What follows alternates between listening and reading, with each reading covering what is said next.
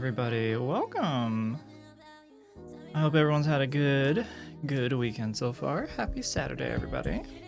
Hello, Jens. Hello, Sarah J. Hello, Pedal Bear. Welcome, everybody. I'm at the shooting range. Oof. Surprised you'd be able to hear me. What's up, Grim Paladin? Again, I hope everyone's had a good weekend so far. It has been a pretty good time for me. God willing. And I hope it's to be as good as it is until the end of the year. Yeah. Maybe I should turn the audio on. Maybe. Hello, Permanent. Welcome. How's everybody doing? I hope you're all doing well. Weather today was pretty nice. Woke up to some sunshine. So I feel a little alive today in comparison to usual. Although I did not have a stream at all today. I did just don't have an itinerary. Yeah. But I did want to go live so that I can hang out with everybody. I kind of want to just like chillax and just shoot the shit with everybody tonight. We can figure out what we can do. And things. Wait, you're alive? I am. Oh shit. Permanent, thank you for this tier 1 yens. Let's go. Thank you. Gifted 3 total. Hell yeah. Let's see. Got some ideas for playing the Goose game today. I haven't played the Goose game yet. We're shooting shit today, chat. Yep.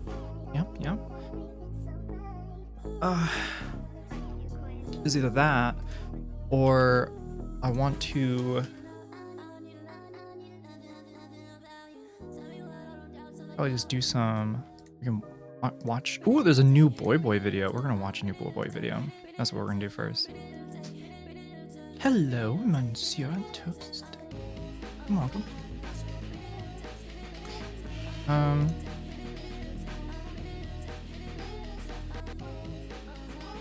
Let's see. Last time I streamed was Thursday. Since I hit the time between the time I hit end stream and go live, it's been a couple days. Let's see. I had dinner with the family yesterday night. Yesterday was mostly a pretty chill day. I'm not gonna lie, chat. I think I worked out and like talked to somebody. Yesterday was very anticlimactic. I don't know. Yesterday just feels like a hole in my memory.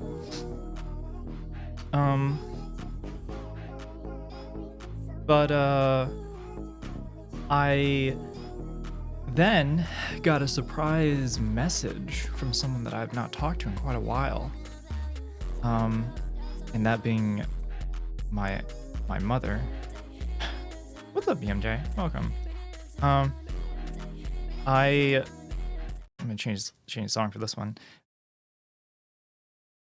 I basically came out to my mom last night when I was at dinner with my cousin and with Paula.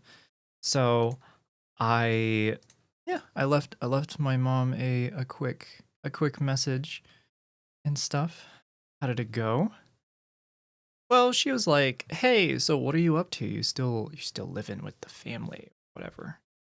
And I'm like, "I'm doing well." And she kept talking about specific things that I was doing or not doing.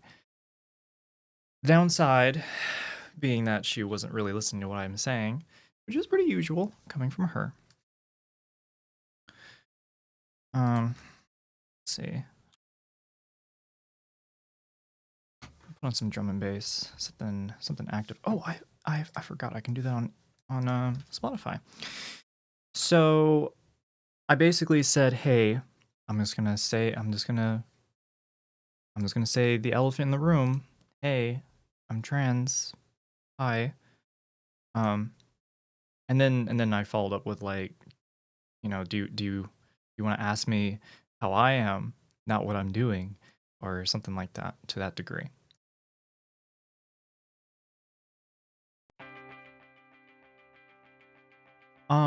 Turns out my mom immediately followed up with the message of, I'm sorry you're still living in the Matrix.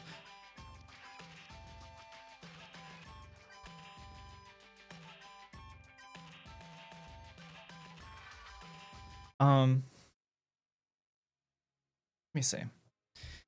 Let me.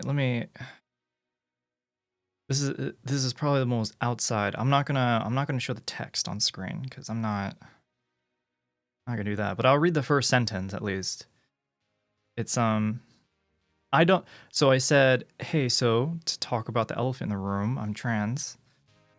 She says, I don't know much about that world, much less I never belonged to any matrix.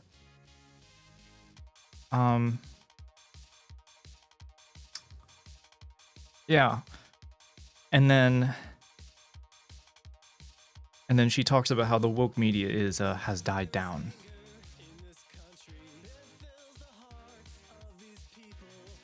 I want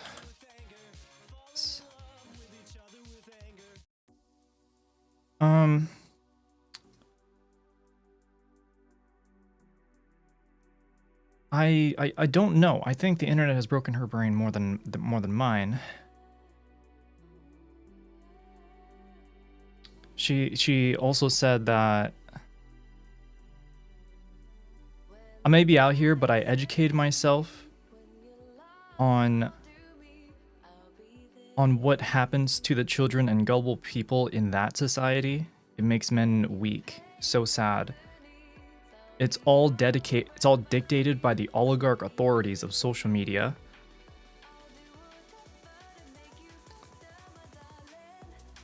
And then to wrap it up, because at some point she started debating me. Mind you, this is like 4 a.m. for me. So I'm just rather confused than anything. But more or less she ends it with, that's how Elon Musk became the man who he is today. By reading about history. And the other Microsoft guy, they read a lot backwards. They preach about reading to expand our horizon. Anyways, good night. Please get at least 8 hours of sleep. What do I say? Depressing thing to walk in onto. It's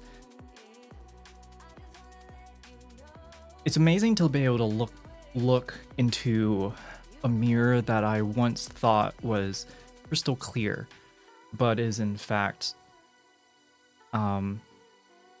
flipped around in certain areas, concave and convex in different parts, and then being told that this is reality. So more than anything, it's very contrastive to where and how I used to think, because I actually adopted a large number of her delusions when growing up, and I didn't realize that. Elon Musk is the man he is today because of his daddy. Oh, because of Elon's daddy. Sorry.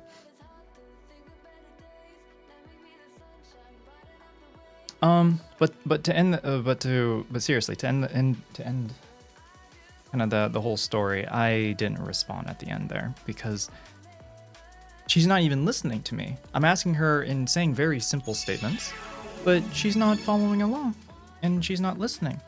It's not really nothing I can do. So, Preston, thank you for the tier 1 royal. Hey. Marvelous. But yeah, today's been good. Mostly getting chores and helping my family do stuff because they too are also leaving for the winter. So just had to help them, like deliver some stuff, packages to be shipped and things. So yeah, Um, that's been my past couple of days, chat. I hope yours has been a little bit better.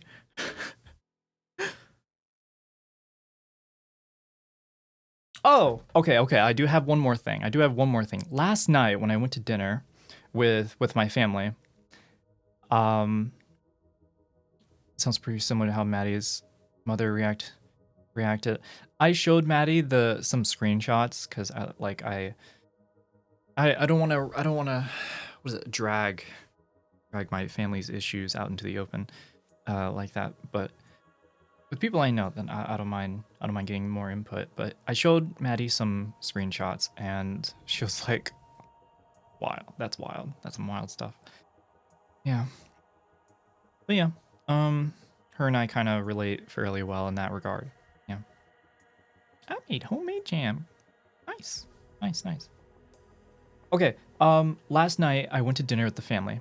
I I we went to like a Thai. It was a Singaporean place, really good place. Probably some of the best food I've had in a while. Why? But what happened? Why I bring this up is because when I walked in, we kind of looked towards the inside of the restaurant, right? And immediately, I looked to the left corner of like within like 20 feet, and they're like facing me. Somebody I knew from high school. Not only that, somebody I used to be in a relationship with. And they look like exactly the same. I was like, oh my gosh. Feel like I talked to them yesterday. They didn't age like a day. I was like, oh shit. Luckily, I dressed like, I mean, I wore like a crop top sweater and like skinny jeans, and I was like caked up on makeup. So I don't know if they did recognize me or not. So I don't know in that regard. But at some point during the dinner, when we got sat down, it was like I was facing her from the other side of the room, if that makes any sense. It's like if she just turned and looked directly to her left, she would have been facing me at my face. So ever so often, I was like, just kind of, if I saw she was leaning forward, I was like, ugh, a little bit. They're like, that girl looks familiar. I hope it was only that far. Anyways, she at some point in the night, I remember her getting up and just turning and looking like directly at me. Like it wasn't look like she was scanning the room. She was looking at me.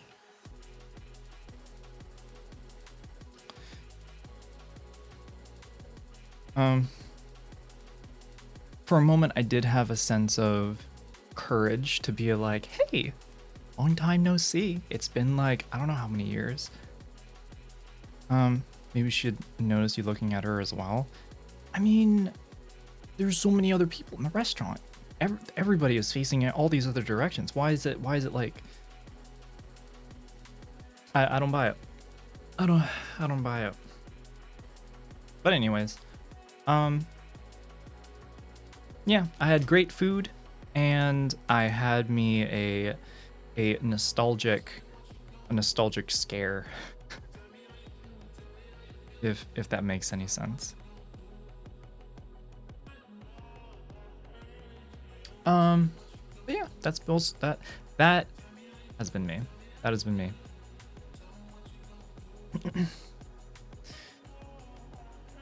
To be clear, this is someone you dated before you transitioned. Yes, before I transitioned. This was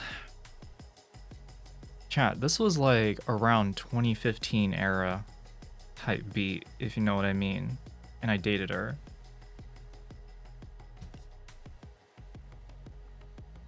Not gonna lie, it's kind of curious what she would have thought of the whole thing.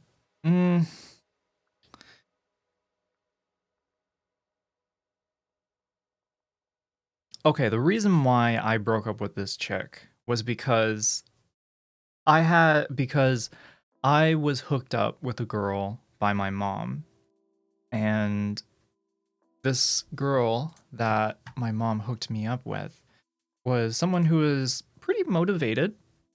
You know, she was smart, she was beautiful. She wanted to start her own like jewelry business and things, and I was like, oh, I know how to take photos. So in that regard, it was like a job opportunity. That was her on one side, and then the other girl, the girl that I saw at the restaurant last night, and then there was her. So it was like, it was either I choose one or the other. That was the conundrum. And during then, I was a like, I mean, I was freaking super misogynist. So like, I regarded the relationship with either of them as like a challenge.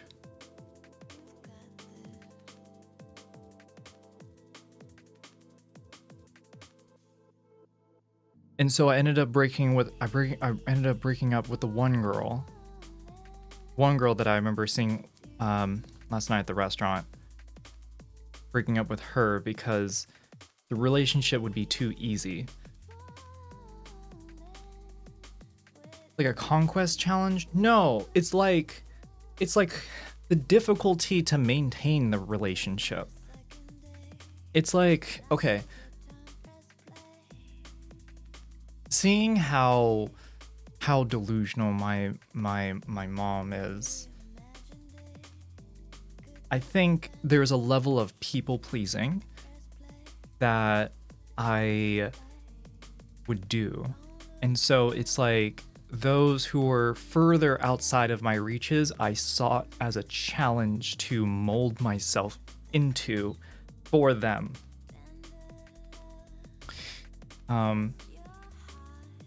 Yeah.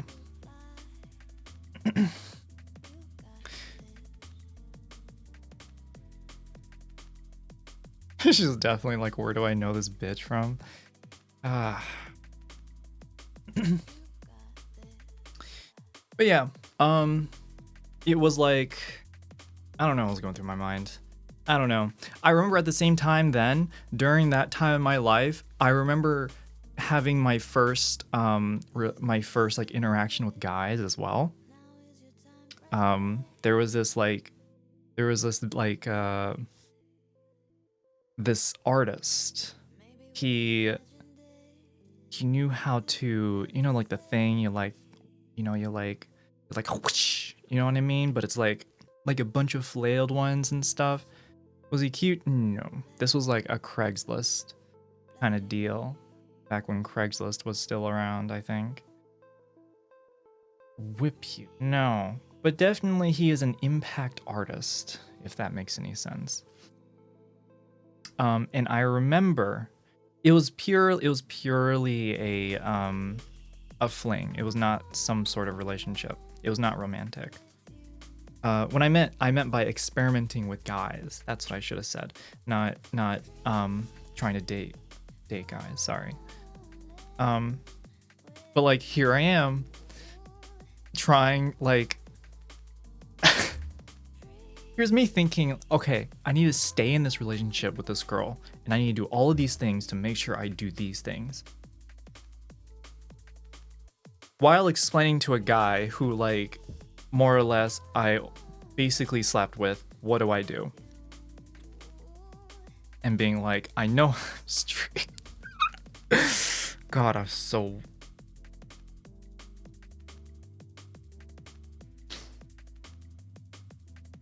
Flails, paddle, flog.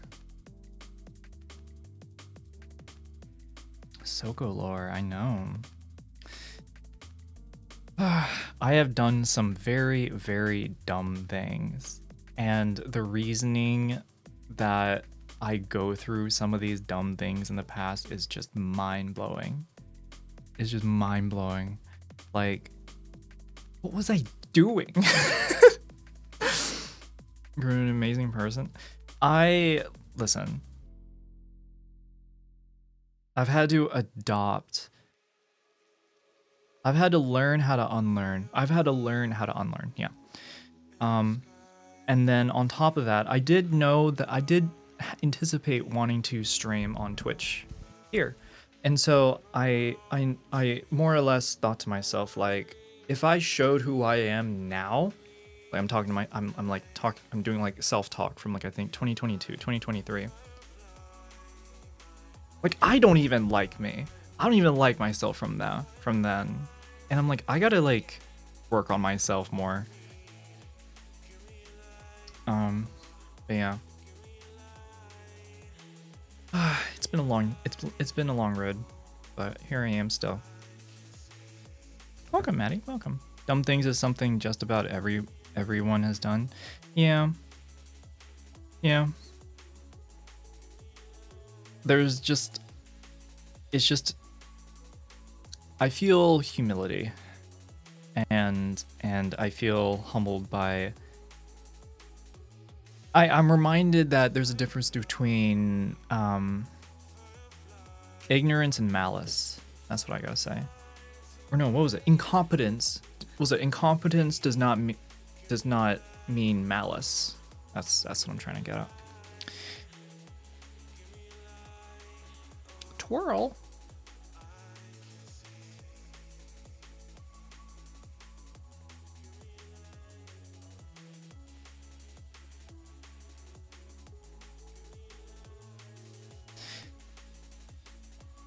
Something I learned was asking myself, would I date myself? Oh, that's a good question to answer. Knees up, chat, but my knees are too big. Never attribute to malice what could easily be explained by stupidity. That's a really, really well said. A really well said quote. I like that. I'm probably not going to remember it. I'm mostly having to remind myself. Stupidity, malice. Stupidity, malice. There's a difference. Nice casual fit. Thank you. Listen, chat. If there's anybody who is very inclined for me to put on a specific outfit, you are most certainly welcome. At a price, of course. Yeah. I'll just leave that out there. It'll be, I would say, let's see. I want to get this new phone thing going. Wear latex catsuit. I don't have one, but maybe if someone were to get me one, a different story. JK, I'm not gonna wear one. Chat, I'm joking. Don't buy me a latex catsuit. I'm joking. Instead of $100 for a catsuit, you can give me $100 for changing into another outfit that you think I would be better. You'd be better in. Two things are endless: human stupidity and the universe. And we're not so certain about the universe.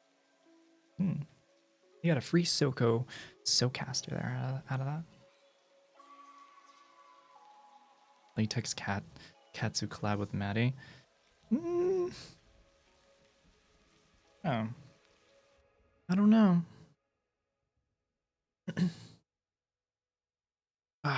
I'm not a big latex fan. And Maddie's really the only one that I know that has one, but it's so difficult to get into.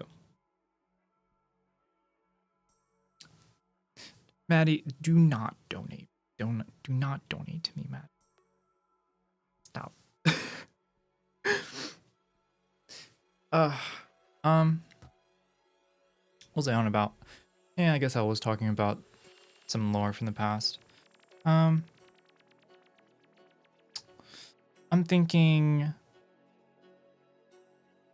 I am definitely happier with my perspective on the world, my morals, and my social interactions, and just how I am. How do you say, like, temperately? My not temperature, but like the timbre of my personality is a lot less abrasive, as well as a lot less I want to say like annoying. I say annoying because when it comes to being a massive people pleaser. It's always about feeling doubt and insecurity. Temperate. Yeah, temperate's pretty good. Temperate's a good term. I have tempered my parts of myself. I was driving, so this is a bit late. Horsehair or leather? Leather.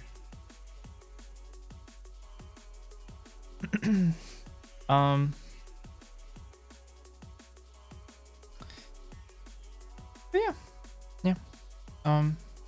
I don't think there's anything else there for me to say. I don't think there's anything else for me to say in that regard. Now, if only my hair could stop. There are some Jehovah's Witnesses outside today, chat. I was so close to saying hi to them. They're next door, knocking on the door. I was getting back from doing some errands for my family, and I was outside watching Twitch because the sun was out and it was kind of nice. I was getting some sunshine. I was so tempted, chat. I was so tempted. I was wearing a crop top with some skinny jeans, and like, I don't know. I could have played around with them for a little bit.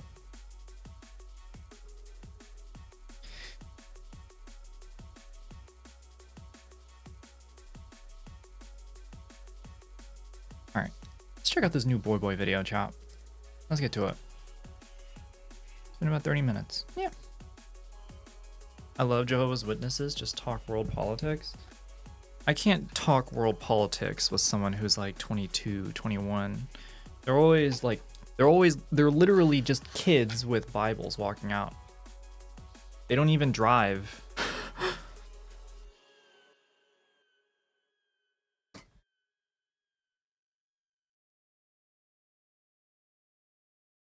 Last time I talked to a Jehovah's Witness, chat,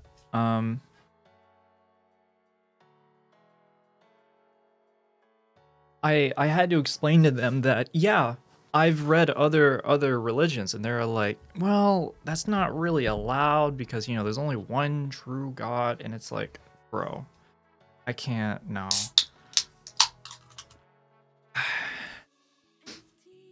My dad was once speaking to some Jehovah's Witnesses when a kitten dragged its poopy ass across their Bible.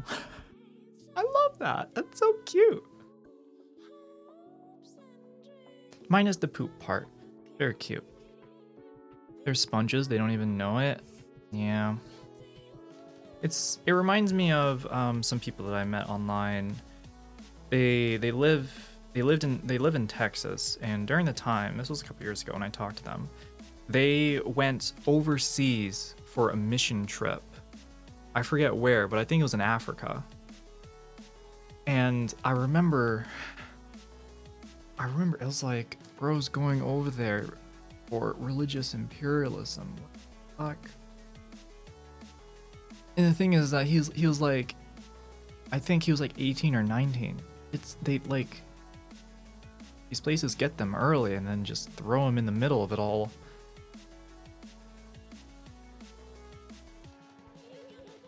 You can't really be angry with the cute little kitten. I know, it's just a little guy. You can teach them so much in good faith. They can be super sweet. Yeah. They always kind of have to be that way, don't they? They have to be socially reciprocative. They have to be able to fit themselves in. Tie my hair back instead of wearing a headband tonight, chat. If my hair was like this, chat, do you think this is kind of cute? I have the back right here tied, but what about this length? Pretty good.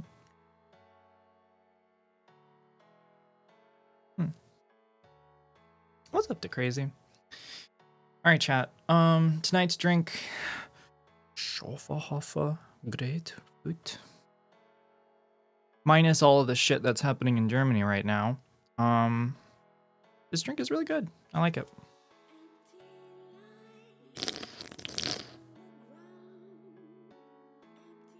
I don't mean in some sort of manipulative way. I mean like the I used to be a Jehovah's Witness. Start a conversation. Do you accept Jesus in your heart? Say I'm Baptist. Yeah, the thing about Jehovah's Witnesses that I don't like is that they come to your door. And it's like, in this day and age, if there's something that you really want, you're most likely going to go out and get it yourself. So like, imagine if like banks were going around to people's doors and being like, hey, we got this low interest rate. Would you like to sign up for a loan today? Or like car companies, or what is it? I don't like it. I don't like it when people do that.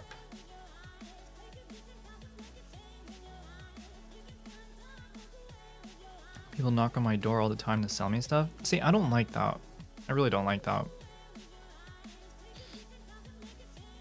Banks just send an email much cheaper. Well, yeah, because they're freaking capitalists. Duh. I was gonna choose the cheapest one possible. I try and act like a hoe as much as possible. Maddie, I was so close to doing it. Those two, but I just didn't want to like be weird. I don't know. I feel like I'm gonna, if I try to push myself in that direction too hard, I just feel cringe and it like ugh.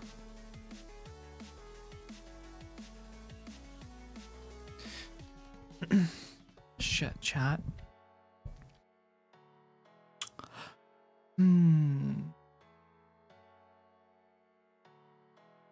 Would you like to talk about your car's extended warranty today with me, Chatty? Chatty? Fuck. Why did I say chatty? It's freaking cringe. That's cringe, chat.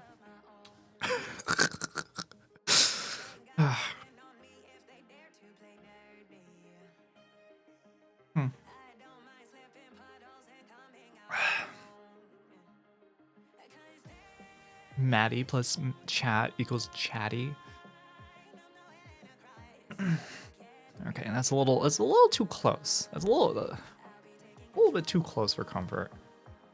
That's my chat's name now. Steal it. Take it. It's yours. Copyright that shit. Sue me into oblivion. DMCA this VOD. Take every penny. Chatty, shatty, shady.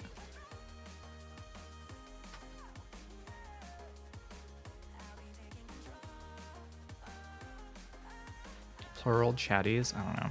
I'm gonna cancel SoCo. Alright, it's over, chat. It's over. I'm canceled. Where's my ukulele?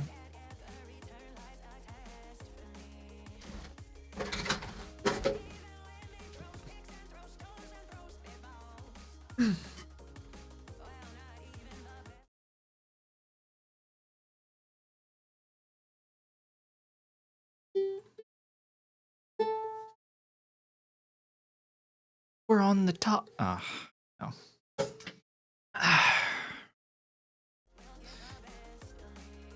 What's up, Yolenix?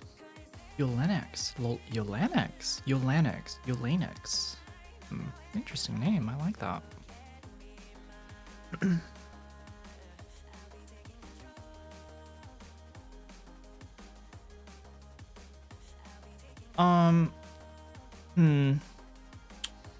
Well. Yippee! So I don't have anything left to update chat on. Let's see. No, I won't. Shall we do some reacts, chat? Did you want to play some games? We can keep chatting. Don't really know what to chat about though. I am here. I am here for everybody. I am here for all of you at home right now.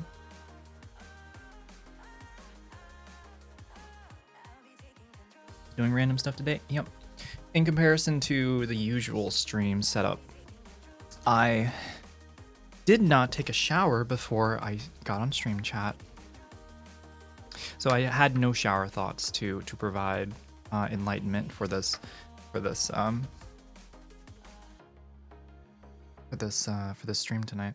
Stinky, hey, I don't sweat. I was sweating a little bit, but I don't stink. Okay, I smell sweet. HRT has done that for me. I smell like fruit.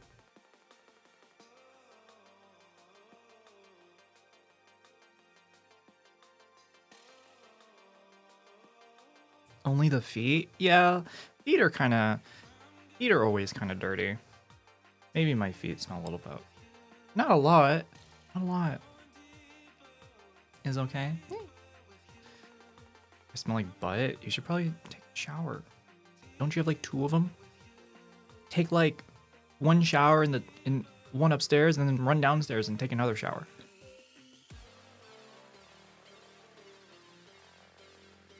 Had a feeling you're fruity. I don't have any mango drink today. I completely forgot. I was gonna go out and get some food, chat, but I forgot that my dad made like brunch pretty late in the day.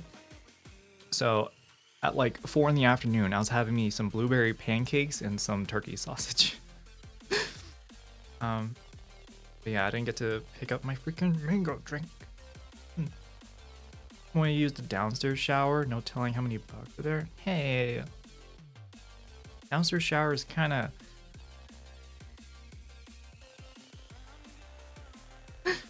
I like the downstairs shower. It's cute. Just gotta replace the sink. That's really all. Benny has 2 showers and only needs half of one.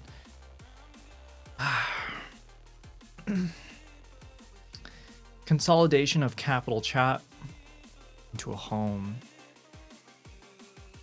I'm just kidding. I don't know what I'm trying to do. I don't know why I'm trying to use those type of words. I've been told that spirolactane makes sweat smell less. Well, yeah, that's just in general. I definitely do not smell. I don't really smell.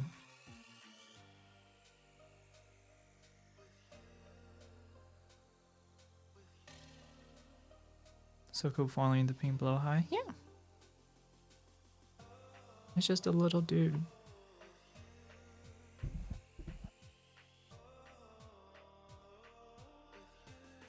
Very cute. Also, I did not realize that there's a part of Twitter that does not, there's a part of trans Twitter that does not like blow highs. I did not know that. I only learned about that, like, I think last week. I don't know.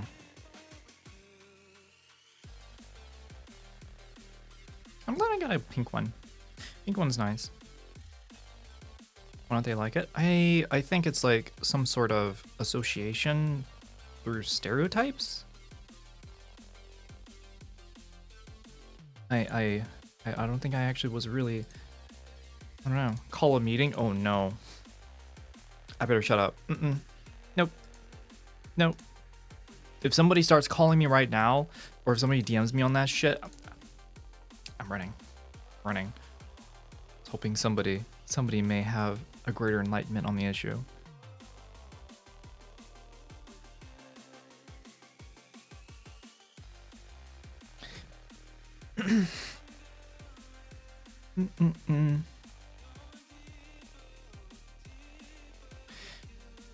Let's see. So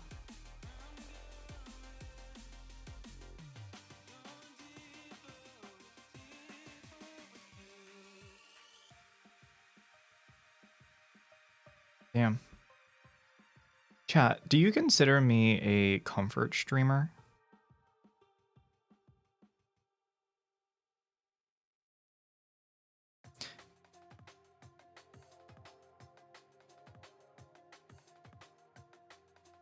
Kinda, yeah. You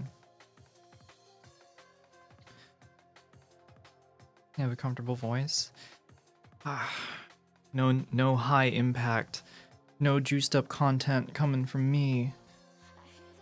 Soon then, damn. Like a chill streamer. Yes.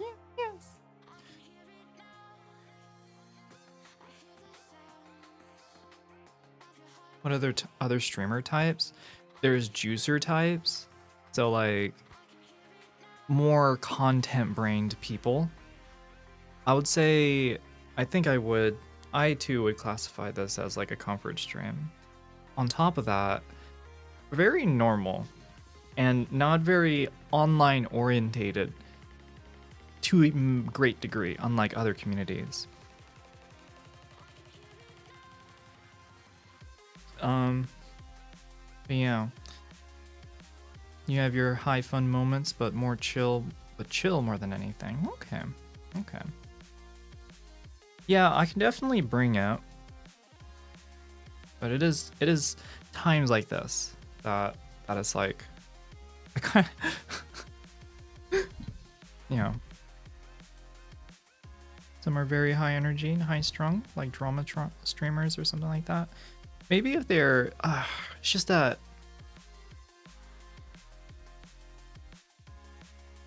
God, I want to put myself out there like that, chat. I'm really trying to tool myself up both mentally,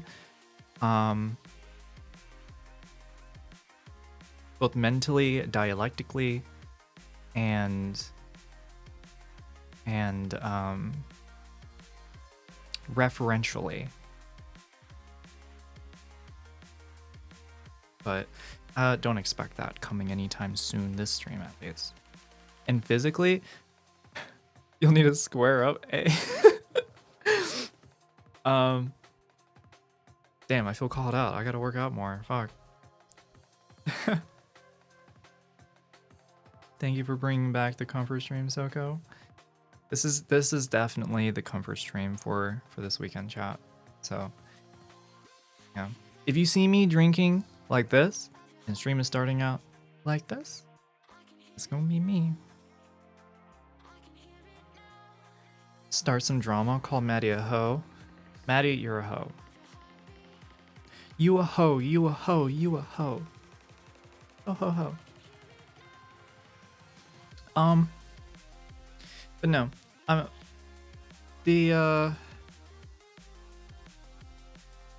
Discord, I think like Tuesday or Wednesday night, I was trying a bunch of different voices, narration voices. And so I have an idea for maybe starting out something more voice related again. I lost a lot of faith in it this past year because it didn't seem like something viable. But just this past week, I feel reinvigorated with the dream to do something in relation to narration, or at least for some sort of cut content. Those are fighting words, little one. Little one. Little one. You know, the real little one can fit in the cage down here. But why is this cage empty?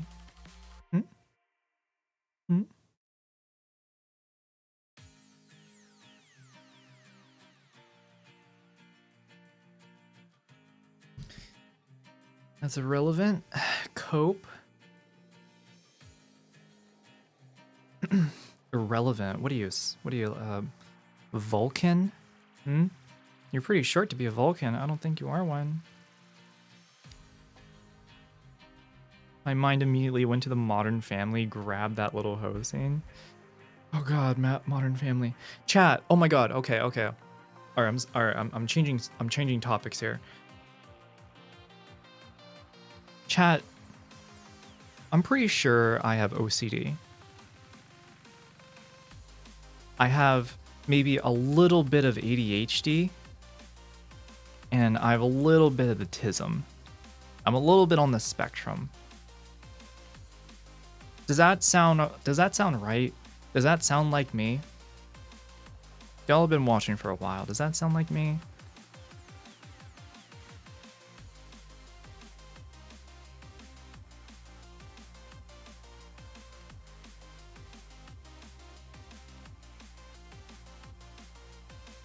She might be tall enough to be a Ferengi. True. She's American.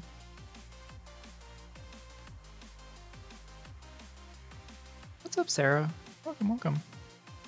I got the 1-2 ADHD autism punch. Ow! DHD, as they call it. Ow! Ow! Ow! Some OCD, yeah, just keep adjusting the camera. Okay, that's the photo part of me. You gotta remember, I'm also a photographer, okay? If the framing ain't right, then it is gonna annoy me. What's your number? How many times do you perform a task before feeling comfortable? There have been times where I would fold my napkins multiple times until it fit perfectly on my leg. Or I would it's like I would have to brush my teeth or like take a shower when I specifically need to like do these specific functions in the shower. It's like, and I have to like stick to it or else I feel lost. Or like unsure or just like incredibly anxious. That being said, reason why I asked is because in the past, a lot of symptoms from OCD specifically was really bad. Like I remember specifically thinking that, okay, if I have these specific items in this specific place, then, and then I like think of these specific things, the day will be fine. Kind of deal. Can't diagnose, not a clinician. Yeah, I don't expect this. This is not like, obviously it's about me, but I'm not, you know, here for medical advice. Here to listen to what chat has to say. I'm here chatting with y'all.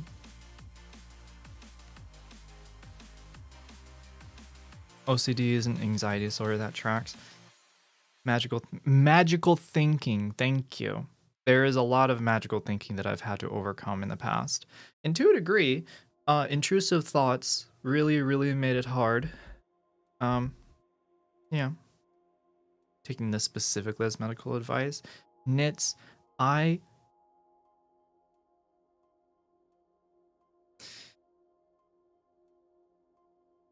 doing. Internet is the best source of medical diagnosis and advice. Okay, alright. Goddamn.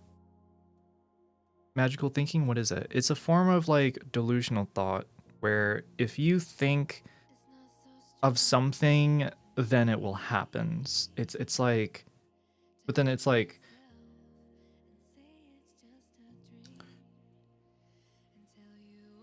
for me, it's like, I can't describe the definition. I can only like kind of describe it using my experience. It's like I would be hit with like a specific like pacing of like events that would happen that would be bad, and I would feel like the amount of pain that like I would imagine inflicted onto myself because of like what would happen, and because of that, it's like, oh, it's going to happen even more, and things like that.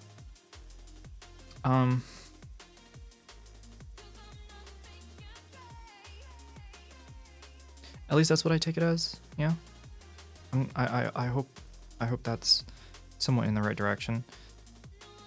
Have you ever noticed me step on the ground several times before getting into bed? Yeah. Ah. I think I'm magic. Does that count? Oh. You have like a wizard hat and everything.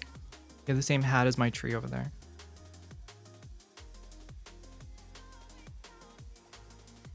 You can't separate thoughts from reality, and there's a deep set belief that if you do a certain set of activities in a certain order, some bad thought will not happen.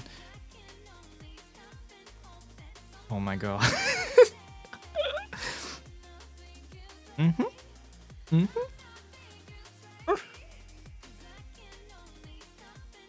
can't choose how to set my hair today. Sounds like a lot when religious people thinking in a specific way will send you to hell. Yeah. For the longest time, oh, that's another thing. So when I was younger, I remember first realizing what it meant for things to be omnipotent, right? And so I was like, okay, if God is omnipotent and is watching everything that I do, And if I do something wrong, I'm going to be sent to hell. So I'm basically going to die. So it's like, what can I do that will be in agreement with this God? But then if it's like, okay, I'm thinking of this agreement with this God, then how do I, like, I don't, like I was, like, just imagine 8-year-old me doing this and just kind of having, like a mini crisis ever so often whenever, like, thinking about that. It's like, there's no way out. What the fuck?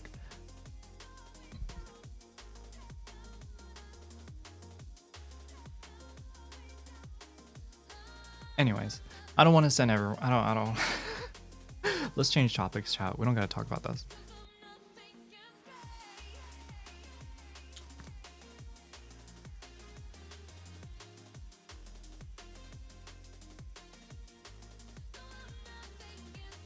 The easiest way out of this way of thinking is one word: chaos.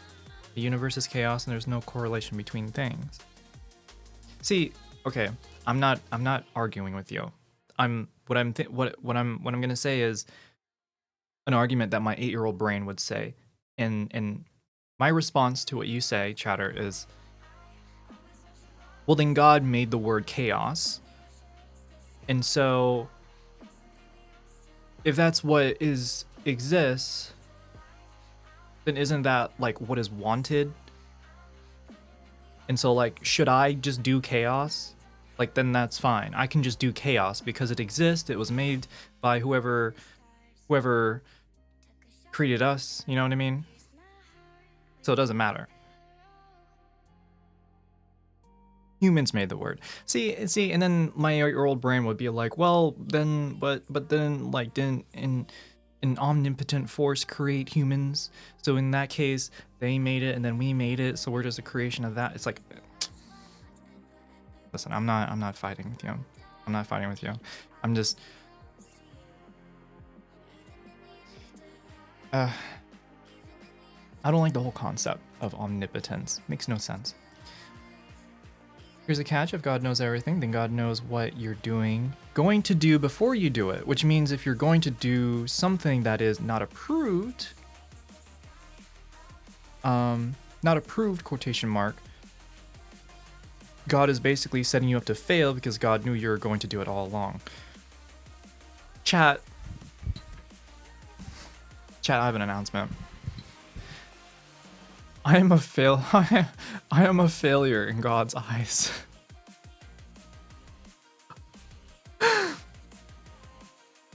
Wow. Amazing. It's an endless loop. What is it? What is the word? I'm surprised CRJ didn't say it already. Ad infinitum. Ad infinitum. Is that? I think that's how it is. God knows you're going to goon before you goon. Oh, no. That means all the times I thought I was by myself, just, you know, doing my thing, there's somebody in the room with me. That's creepy. Predestination is a big point of division among sects. Interesting. I didn't think that would actually be something that would cause division. Personally, agnostic atheist. I would consider myself agnostic atheist. You know, if something were to come out of the sky, you know, and it's saying like, haha, I just made this person into glass. Wow, I just made this person into a cow. Wow. All right, I'm gonna believe them. You know what I mean? It's like, oh, I turned them into a Twitch streamer. Whoa, all right. Okay, I'll watch them, sure.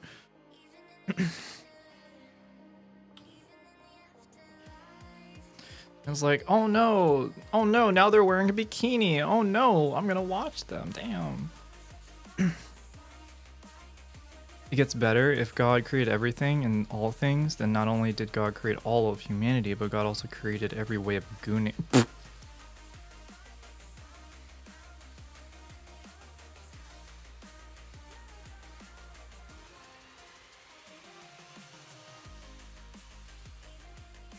So God knows why my neighbor keeps growing cucumbers, even though they are on the carnivore diet. How dare they?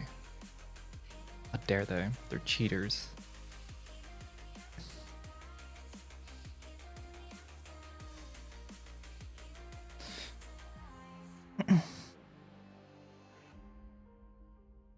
So like that way of thought. No, I didn't say I liked. God is an Edgar, and he's about finished. Wait a minute. What? God is an edger, and he's about to finish.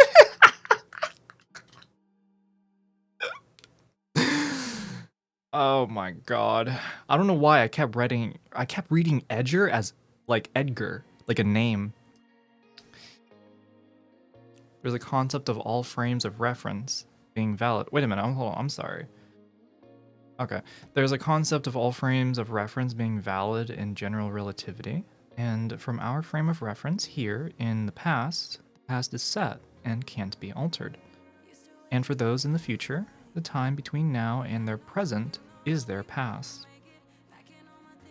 Those in the future, the time between now and their present is the past, and so is set and can't be altered. So relativity kind of supports predestination by that interpretation. Why don't you say that? Why don't you say that, chatter? Because isn't like that new chip with like the 100 qubits that I forget what company made it. I think it was Google or somebody. Like, I feel like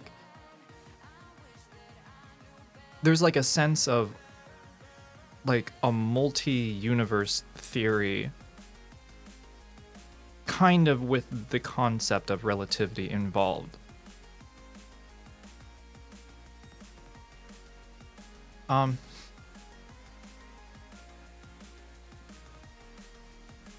don't know. Anyways, omnipresent, omnipotent, omniscient, now omnigooner. Omnigooner just sounds like a Twitter account dedicated to Omni-Man doing omni things. Multiverse, God is gooning in multiple universes at the same time. Chat, that means that there's at least chatters. Oh my god. Oh my god. Does that mean that there's... That means that there's a universe where God is trans. Where Jesus is actually trans mask.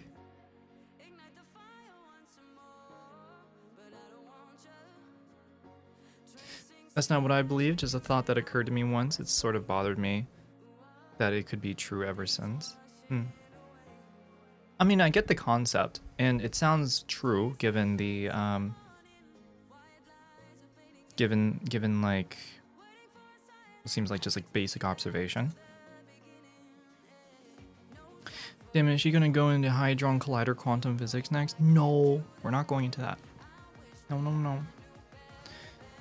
Jesus rode the cross because he was... Not because he was trans, what? No, not because he was trans, huh?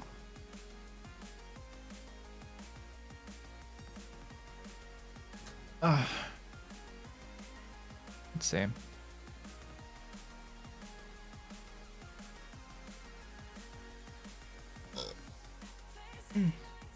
Sorry, excuse me.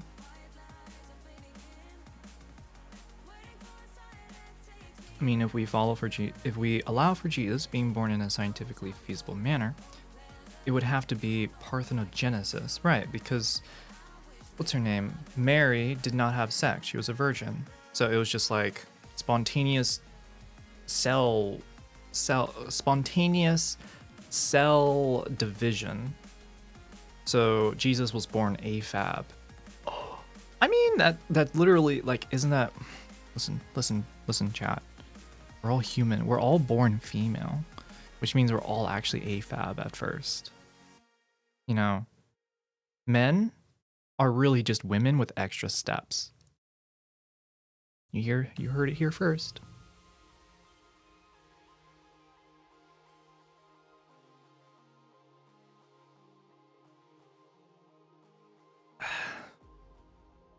Don't listen to me. I'm just a random Twitch streamer on the internet.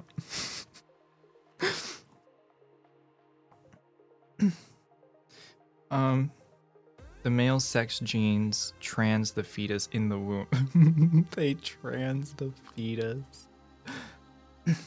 You're not God? No, I'm not God. If I was God, my boobs would be bigger. I would not have a banana. I would have a taco. Or I would have a peach, not a banana.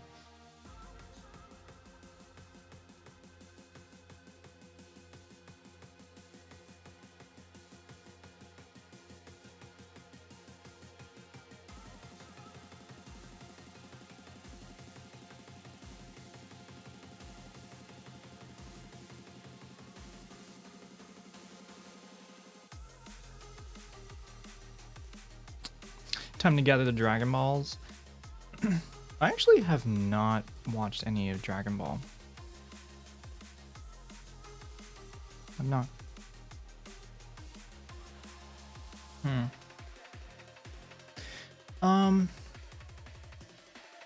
You know, chat.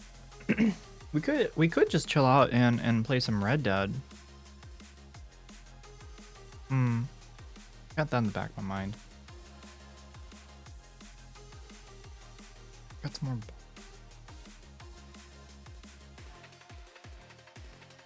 Sounds fun. I wish I had a cowboy hat.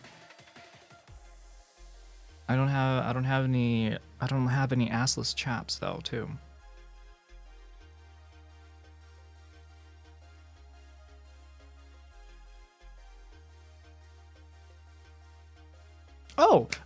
Oh, you know what, chat? I remembered.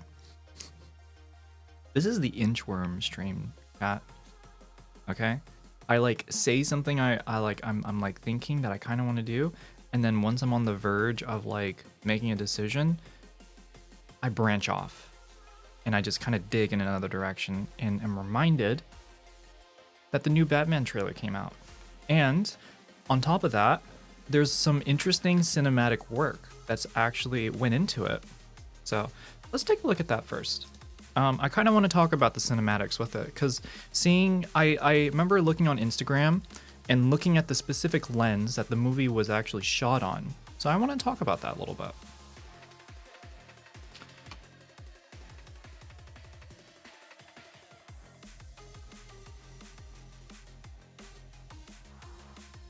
Superman? Yeah, it's the new Superman trailer. I want to talk about the, I really just want to see it. I've not seen it before. And at the same time, I want to talk about the cinematics behind it. So let's take a look at it first, and then I'll give my take on it.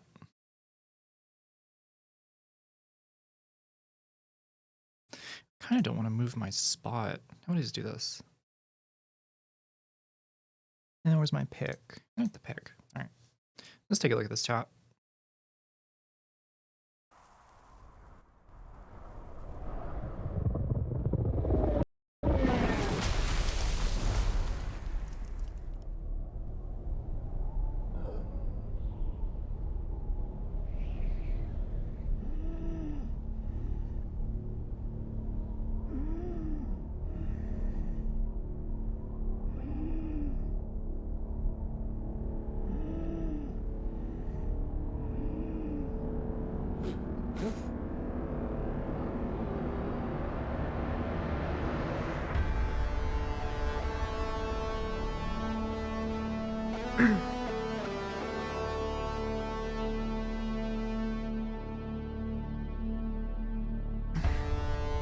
Okay, right off the bat, he actually looks like he could play two characters. The glasses and hair actually like make him look different a little bit.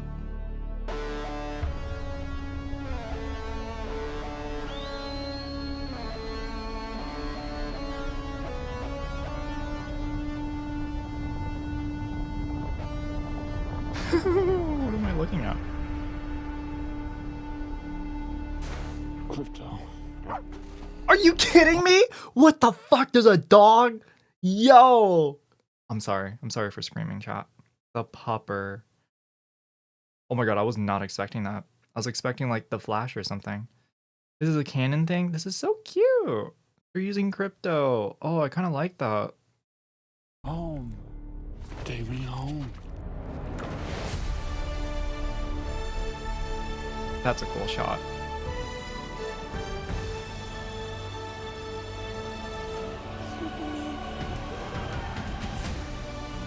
Ooh, okay. Superman.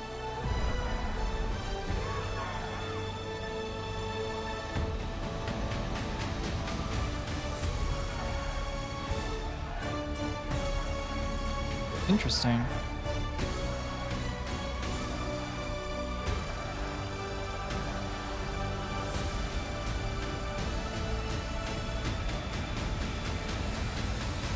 Okay. All right. Looks way better than I was expecting. I have to agree. I kind of expected it to look better. I'm not gonna lie. No, we're not looking at Germa clubs. All right. So chat, this film, well, I was looking up a little bit behind this trailer. This film was made on a Leica. Um, it was made on a Leica, 16 to 20 millimeter. I think it was a 16 to 21 or 24. Let me see. It seems to have a vintage modern feel. They're using a Leica lens. So there's a specific frame here that looked really nice. This one right here. Right here. Oh, yeah, I wish this guy here in the corner wasn't. But so the best way you can kind of figure out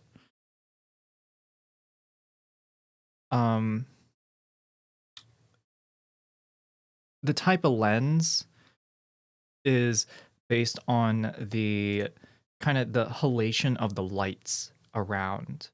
So there's a lot of bleeding that's coming in from like the windows on the right here, right? It's very kind of washed out, and then you got like a very deep color on the left, but everything still pops through. Obviously, this is shot. It looks like it's shot on film. So, the three lenses is like three lenses in one. Exactly. I think they are. I don't want to say they're prime lenses. I don't think that's how they switch between, but it's like a 16 to 24. I think it's a 24. I swear to God. Let me see. But yeah. So this film also so far gives a very wide feeling because of the uh the low focal length. So if or to put that into more normal terms for you chatters, it's gives more of a fisheye feeling. It basically does two things. It gives distortion to kind of give a more fisheye look, and at the same time gives a greater degree of atmosphere. It gives more feeling of the setting and atmosphere that they are in. It makes it feel more like when you're looking at a still frame that we're in the spot there doing it. So there's a like this one right here. This is a very wide shot. This looks like the 16 millimeters that this scene was shot on. Did you just call us normies? No, I'm calling anybody who is out there that's interested in this kind of stuff. You know, just every everyday normal person. Not everybody knows the difference between like an 18 millimeter and a 16 millimeter. Or like the difference between an f 1.2 or like an f 2.8. I wish I could freaking find it. I thought I did. Swear to God, I like took a look at it. Anyways, yeah. So We finally getting away from the desaturated colors that so many films had for the past decade or so. Desaturated colors can like, well, is it when I think desaturated colors, I think of films like Nine or like Train Spotting. Like these are like films from like the early 2000s. Um I can't think of a film recently that was like super desaturated, not because it like desaturated because it's just desaturated, not because it's desaturated for like a stylistic choice, for a stylistic choice. Um okay, again, so the difference, so the cool thing is that I remember they're showing this specific part of the trailer, and it's like this is the part, this is a really, this is a notable part in the trailer where they switch, where they turn the ring between 16 to I think it was like 20, I think it was like 20 millimeters. So they like they stretch, they it's like they move the camera back and they zoom out. So wait, no, they start at 20 millimeters and then they zoom to a wider point of view, which is pretty interesting for a really high impact shot like this. Whoosh, right? Kind of like whoosh in a way. Again, with the wide angle shots, we're able to get something to like this degree. We got Superman in the middle here, but then we got a load of environmental information to kind of set the scene, which is pretty cool. Um, you know, Zack Snyder's Man of Steel, Batman versus Superman. Oh, you're talking about the DC films. I don't like any of the DC films. um, yeah, I don't agree with that stylistic choice either. None of it made sense. It kind of gave me like the Zack Snyder films of Superman gives me the same energy as I think it's 2008 The Hulk. Um I don't know. It just it feels more like he was told to make the story instead of here's a story or something. And the cool and the easy thing about superhero stories is that there's so much. So I don't know. There's so much. Yeah, that this part seems pretty cool. There's another one. The action shots in this film actually look like they're going to be pretty good. Looks like she's just like on a green screen and he like comes in, slow it down, and then maybe have like practical effects coming through inside.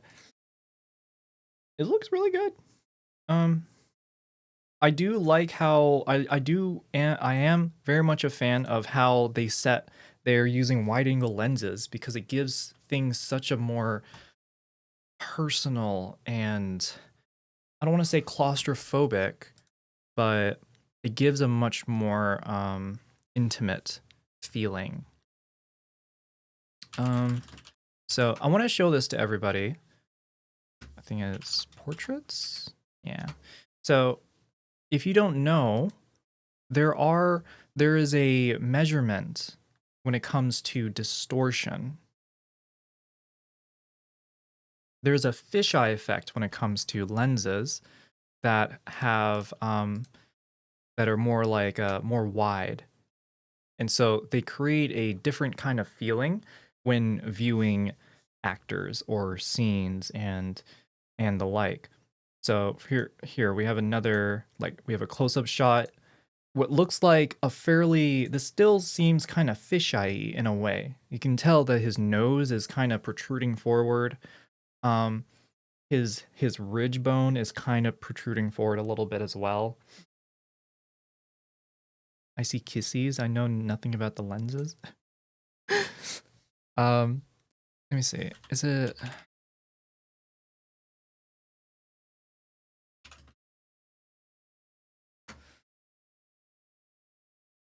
Um,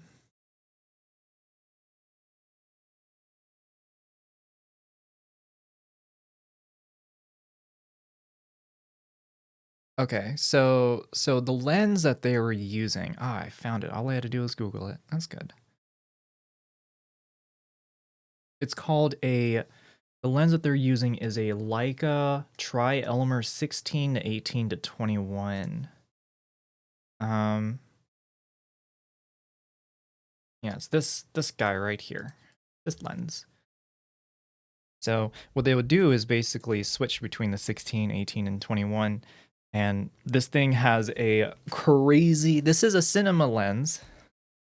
So it can go down to like 0.34 f-stop, which is crazy, crazy blur. I learned this from Adam Savage's attempt at making a prop from photography. A prop from photography instead of actual measurements. Yeah, that's no bueno. I make very advanced comments about this whole thing. Our normal vision is wide angle, is it not? It's technically 28 millimeters. 28 millimeters. Once you go below 28, you start seeing more. Once you go above 28, you start seeing less. Here's the thing, chatter. Here's the thing, chat. When we start comparing different focal lengths on the human face, we start to notice patterns of subject compression. Okay? So for example, we're looking at this dude's face, right? He has a very, very curved face in this shot. And it's most likely because he's using the film, the camera holder. Was it the cinematographer who's holding the camera? Is probably at the 20 for this lens, they're probably at the 21 mark. So like around the 20 millimeter portion here, we can have a much more bulging like portrait. Which kind of gives a greater impact if that's what you're looking for. And so you put lenses on your face. If it's 20 millimeters, it's going to be very close. It's going to be very close. Thank goodness we're looking at the human face. I'm safe. What do you mean? Wait, what will we? Okay. Why do I feel like you put this curriculum together before streaming? I did not. I'm doing all this right on the fly.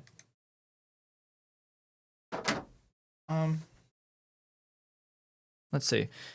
So I have here in my hands a wide angle lens. Pretty cool. So I can go all the way from, you can see here, 16 to 28. But as you can see, I got 16, 18, and 20, right? So let's I'm gonna switch my lens and see what a portrait of my face would look like. Just like that. Put flies on your lenses, huh? You're a camera nerd? No, I just like talking about my specific niches and interests, okay? Just wait till she gets the mathematical philosophy section. Chill! Oh my goodness. Okay, I'm not gonna do it like that. Damn. Don't do me dirty like that. Alright. Chat. I'm gonna switch and we're gonna compare 16 to 20. Alright, and I'm gonna put my face up. Alright, so you can get a good look. Currently, this is technically 24 millimeters. Alright. So let's see the difference. This lens that's on it right now is considered a corporate lens because it's very 1-to-1, right? It's supposed to mimic reality without artisticness at all. So this is a portrait lens, like to the fullest degree. So let's switch it. I'll keep it at 24 to match, and then we're gonna zoom out, and I'm gonna show my face. Beautiful face.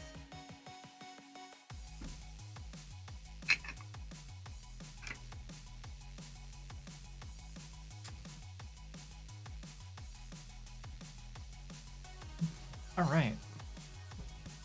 Bam. And wow, look at that. It looks like there's almost nothing has happened, but I changed the lens. So now we're on the wide angle, but you can't really tell because it's still at 24, right? It's pretty cool. The only difference though is now there is more concavity on the sides of the frame. And for face presentation, it's not appealing. It's not flattering. I know it causes issues with the brightness and such, but have you considered getting a variable length zoom lens? I do. It's right here.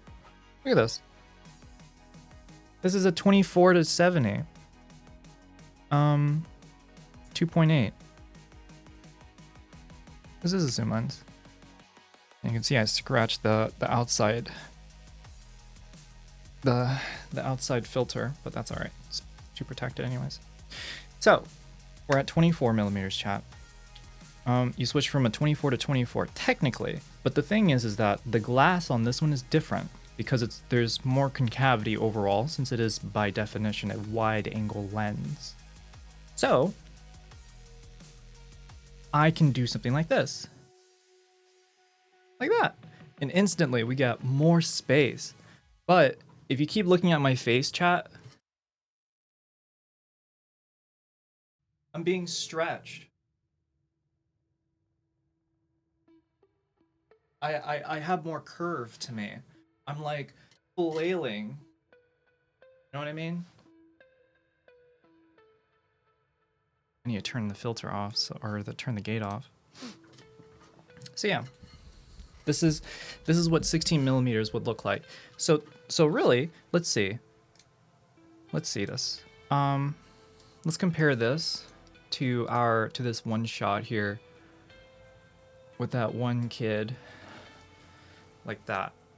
So we got ourselves a wide shot, and I'm pretty sure this is 16 millimeters, because with the feeling of this frame, if I turn it off, bam, we got ourselves somewhat of a wide angle as well. Again, very environmental for it captures a lot of environmental information.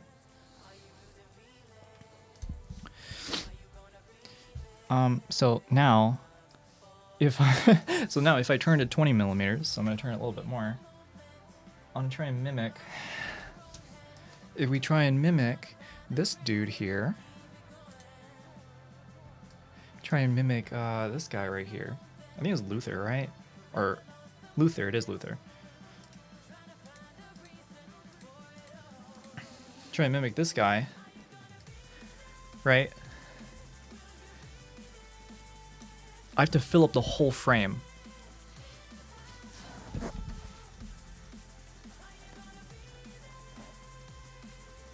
Something like that.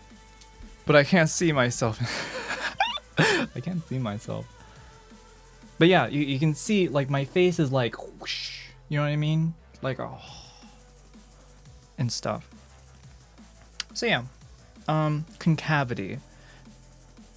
It's pretty cool for lens concavity, lens distortion, fisheye feeling. It brings a greater intimate feel about it. Because when things are closer, it feels more intimate, but then for longer lenses, it feels less intimate and more. It turns from you being there, being with the person, to us sitting and observing the person. Rip kiss? No, hold on. I wasn't done yet. Here, I'll do it 28. This is 28. There you go.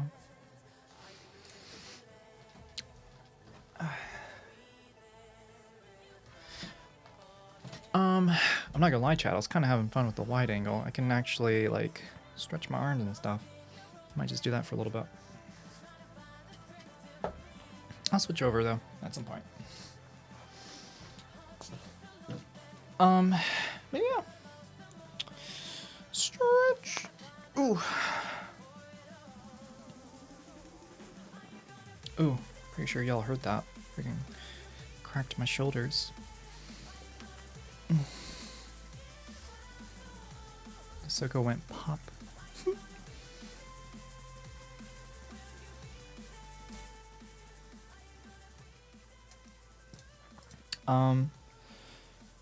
Well, other than that, chat, this trailer seemed pretty entertaining. When it comes out, I'll definitely give it a shot to take a look at it.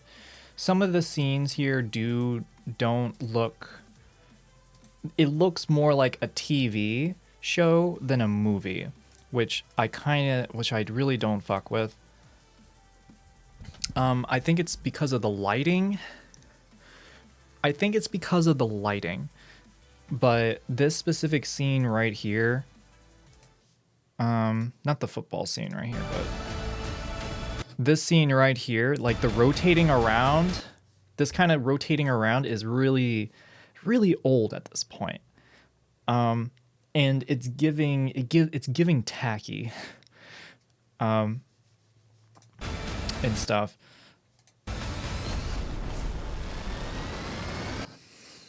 So, yeah. Well, to wrap up this part, chat, I'll definitely go ahead and take a look. Get to check out the movie when it comes out. I don't know if I'll watch it in theaters, but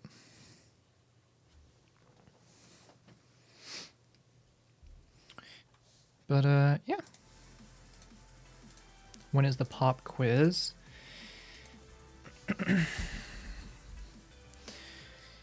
The pop quiz will be starting shortly.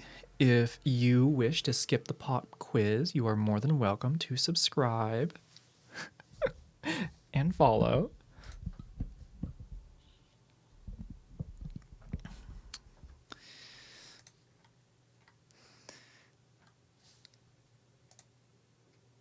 How do I get extra credit?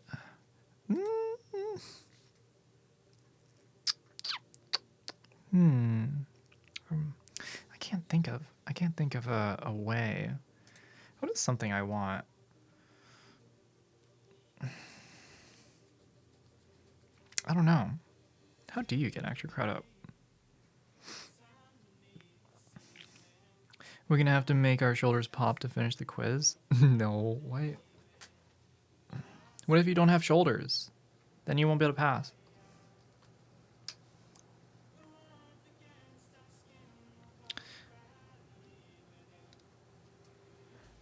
New content strategy, no ads. But if you're not subscribed, you take a test every 30 minutes on the content. And if you don't pass, you get booted. That's so mean, though.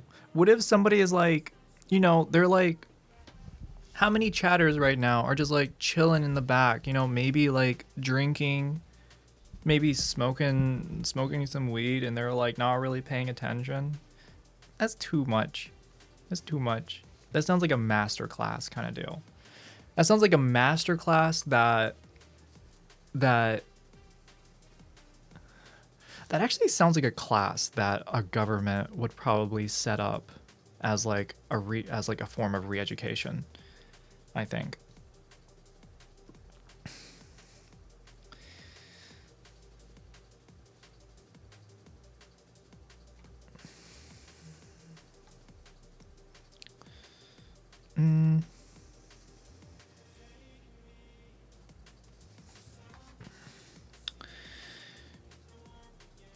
Well, the movie really did kind of scramble my brain when it came to cinematics, because it looked really cool and I wanted to talk about it. So that made me talking about it made me happy.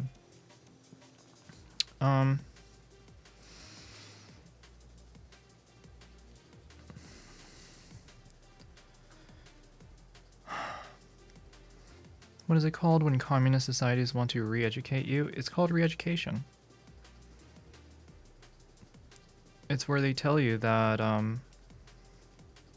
that if you're super rich, that there's no point in being super rich. Why do you have so much money? You should.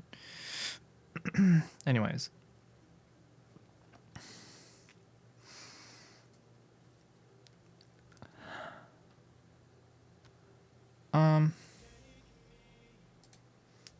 Yeah, I think we're gonna play a game, chat. 7 o'clock. It's been an hour and 30.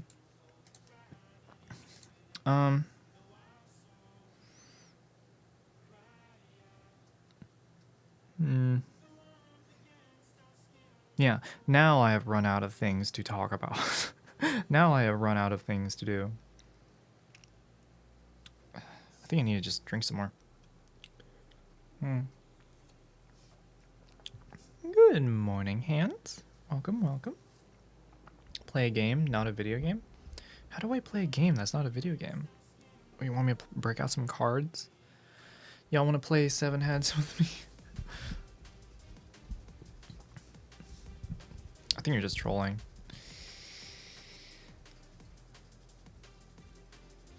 I need some juice. I need something juicy.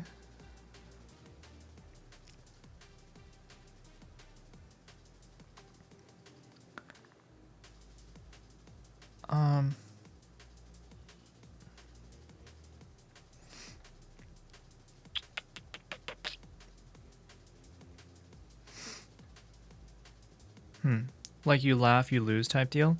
The problem with that is, like I know what I like, but for y'all to send me something and seeing how Maddie has done her you laugh, you lose, I don't think it will affect me. Yes, chat, I am saying it. I don't think y'all can send the good stuff. Not yet, at least.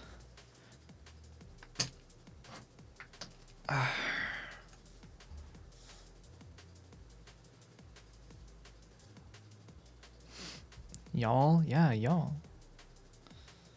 You forget I'm from Virginia.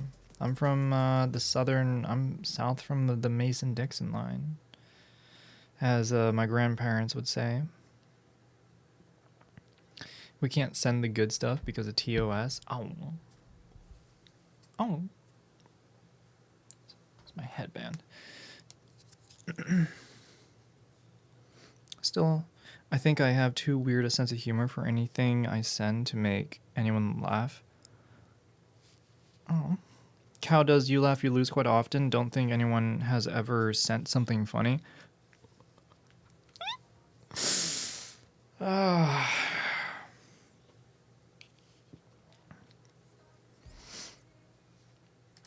I'm from Virginia too. On my mother's side, my grandmother was named Virginia. Virginia, Virginia, Virginia. You're just filled with Virginia. Surrounded. So rounded.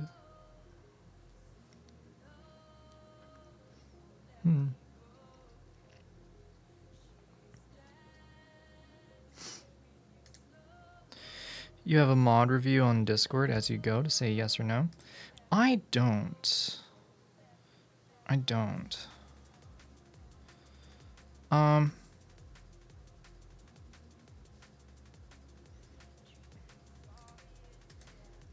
Chat, what if I do some voice? What if I do some...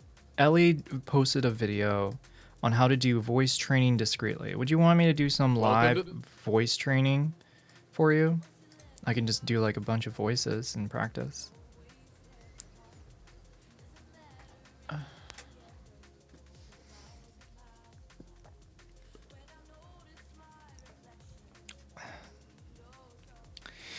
At the same time, doing like a you laugh, you lose would be, like, I think doing that before stream is the best way so that things can be populated. Because if I were to do it now, then I'd actually have to wait like an hour just so that I can go for an hour. And I don't know. She made 2, didn't she? I don't know. I didn't know Ellie actually posted videos on YouTube. But yeah.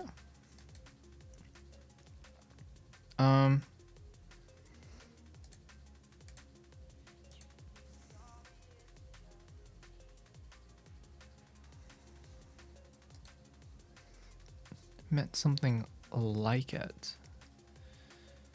You laugh, you lose.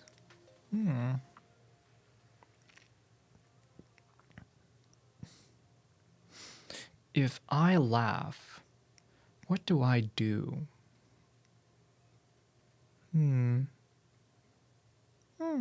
Willie's a cutie patootie, but she streams very late for me. She does stream quite late.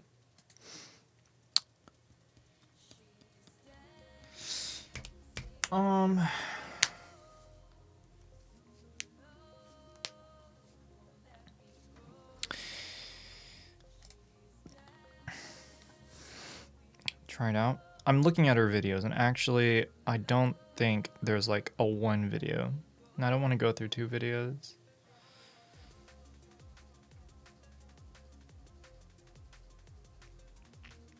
Let's watch the Boy Boy video. I said I wanted to watch a Boy Boy video, so let's do that.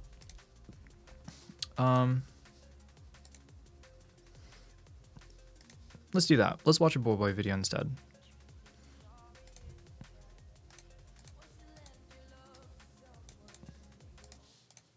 Is Kirsten. Now you might recognize her. This is Kirsten.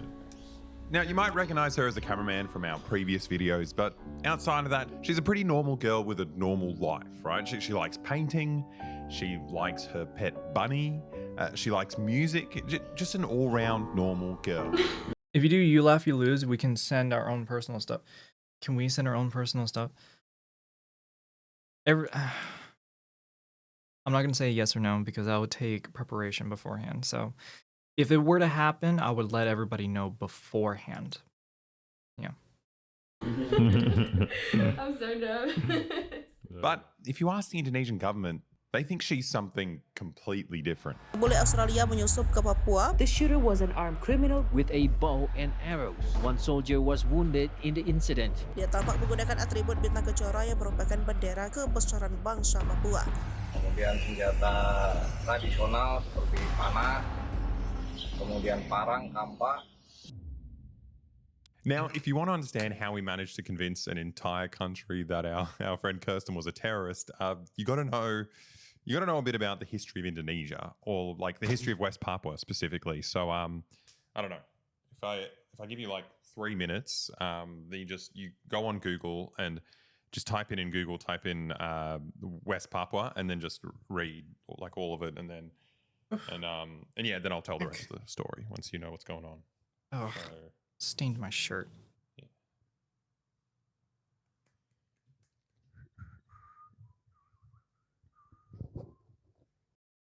What is this video? just read. Go on Google and just type in West Papua, and then just read like all of it, and then I'll tell the rest of the story once you know what's going on. So, yeah.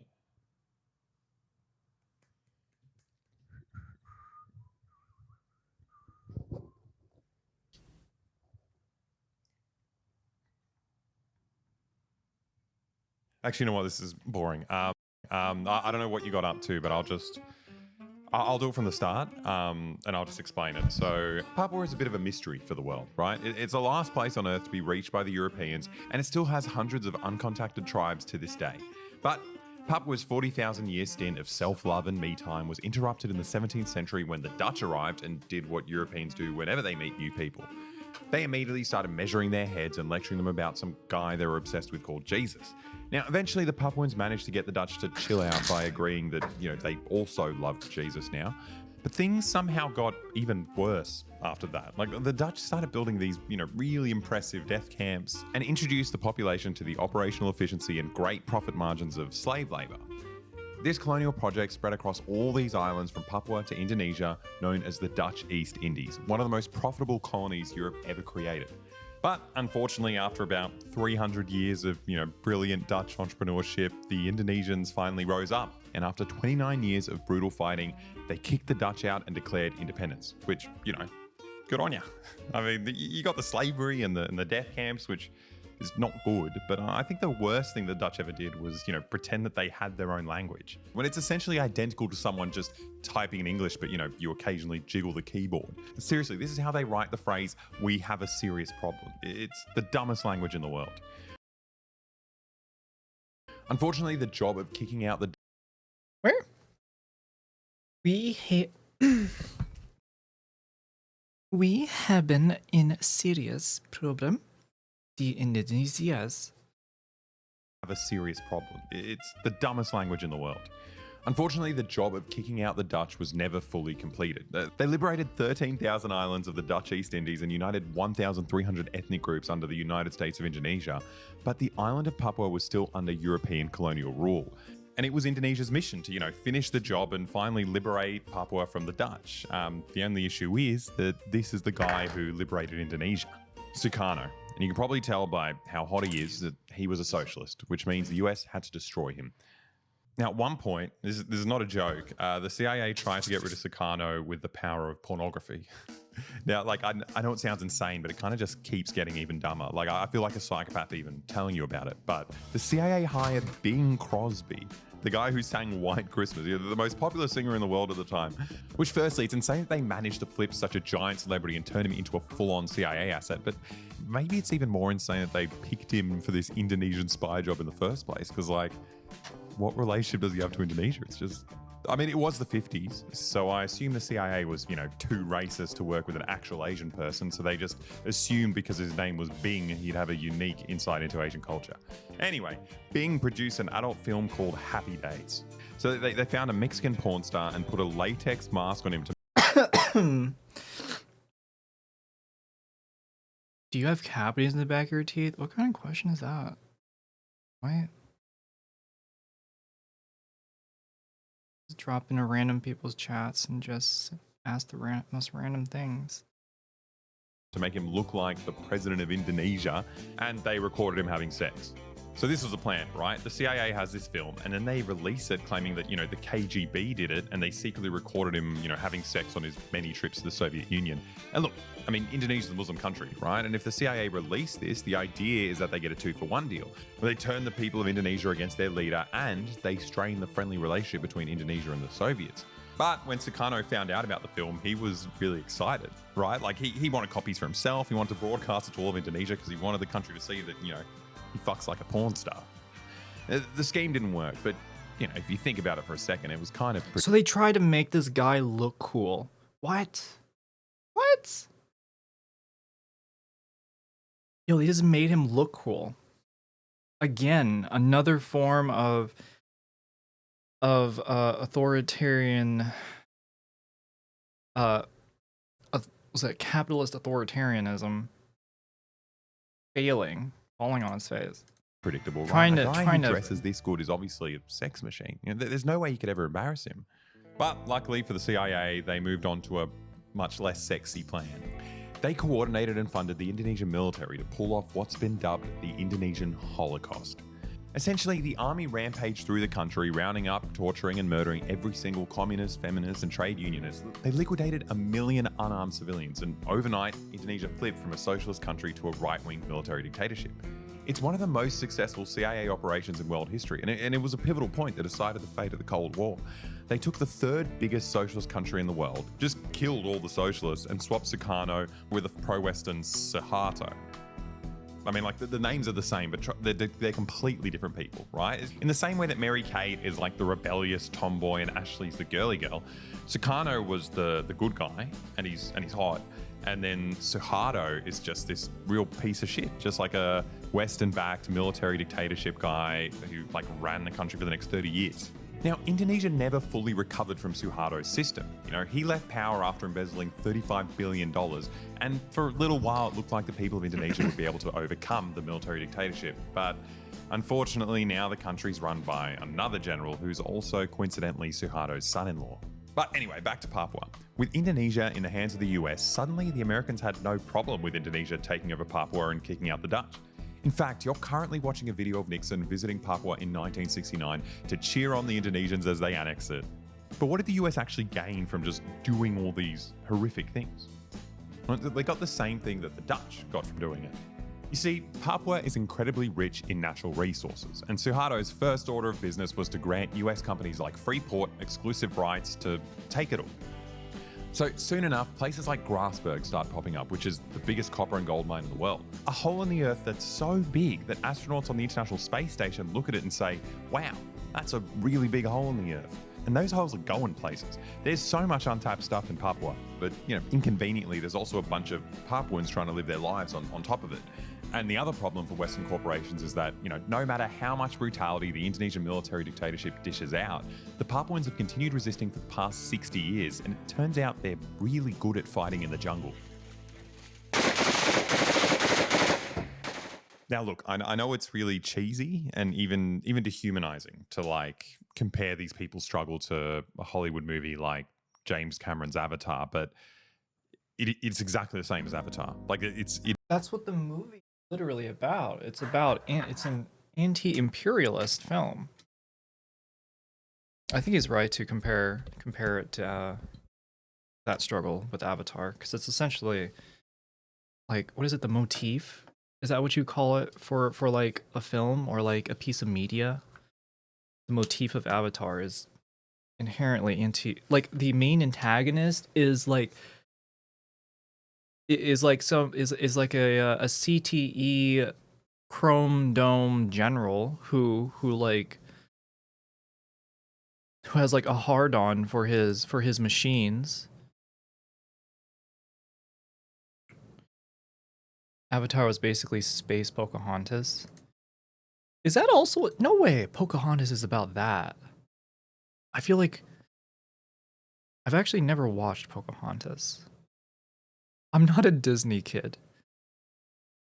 It's about big blue Smurfs. It is Avatar. You've got thousands of uncontacted tribes, and their first contact with the outside world isn't even a person. It's an unmanned drone dropping bombs and poisonous chemicals, all for the purpose of wiping them out so they can mine that land's untapped resources. All the while, the heroes of the story are defending their homes with bows and arrows. And this is where Kirsten comes into the story. They heard about a particular massacre in Papua last year where Indonesian drones dropped bombs and chemical weapons on a village in the middle of the jungle. Now look, I know what you're going to say. You're going to say, so what, right? Indonesia's been doing these massacres for the past 60 years. What's a big deal, right? And I would say to that this massacre is different because I'm going to explain it using Jeffrey, the boy bird. What the fuck? Cool fuck? Bird, isn't it? So he's going to explain to you. This fucking hurts. It's not that sharp. Stop complaining. We don't need a bird. It's a stupid gag. You have to use the bird alerts. No. Okay. So the massacre was just Eyes are different, falling right? out. It's so You see, the scary. refugees in this recent massacre managed to escape. They hiked across the mountains for a week to get across the border to Papua New Guinea, and they brought with them fragments of the bombs that were dropped on them. They wanted to bring proof so international media could finally start reporting on the secret extermination going on deep in the jungle. But obviously, no one cared, right? And as if the horrors that these people had to go through wasn't enough, these refugees had to make one of the most soul-crushing decisions of their lives.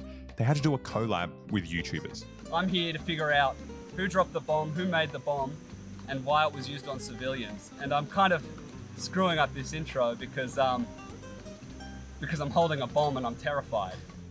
Kirsten and Christo went and trekked Cringe. through the jungle to document this evidence and bring it back to a friend in Australia who could conduct forensic testing. Now, it's hard enough to get to a secret war zone, completely cut off from the outside world. But doing it as a journalist is extra hard because Indonesia won't let journalists into West Papua and, they have a track record of killing the ones that do manage to get in. So Kirsten and Christo decide to get in through the back door, through Papua New Guinea, which also doesn't let journalists in, but their story's a little bit different. Papua New Guinea is the other half of the island of Papua, and unlike the Dutch half, Papua New Guinea was first a British colony, and then it was handed down to Australia and became an Australian colony, which is so cucked. Like it's shit being an Australian, because we have to deal with the fact that, a quarter of our flag is someone else's flag. What are the Papuans meant to do, right? They're getting fucked. But they didn't have to worry about this for too long, because apparently Papua New Guinea declared independence in the 70s. But mysteriously, the Australian Federal Police still operate hundreds of bases across the country, and their government is made up of the weirdest looking Papuans I've ever seen. But that brings me to the main point, right? Indonesia hasn't invaded, the other side of the island because they're both on the same team. Australia is part of the Dream Team, along with the US and Britain that created Indonesia's military dictatorship in the 60s. And we fund and train the Indonesian military to this day, while our companies are digging up the island on both sides of the border anyway. Now, getting these bomb fragments out of the country wasn't going to be easy because, Australia controls who comes in and out of Papua New Guinea. We were arrested in PNG on the way back. Yeah, twice. Did you know that? Twice? Yeah. But what happened? We got. Should we tell that? You guys are so giggly for fucking being arrested. You're like, yeah. We flew back from the mountains and we landed and we're like, oh, it was the best. We were like, oh, we've got the story. We've done it. We're like, we didn't die. That is nice. Yeah. Damn, we got an Footage animation too, shot. even more importantly. But then we come out and these guys, they go, Crystal, Kirsten, stressing because we're with. Why do they know our names? And so we try and like walk out of the airport. We were like, no. We're gonna, yeah. That's not us. Must be the other two white people in West Papua.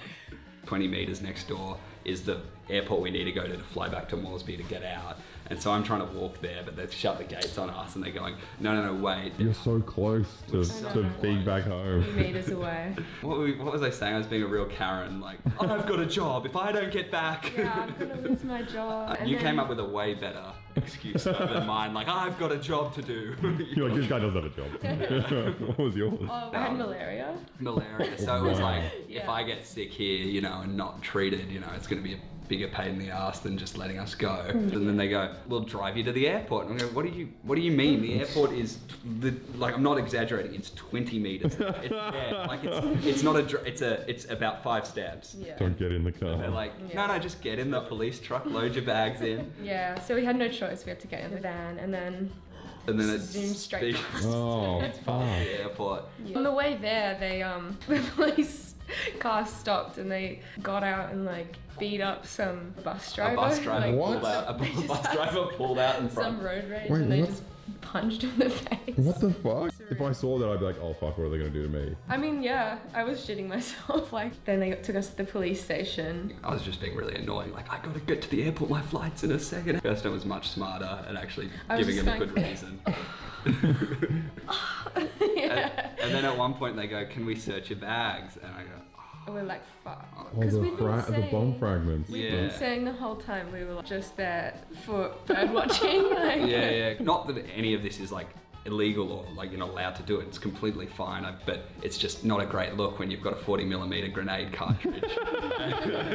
So it turns out Kirsten's malaria performance was so believable, they ended up letting them on their flight to Port Moresby, and then they were just one plane ride away from home.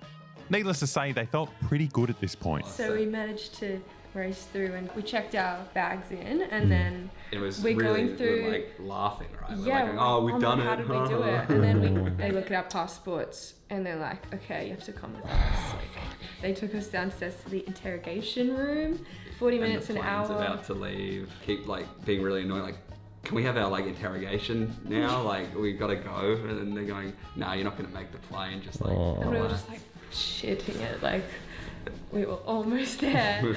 They're like, you went to a really strange place at the border. When you were there, did you see any OPM? And Kirsten goes, OPM, like Opium? the drug? You're really good at this. They're like, you're the journalist, right? I go, what? And they And then they pull up YouTube and they pull up his previous video. You made that video. What video? Oh my god. And they have my last video on Papua there. Oh, I got that a Papua one. I thought it would be like KFC reviews or like. And then I went, oh, that one. Yeah, this time just tourism. Now, it was looking like they were going to be locked up in Papua New Guinea for a very long time, but lucky for them, the cops couldn't find the missile fragments they had in their luggage. Because we'd already checked our luggage in, which was Whoa. like, thank fuck. Because It's just like a string of like coincidences that got you out of there. It's so ridiculous. Oh my god. Now, the craziest thing about all this isn't the fact that, they got arrested twice. It's the fact that arresting them was the most any government's ever done about these massacres. No one has tried to help these people. No one even acknowledges it happened. Like, the most resources the government ever put into this was sending police to harass anyone who tries to report on it. But we found out not all the media was silent. Like, there was some news about this, right? Like, about a month after they got back to Australia, somehow a picture of Kirsten visiting the Papuans came out on Indonesian media, and she became an overnight sensation. Oh! What's in the hand, Kirsten? Out of nowhere, there emerged hundreds of news articles and videos claiming that Kirsten was a terrorist, and they all revolved around this one photo of Kirsten shaking hands with some Papuans. What am I giving to her? Only you know. Some say it's the nuclear codes. Watch out, Jakarta. What was in your hand? I think we're just shaking hands. How many of these are there? There's so many pictures of you on Indonesian media. Now, having photos of yourself all over the news is one thing, but there were some serious allegations here. Like, they claimed that Kirsten personally killed like Indonesian government officials while she was there. Who they saying they killed? No, I think it was government officials there. You don't even know who you killed. Yeah. Just, you know, You're that deep on just don't even care. It's just an agent of chaos. A member of the armed criminal Just go group. whoever, honestly. You haven't seen this before, have you? No. How does it feel being a terrorist? It feels kind of scary. I don't know what I'm capable of. Now, there's something really odd about these articles, right? They seem strangely coordinated, right? They came from all over the place, but they pretty much... Chat, I'm not gonna lie. To a degree, since I am like half Filipino, I feel like something like this, being put on some sort of list from like the Philippines, in my position, like I feel like, I don't know. Makes me nervous hearing and seeing something like this happen to her. Because in Indonesia now, she's considered like an actual terrorist. It's something that can happen. I mean, with how conservative the Filipino government is, as well as how religious they are, or sorry, how Catholic, fundamentally Catholic they are. They have like a list that they put your name on. I think it's called like some sort of black book, and things. Right? They seem strangely coordinated, right? They came from all over the place, but they pretty much copied each other verbatim. Although while most of them only insinuated that the death of Indonesian soldiers was linked to Kirsten's arrival, some of them straight up said that she shot them personally. But when you look it up, you realize it's not that coincidental. Indonesia's military has been exposed running bot farms spreading misinformation about Papua. And this is nothing new, right? A lot of countries do this, but it's just baffling that such a coordinated disinformation campaign was directed at Kirsten. Which got me thinking, right? We're in a pretty funny situation here, right? Indonesia and their Western backers, don't want anyone talking about what they're doing in Papua. But at the same time, like domestically, the Indonesian media goes crazy. Like their bot farms go wild whenever a foreigner takes interest in it. So we thought maybe we could use Indonesia's sensationalist media against them, right? If we can turn Kirsten into like a world... I read that for some reason, the son of a dictator who, one, is open to more LGBT rights. Philippines is weird. I don't know. But I mean, the older population definitely are not... They're definitely... They're much more aggressive against like LGBT rights and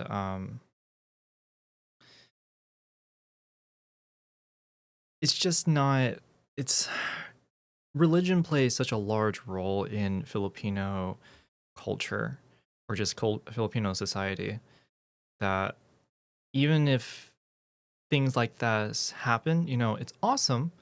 I think it's just going to take a much longer amount of time for it to be kind of drained out of the community for how strong it is. Manila, Philippines, President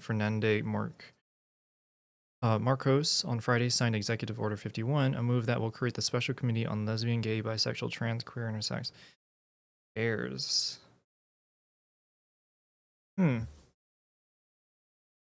Interesting. I'm gonna let this split video play. World famous terrorists like Osama bin Laden or Tony Blair, then maybe we can get some more international attention on Papua. So we got to work, but this time we created a spectacle for the Indonesian media on purpose. While trying really hard to not actually get Kirsten in trouble for, actual terrorism, because that wouldn't be very nice. So we need to think of something like that insinuates being a terrorist, but is obviously completely benign. So if we go to paintball and get a photo of you there and see if it'll catch, or laser tag. Yeah. Would they think they know what like high-tech military equipment is though? We can't like have you at laser tag and like concentrated energy weapons or something. Well, an empty hand was good enough for a story for true. Just go before. like this. You should be shaking with 2 hands. 2 hands. If the handshake was enough, maybe we could just be doing nothing. You know Like, what we maybe we could? could be playing chess. You know what We could do LARPing. Yeah, Just do that's like right. Renaissance fair. Like medieval weapons. Archery would work because they don't like they're not fans of you know, the bows and arrows that the TPN use. I mean, archery would be cool. And then what we do, we like put it out there being like, Yeah. are you training them? Surely they know how to do archery. Like, what's the insinuation? Are you like... Providing Bows and arrows. Fun fact, in Kosovo, there are a bunch of guys our age. So I'm looking at this. I'm looking at the equal dex, and for the Philippines, you can't change your gender, but you can get gender affirming care. If you're homosexuality is legal, but there is no gay marriage. And I think it was only recently that what is the word? What was the term for anal sex? Sodomy. I think only recently sodomy was legalized. Even though they're making these steps, it's like I don't really believe it that it will be really upheld. Baby steps, yeah. Both of them. They can make completely fine. Like they're training me. I don't know. That's what's quite like that's also what's really funny about it. It's like, oh yeah, they need our help. Yeah. We're gonna teach them a thing or two from being our extensive experience. Like Australians in their early 20s, from the inner west, going in to teach Papuans how to do archery. Yeah. Gonna teach them how to go to gigs. Sodomy is basically a term for anything other than missionary position. I thought sodomy was specifically anal sex. Am I dumb? No, I was being dumb. Asia got its first 2 countries with gay marriage, Thailand and either Nepal or Bhutan. Chat, I think I'm gonna move to Thailand. I love Thai food. I love the weather. Also, they got great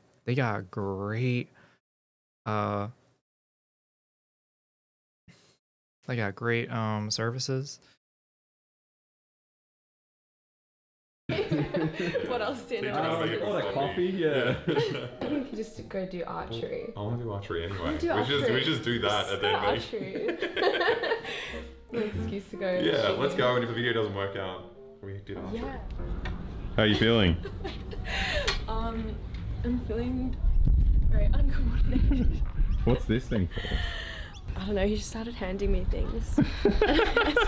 Coffee in my hand. Chat, apparently, so in the Philippines, mind you, up until 1992 when there was gender affirming care, that gender affirming care became legal, but restricted for minors.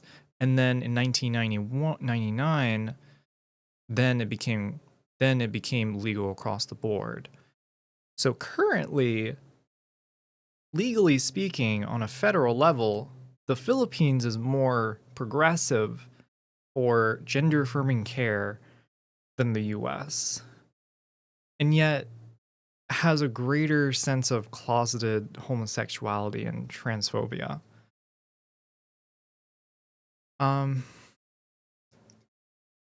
Strange. By the way, the right to change your legal gender is illegal since 2007.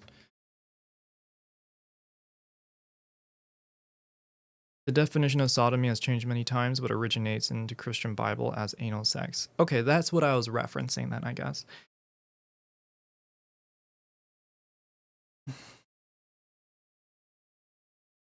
I feel like it's meant to match a part of our body, but I can't work out what that is. There's a hole. Really? He looks like a penis protector. Like for one slightly bigger ball than the other. Doing a scary What? terrorist photo shoot of Kirsten was Wait, what? But I can't work out what Coffee in my What is that? I feel like it's meant to match a part of our body, but I can't work out what that is. There's a hole. Really?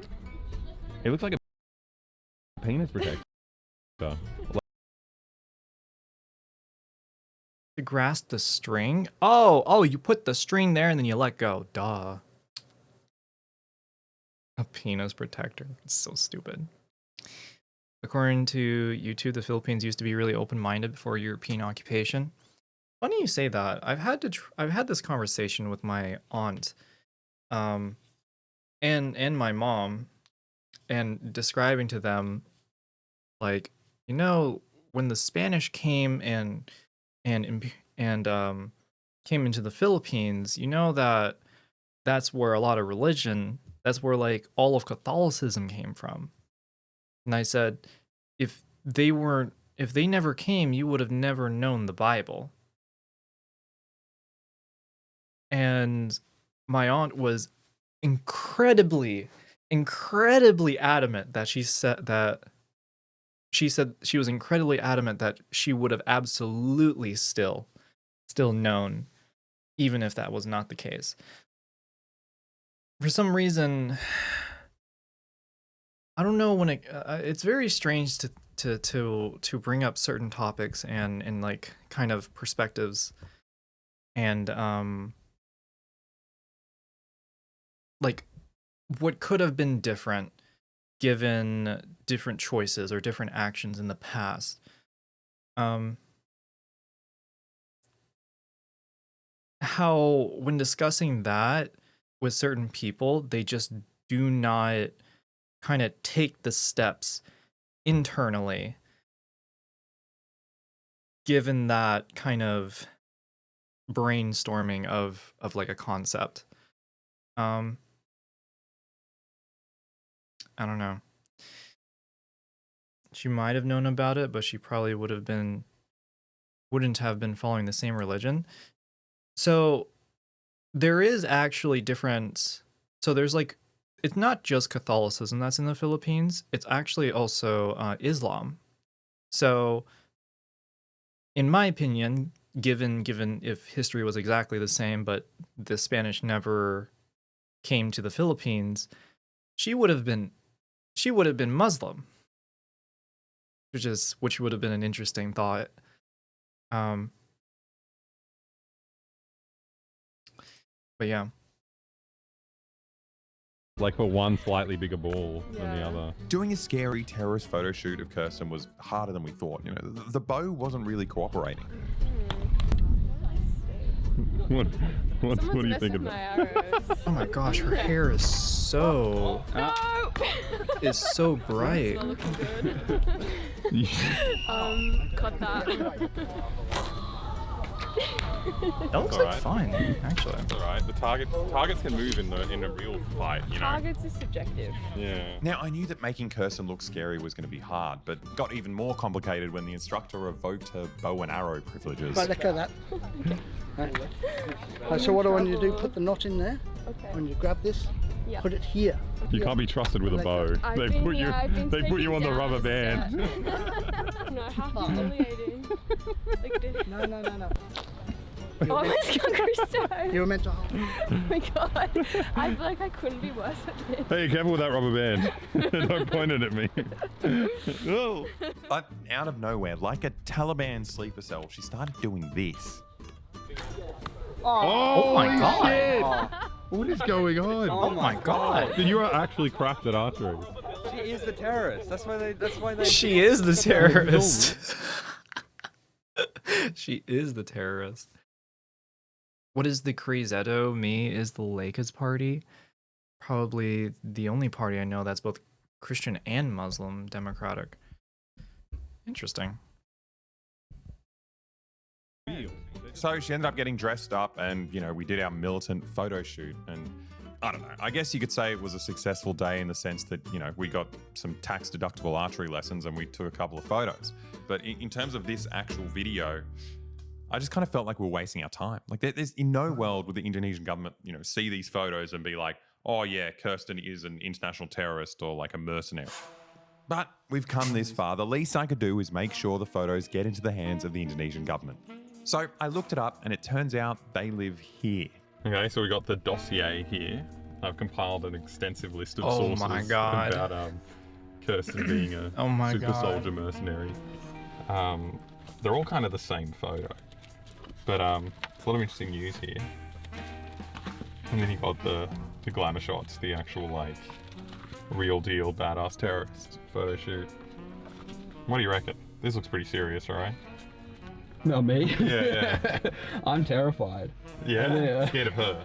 I think that with that aim, I mean, those arrows are going kilometers at a time.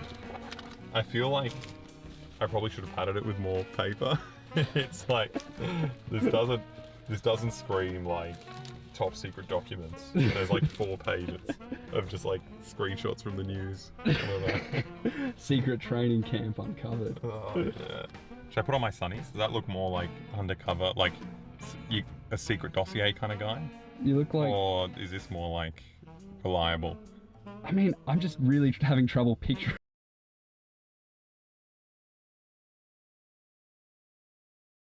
Chat, how many of you at home say sunnies? Oh, I'm putting on my sunnies.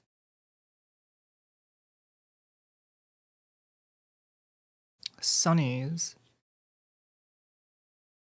Only Aussies say sunnies.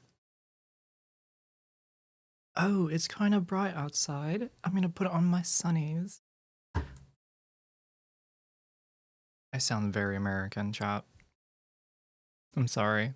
The type of person that's snitching about a training camp in Maroubra. I think the sunny is there. Yeah, the sunny is. Yeah, this is sick. Fuck, I feel cool. Hi there. How are you? I've got some documents that I think the Indonesian government might be interested in. It's about these mercenaries that snuck into West Papua. She's actually like a bow and arrow expert. So they train really close to here. It's down at Latham Park.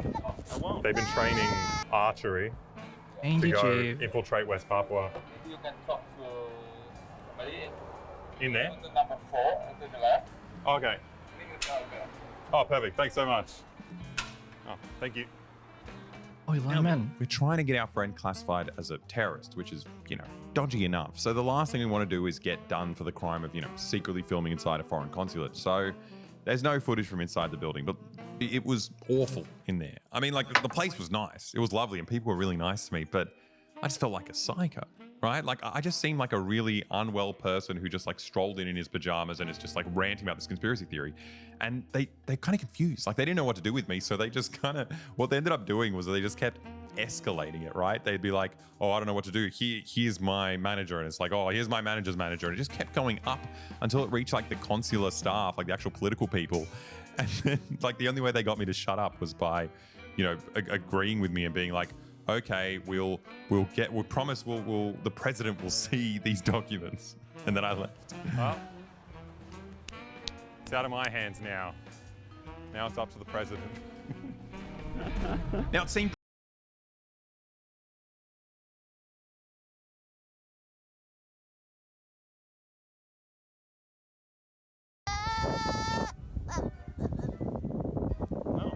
I won't. I was not muted. I was cosplaying as the goat.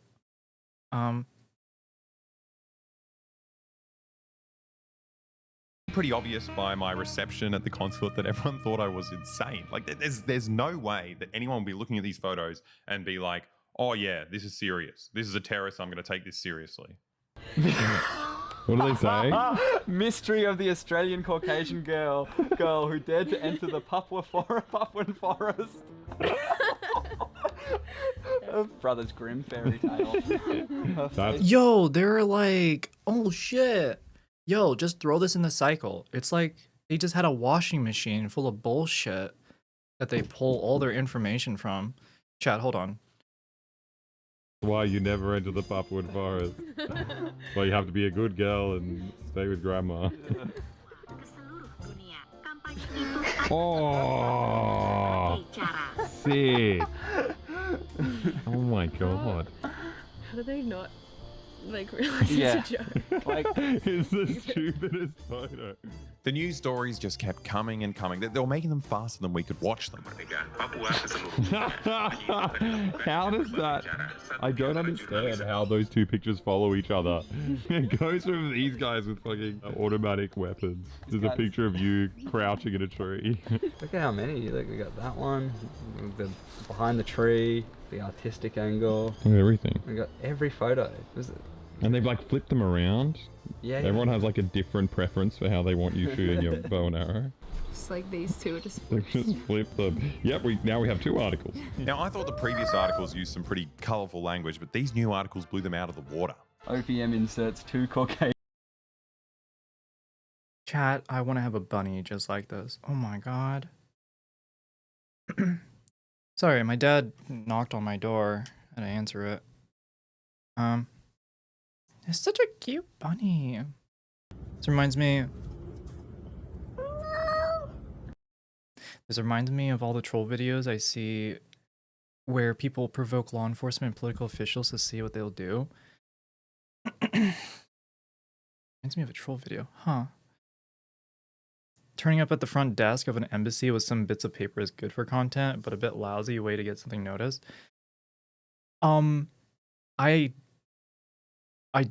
We're watching how the photos that was submitted are now being used in the misinformation campaign.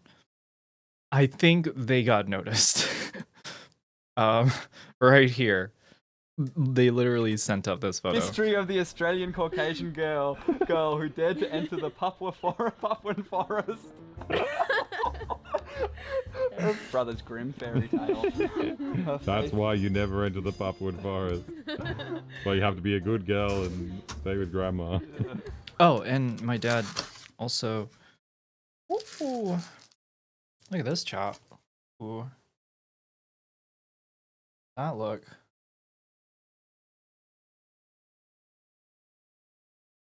Looking pretty good. I'm gonna eat me some. Oh, sick. Oh my god. How do they not like realize Yeah. it's a joke? Like, It's the stupidest photo. The news stories just kept coming and coming. They were making them faster than we could watch them. How does that? I don't understand how those two pictures follow each other. It goes from these guys with fucking automatic weapons. There's a picture of you crouching in a tree. look at how many. Like, we got that one, the behind the tree, the artistic angle. Everything. We got every photo. Was it? And they've like flipped them around. Yeah. Everyone has like a different preference for how they want you shooting your bow and arrow. Just like these two are just They've just flipped them. Yep, now we have two articles. Now, I thought the previous articles used some pretty colourful language, but these new articles blew them out of the water. OPM inserts 2 Caucasians into KKB Papua headquarters. We were inserted. Inserted Caucasians. Which we kind of have done. 2 Australian foreigners infiltrate Papua, spread the charm of OPM's promise of independence. Spread the charm. Do you guys feel like you charmed your way into West Papua? That's right, we had little hats on. Good day, sir. But amidst all the charm and the inserted Caucasians, there were some scarier allegations trying to link Kirsten to even more murders, some of them as recent as 2 weeks ago. Wait, 2nd of November, that was just then. Yeah. Yeah, you guys, We haven't been there. what did you do? That was probably like the day we were doing archery. I still think it was you guys. I don't know where you were on November 2nd. 2 weeks ago. Oh my god, he's freaking everywhere. Oh, whoa. He's really terrified by this Indonesian media. He didn't realize he was owned by a terrorist. Just shitting himself. Now, these weren't just random bot farms calling Kirsten a terrorist. This story spread, and it was being reported by real news networks. Tribune Jateng, like it's a big paper. 3 million subscribers.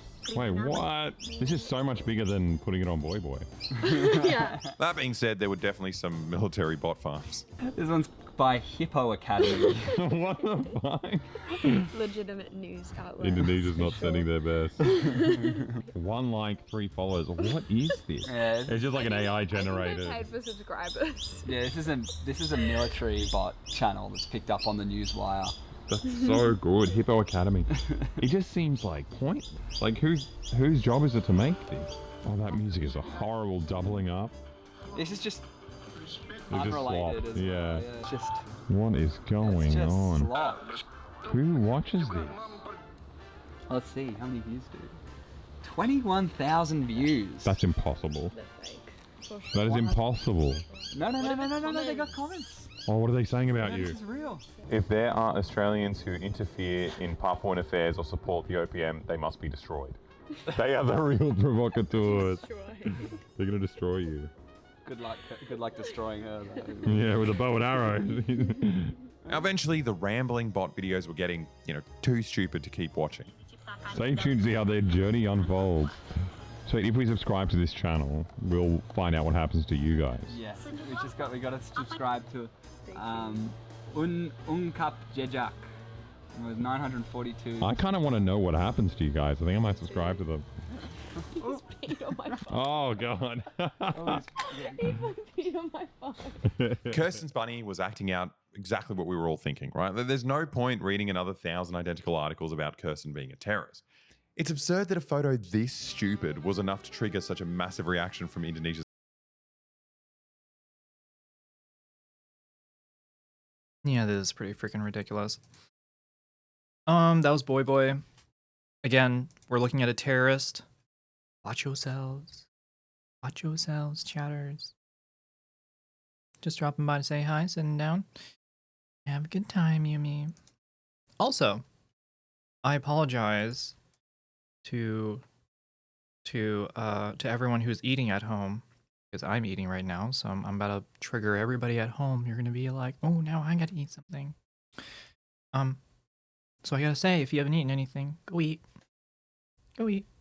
Even if it's just like a peanut butter and jelly sandwich with some milk.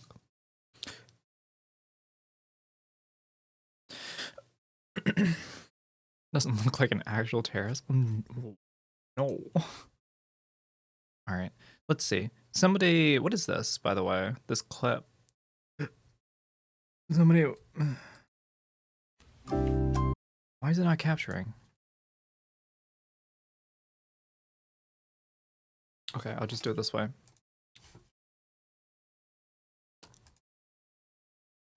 Stuff in my teeth.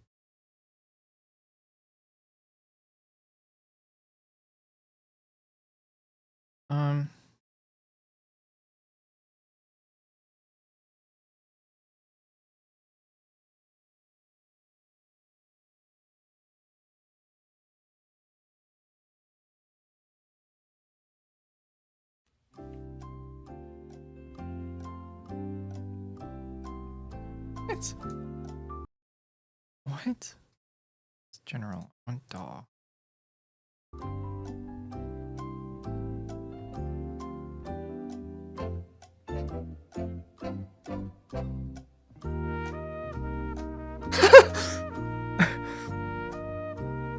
I just look disappointed.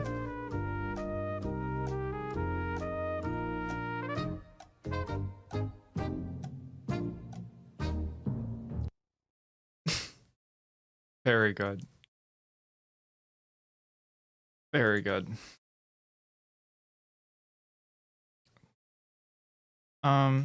Really want some McDonald's, but I'm working tomorrow. Need anything? Can't don't need anything, go to the toilet while driving. I kind of feel that. You don't want to have something too heavy. You say you wouldn't laugh. I laughed at myself not laughing. Chat, am I... What am I? Am I an inverse laugher? Am I a laugher in laugher?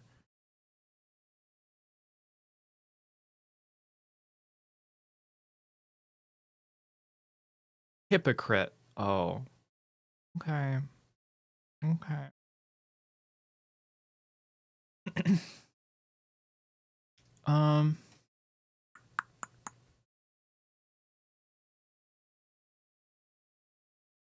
That was a really good good video. Let's see. I wanna finish up this wrap here because I actually feel like I can get some energy if I have something to eat. I think I have something in watch now or watch later. Let's watch about why.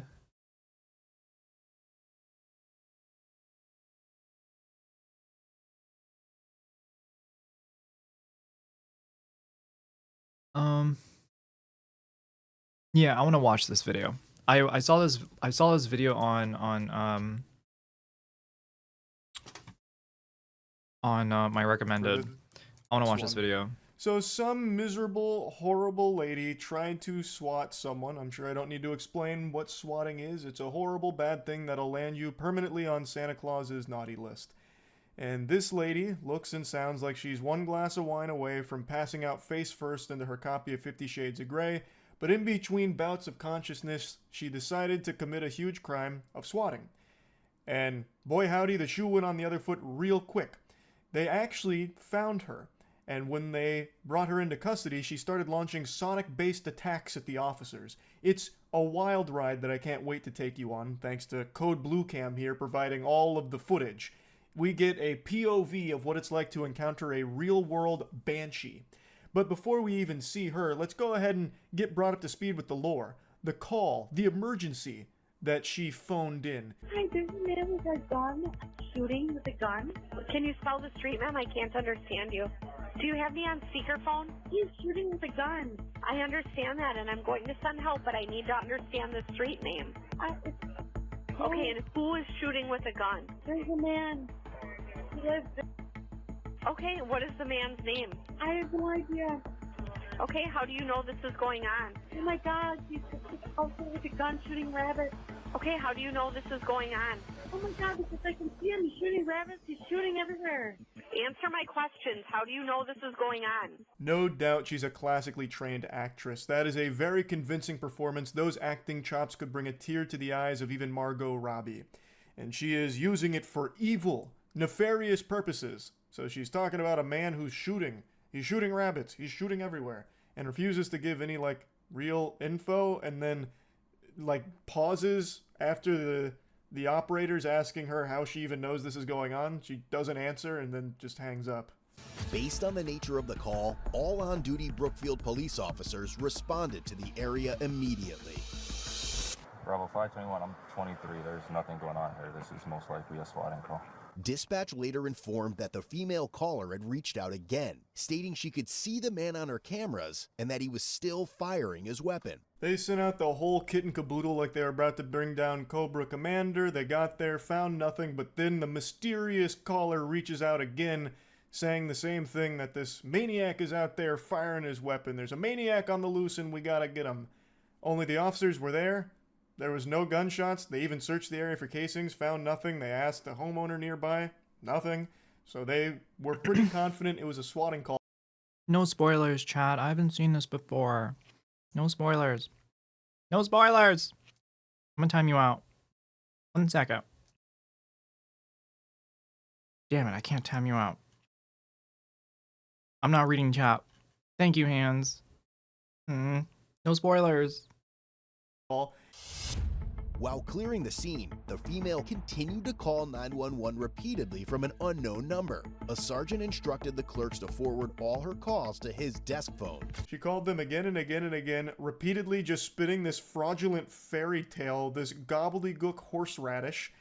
I don't know what she was even fucking thinking at this point. She's like the Riddler, but 50 times as stupid. She's the shittler. So she's over there just spewing this shit.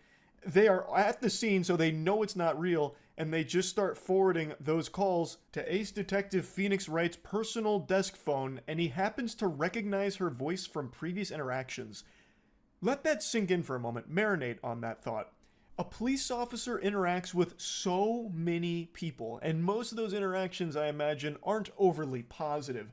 Do you know how annoying you have to be to have an officer remember your voice? That you were such a fucking nuisance that your voice left an imprint in their brain that even just audibly hearing you can activate a Winter Soldier moment for them where they remember your name and everything. all because you stained them with how annoying you were. When she called again, he recognized her voice from previous interactions. A quick in-house database check soon revealed her identity as 36-year-old Ashley Corbin. Is that consistent with what you say you're observing? Yeah. Okay, we have gone to the area where you have claimed this has been happening 3 times tonight. Yeah. Yep, you've seen us there? Yeah. So he got asshole Ashley on the horn here in order to corroborate these reports, saying that you've called 10 times now all about this, we've been out there and have seen nothing, and she's just like a broken record saying, yeah, yep, yes. Like, she is a malfunctioning NPC. All she can say is, yeah. And he's just pressing her like, hey, we didn't see anything, you know, what's going on? She eventually says that the guy shooting is on camera, so the officer says, well, we'd love to see that footage. Shocker, she's got no footage to show. I would love to see the video footage if that's something that you could provide for us, because we have been unable to locate him. And I sent an officer to look at that with you. No, we want him to be stopped. What's going to happen moving forward, we're going to be conducting an investigation for swatting. Are you familiar with that term? I hope so. I hope that you guys are gonna take his property into custody and investigate his whole property. I pray to God. Well, her body is screaming for water, but the only thing it's getting is more and more wine. She is plastered. You can clearly hear it. She is not able to process at all what's happening here. He's even telling her to her face that they are investigating her for swatting, and she's like, oh, thank heavens. Goodness gracious, it's about time you guys do your job. He's an absolute menace out there. He's shooting, and you need to go investigate his property. You need to take his property. I pray to God you go take his property. This and that. She doesn't realize what is happening here at all. Like, swatting is a very serious thing. Again, I'm sure you're all familiar with it, but people die from swatting. So it's something that's taken super seriously here, and she is not able to wrangle that fact at all. Well, we're worried about our kids. Yep, you've said that a couple times, ma'am. If you were so worried about your kids, I think you'd be willing to talk to an officer about it. Are you kidding me? Do you really want to Yep. go there? We're going to pull the phone records from the phone company. We'll write the subpoena. Have you had any drinks tonight, ma'am? Are you crazy? No, ma'am. I'm trying to conduct this investigation for you. Are you a crazy person? Nope. He's been shooting rabbits and doing all kinds of stuff. He started to sniff out that she might be intoxicated, but Ashley's putting on a strong show of sobriety to throw him off the trail. Drunk? Me? No. You crazy?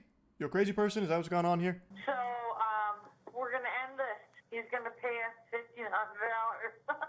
Oh, that's good for you. Yeah, sure is. Her neurons started to desperately fire as the realization must have started to sink in that they're not buying her story. So she starts to panic a little bit and tries to write a conclusion to the fanfic about how they just shook hands with $1,500 and everything's hunky-dory now. No need to send any pesky officers out there to check anything out because it's all squared away now, huh? Job well done. Ashley Corbin, I remember her. That's who I think it is. I think it's Ashley. Hello? Holy. Is this Ashley? Yeah, no, this is not Ashley. Okay. This is Sergeant Griebling with the Brookfield Police Department. You called us? Who is Ashley? I thought this was Ashley. Why would you think that? The tables turn. The officers are pretty sure it's Ashley, so they call her this time to try and confirm those suspicions. And I think it's pretty obvious from the second she answers the phone, they got her. But she's trying to play it cool. Ashley? No, this is not Ashley. What makes you think it's Ashley? My name is Born. I'm actually surprised she answered this call with her normal inebriated voice instead of trying to fool them, throw a monkey wrench into their hypothesis by answering the phone with an accent or something. Top of the morning to ya! You know, something like that, and they'd be like, oh, well, clearly it can't be Ashley. This caller wasn't Irish, so we got the wrong person. Guess what? My name's Lindsay. You can stop calling me Ashley. Thank you. Okay. You should probably slow down on the drinking tonight, ma'am. You should probably fucking stop being a fucking bitch. Okay. How about that? The call starts to devolve into her treating this call like it's an Xbox Live lobby, so she just keeps calling him a bitch. Thank you for the words, Chief. Drink some water. Drink some water. Also, what an amazing freeze frame on Charlie. I'm loving this. It really gets very interesting. It's like a League of Legends chat at this point. It was also revealed that Ashley had an active felony warrant and had repeatedly called another police agency earlier that day using vulgar and profane language. Sorry. Oh no. Oh no. Oh no. I've seen enough chat. Just right there, just like that. I've been through an Xbox lobby or two in my time. I can tolerate that. But pulling your dog so hard and then just having the collar slip through, it's like mm-mm. Mm-mm. Mm-mm.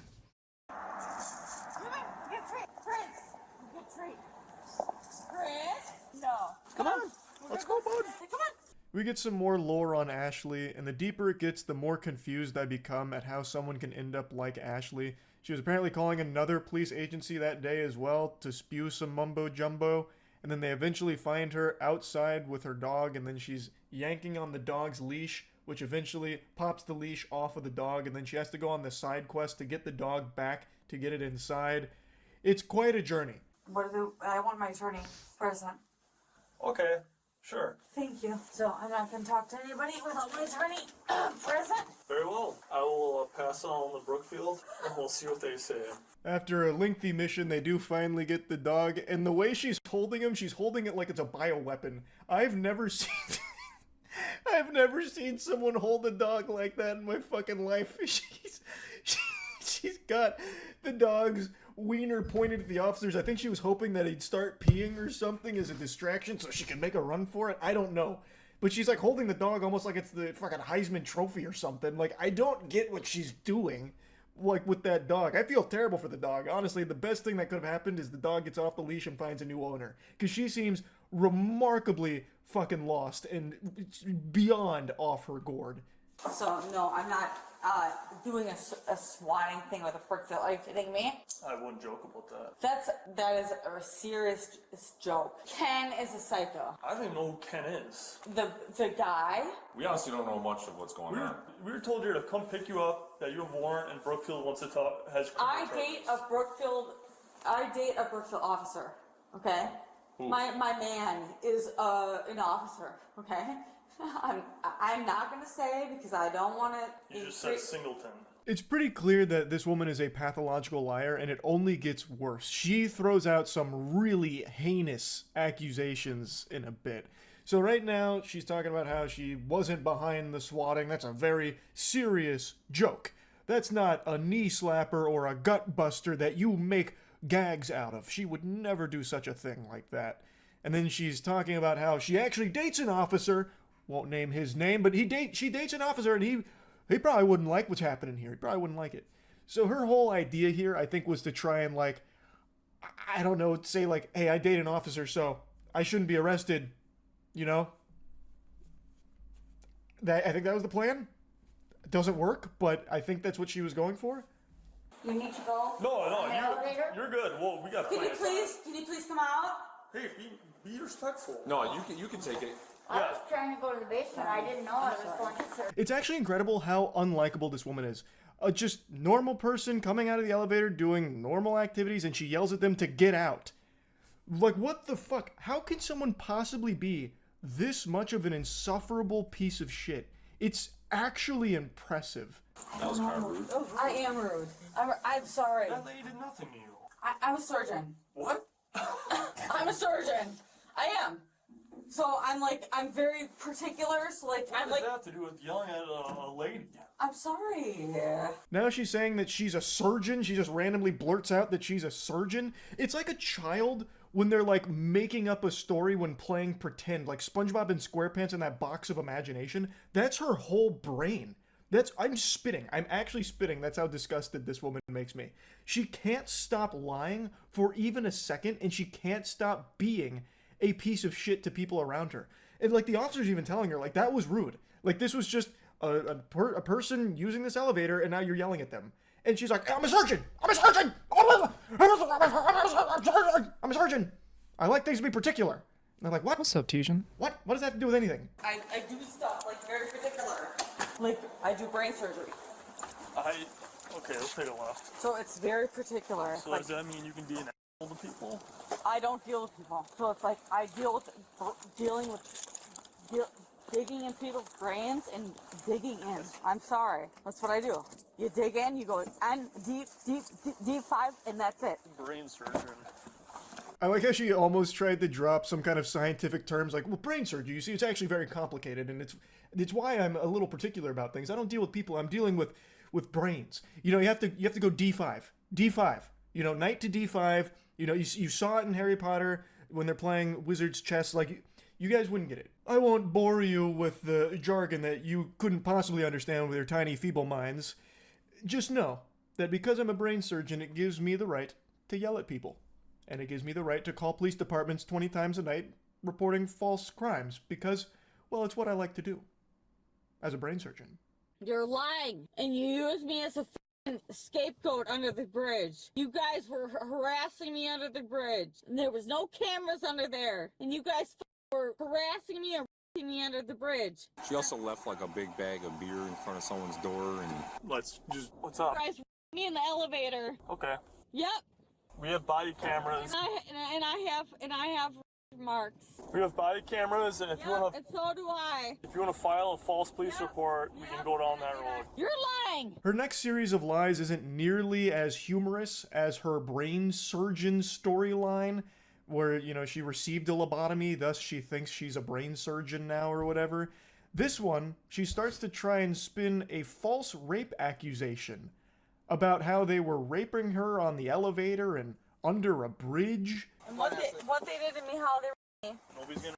We're just having to exit the car. Yep, and how they me. Finale, let's go. Yep, how he me and how this guy me. And this guy me.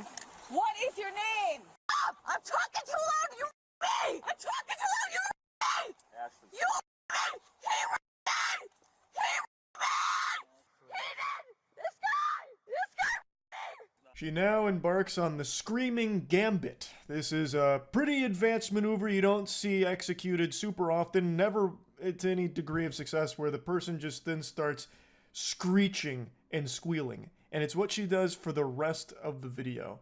So she's still screaming that they raped her when there is body cam footage to prove that did not happen. That is a blatant lie. All she does is endlessly lie. It's craziness. And that is a awful thing to be lying about. And she's screaming it, and I think the idea was to try and like incite anger, to have like maybe people come in and like, I don't know, push over the officers to save her or something. I don't know what she's even trying to do with that accusation when there's clearly evidence that proves contrary. I think it's to try and like get out of the arrest. I don't really know, but it is unhinged lunacy. Ashley, turn back around. Ashley, get back on the bench. Ashley, you need to sit on the bench right now. When she eventually does get to the station, she lets out her best Joker laugh that she can muster. And to her credit, it's a pretty maniacal, cartoonishly evil laugh that she pulled off. It's pretty impressive. Stand up. Ow! Now you broke my arm! Sit. Now you broke my arm! Ashley, you need to sit down. You broke my arm!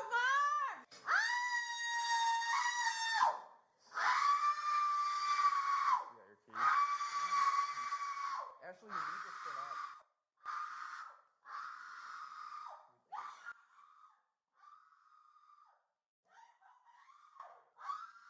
Lord have mercy on all the poor souls that were watching this with headphones on.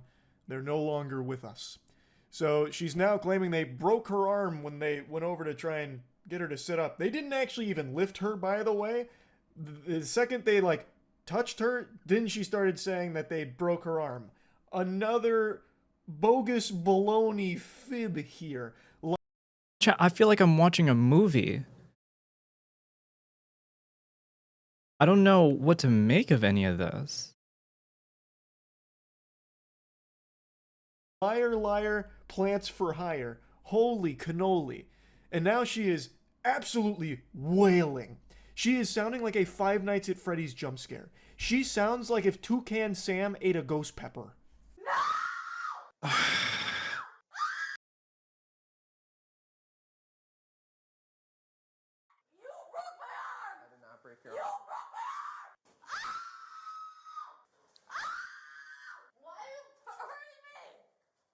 sit forward, I won't touch you.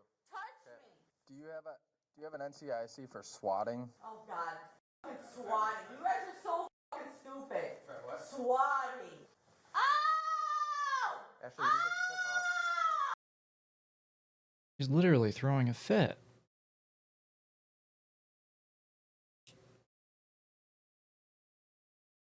Some people never become adults. I always had a fear growing up that I would be somewhat in the same position as her. If you can believe it.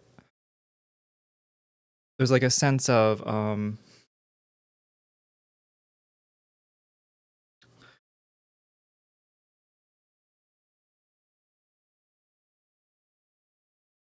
it's like a sense of like playing playing dumb and just trying to like work around whatever situation into your own favor. It's just like a constant conniving that just eats away at every interaction that you do.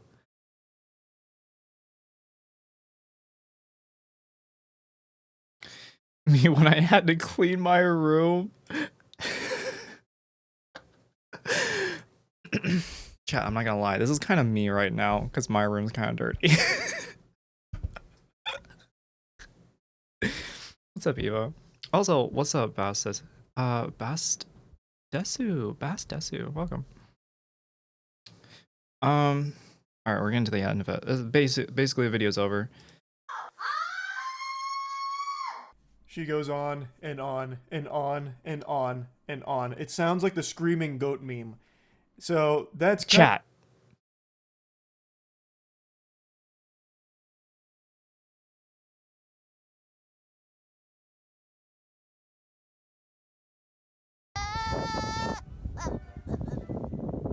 No, I won't.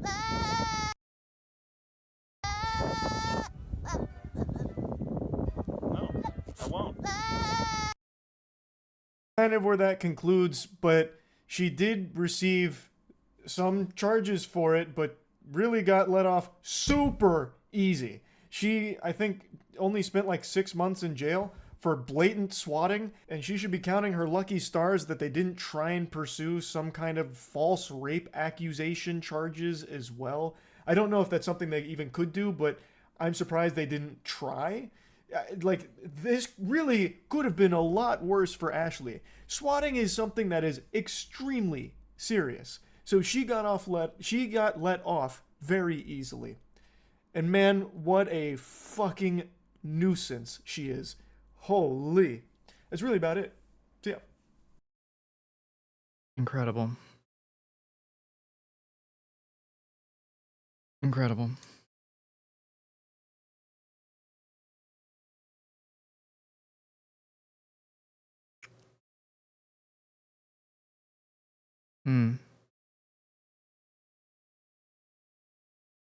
Chat, I don't know if it's just me, but I'm thinking like after 6 months, she can just do the same thing again.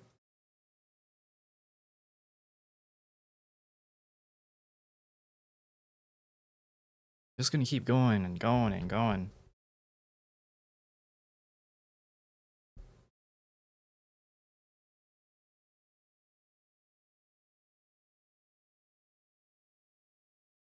Probably only got 6 months because no one actually got raided.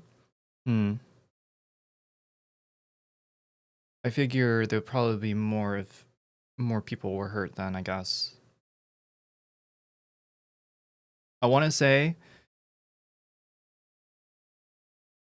that they could have put more, but I don't know. I just don't know. He was also drunk when doing it, so probably an attenuating circumstance.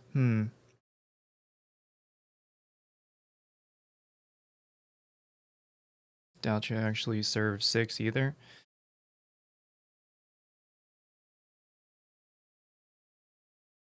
Are you gonna actually do a belly dance if I redeem my Sogo coins? I think coming out of that video, no. Um, let's see. How long has streams been? About 3 hours. Who is this mod? This is somebody I know. They don't come around often, but this was back when the channel was like first formed, like what, a couple years ago, 2-3 years ago. That was a great video. I put on some background music on again, or chat. What is some mood music? I'm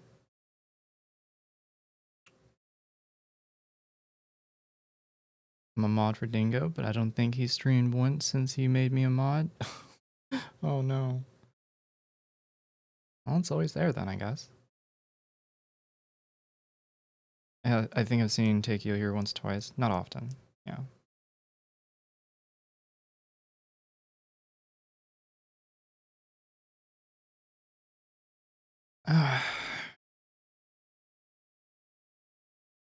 We'll just stick with this.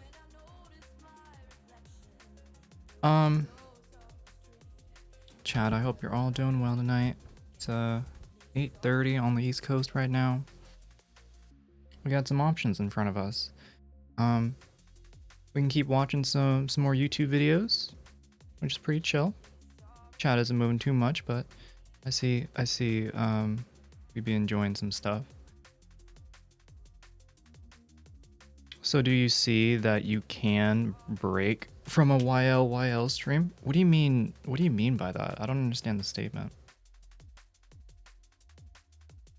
Anyways, we can continue watching some more YouTube, or we can do some video games. I got the Goose Game, and maybe some Red Dead. I don't know. I've been thinking about Red Dead Redemption recently.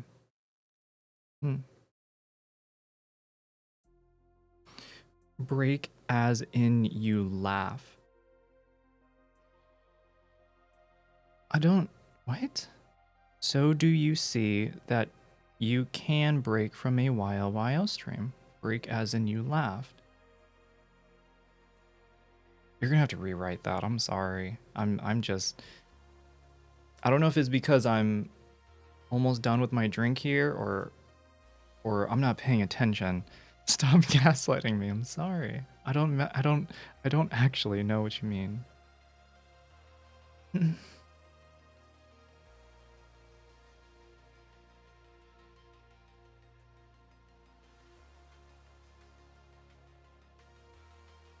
You laughed at the video from Jeopardy. Jeopardy?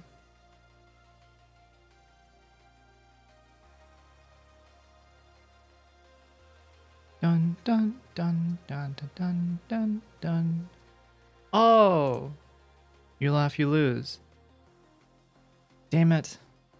Wait, you're just proving that I can laugh from a you laugh, you lose. Alright, you got lucky there, okay? You got lucky. I'm guessing you're not gonna argue with the goat or grow fish eyes either. That's disappointing. Oh, yeah, I'm sorry.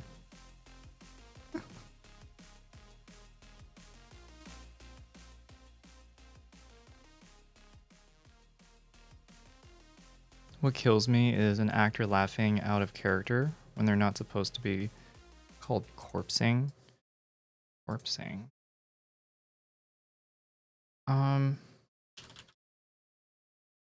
I feel like listening to some Western music. I don't know why.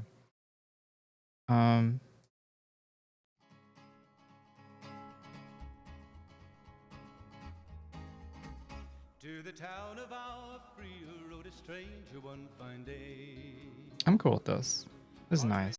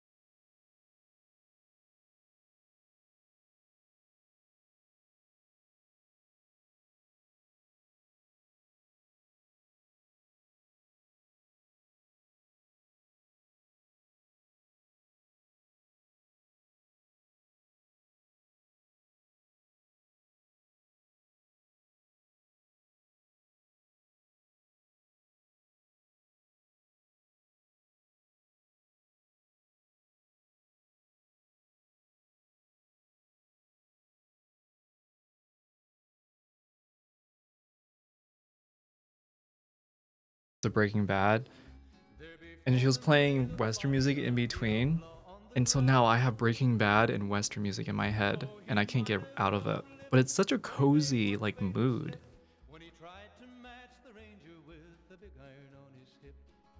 Are you in it for the psychedelics? I'm in it for things that can be psychedelic. Like this is sick. It's the bit rate is dying, but it's really cool. Like this is sick. I think this is awesome.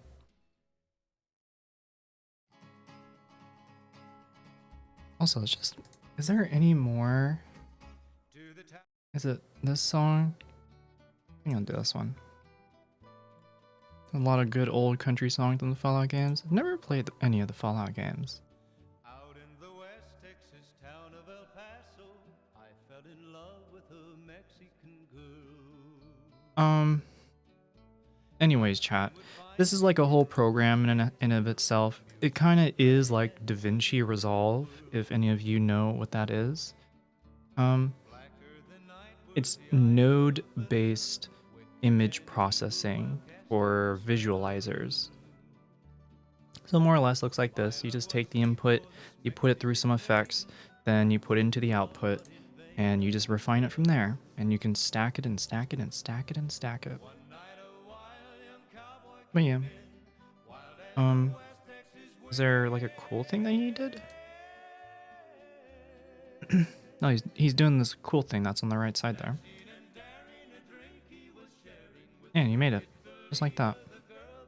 Looks pretty sick.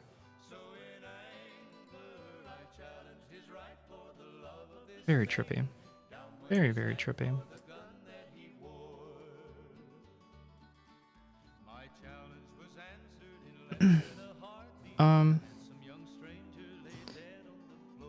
I think... Wow.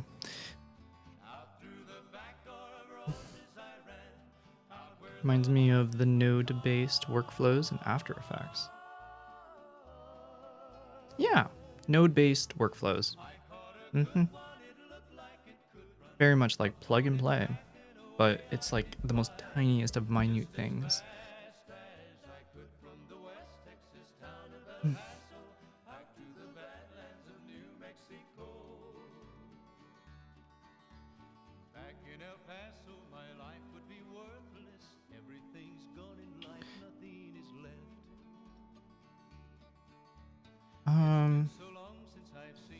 Okay.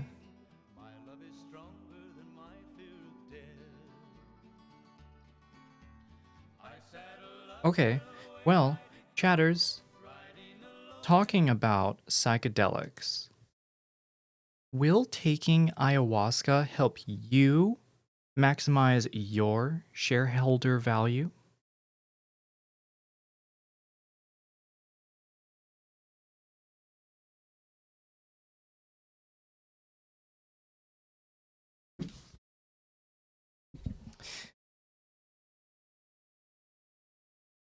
Let's find out together if ayahuasca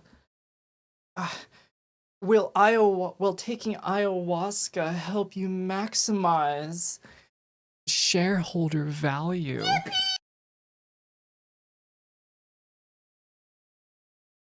Carcinogenic liquid that looks like mud, tastes like tree bark, and is the reason why your project manager, Steve, now wears a necklace of wooden tribal beads around the office. Despite being illegal in the United States, the great Amazonian plant teacher has piqued the curiosity of many in the Western world over the last decade. And perhaps no group has embraced the drug with more enthusiasm than the loose conglomerate of founders, celebrities, biohackers, and podcasters that have congealed to form today's modern tech world. I did that ayahuasca, and that was really interesting. I've been enjoying it. Why did he say it like that? Hold up. He said it in a really, really distinct way. Today's modern tech world. I did that ayahuasca, and that was... Ayahuasca. That ayahuasca. That was totally worth it. Thank you. I can die happy. was really interesting. I've been enjoying it since I did ayahuasca. Which happened to be with ayahuasca. The ayahuasca. Ayahuasca. Ayahuasca. Did ayahuasca. Let me ask a Joe Rogan question. Do you think they'll be... I just recently taken ayahuasca. Do you think... However, some of the biggest investors in Silicon Valley have recently condemned ayahuasca for completely frying the brain of the founders they're counting on to build the pointless apps of tomorrow. So is it a good idea for these tech types to be sucking from the teat of Mother Waska? Let's find out.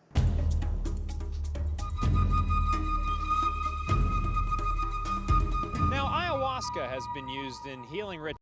Oh, chat. What is that one drug where you do, it's like you experience it for like 2 minutes in real time, right? But it feels like hours, if that makes any sense. That's not ayahuasca, is it? I think it's something else. It's a different plant.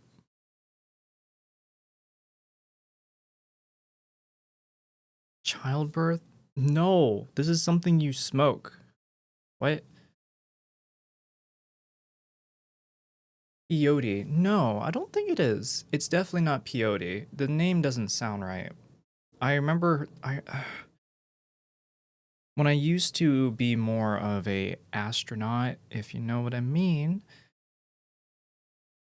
I would I looked into a lot of different ways of experiencing things to that elevated degree. Maybe it was ayahuasca. I don't know. It's supposed to be where you smoke it. It lasts only 2 minutes, but it's like a full 12-hour like psychedelic trip.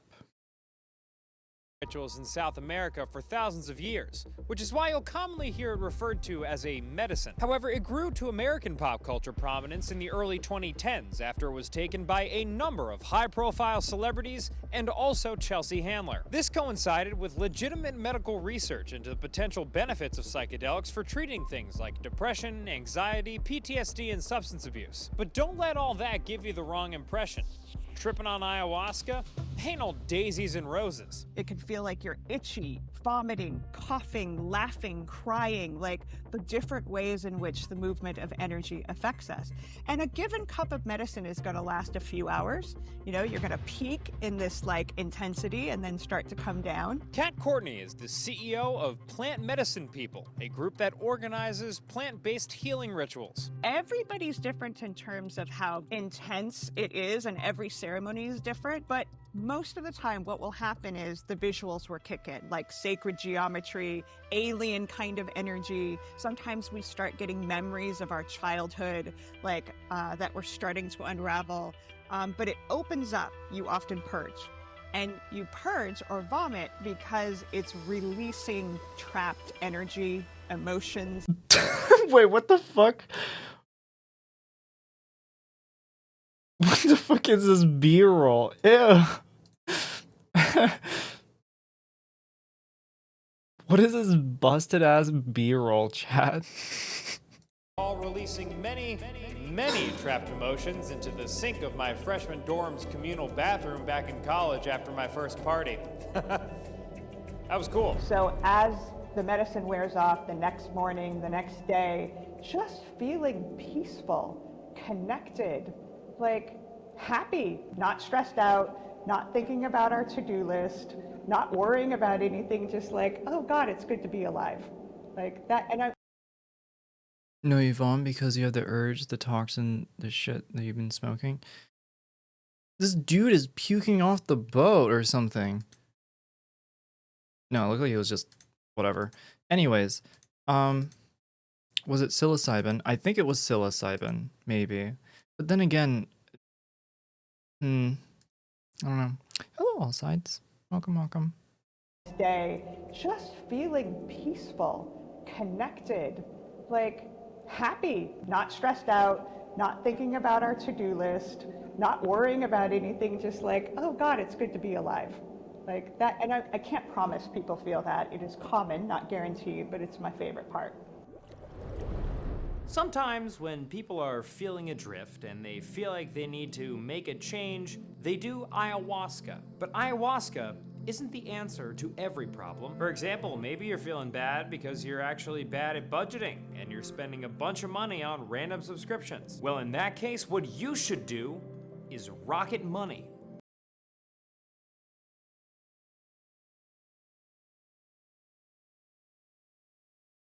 Because doing ayahuasca can be so intense, a cottage industry of ayahuasca retreats have popped up around the world to guide trippers on their journey. Our programs are designed to be under a 7-week program, so we do 3 weeks prior of coaching and preparation online, 1 week of real work, retreat work, and 3 weeks of post-integration. So we cater a lot to, let's say, overachievers, high performers that really want to, apply those skills maybe or find, greater purpose, in what they're doing, or maybe further the purpose that they've already started. Daniel Japez and Brandon Evans are the owners of 2 different ayahuasca retreats. Bro, they're just describing rich, depressed people who do nothing but accept, who just like can't find anything in their lives. Retreats in Costa Rica, Behold, and One Heart. Retreats like these not only operate in countries where ayahuasca is legal, but they also attract high-end clientele by offering premium services like hiking, lodging, and fine dining. And all this adds up to a more bougie experience than, say, DMing a woman on Facebook who runs a yoga studio in Bushwick, calls herself a shaman, and plays Shape of You while you vomit uncontrollably into a paint bucket from Home Depot. Yeah, it's really nestled into nature, waterfalls and horseback riding and amazing food and service, temazcal, sweat lodge, ice baths, yoga, conscious movement. We stay in glamping, so intense, but it's really comfortable, but also super integrated with nature, where you're not just like staying at some hotel on the beach. The nourishment and the food we provide, farm to table, food that is really nourishing and helping in preparation of the cleansingness that we're looking for in the body. Now, these retreats told me they do all kinds of things to bring in different types of people, including by offering scholarships and more affordable packages. But let's be honest, when you hear about all this shit, only one group comes to mind. Bill and I went on an ayahuasca retreat to save our marriage. It was called Worship. The retreat provides a glamping experience that came with hikes and temazcal and nourishing food that brought me to mental equilibrium. I did some yoga and conscious movement while Bill stepped outside to take some calls about his new company, a LinkedIn alternative for infant entrepreneurs. I'm very confused. The tech crowd who I was talking about earlier, who love nothing more than biohacking and optimizing. There's definitely a lot of startup people, a lot of entrepreneurs. It's, so just some of our marketing and how we message things. It's biohacking at the highest level. It's the ability for you to tap into your algorithm, into your core, and make the changes if you choose to. What you're viewing when you see somebody rolling around and puking and crying, that's 10 years of therapy. That Huh? So go to one of their resorts and you feel lighter? Yeah, they've just relieved you of a substantial amount of cash just to get high. Listen. If they just outright said, hey, pay a lot of money, you can come here and get high, that's one thing. You know what I mean? And then they like mass market it, there you go. Right? That's a whole thing in of itself. It's like, hey, come here for our beer. We make it only here. So come and drink up. Don't be like a stump. Don't be at home. Come to the warm stone today. Right? But they're like advertising it, just like that one dude, for people who are high overachievers or just need meaning in their life.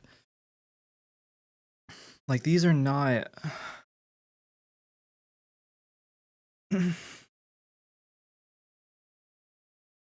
Anyways, they're promising a lot of shit from a hallucinogenic drug trip. Exactly. That is an intense, turbocharged experience of healing, of therapy. And I'll be honest, turbocharged therapy sounds pretty good. And painful. and erotic. Sounds beautiful, actually. But not everyone is as jazzed about these ayahuasca retreats. To build a center in the middle of the jungle, you need to have electricity, you need to have water, drinking water, you need to have a toilet, and all this, you need to go to the river. The destruction in this moment in the jungle in the last 30 years is incredible. Behind to this is the dark power what exists always, the economy. Dr. Ruben Orellana is a Peruvian anthropologist who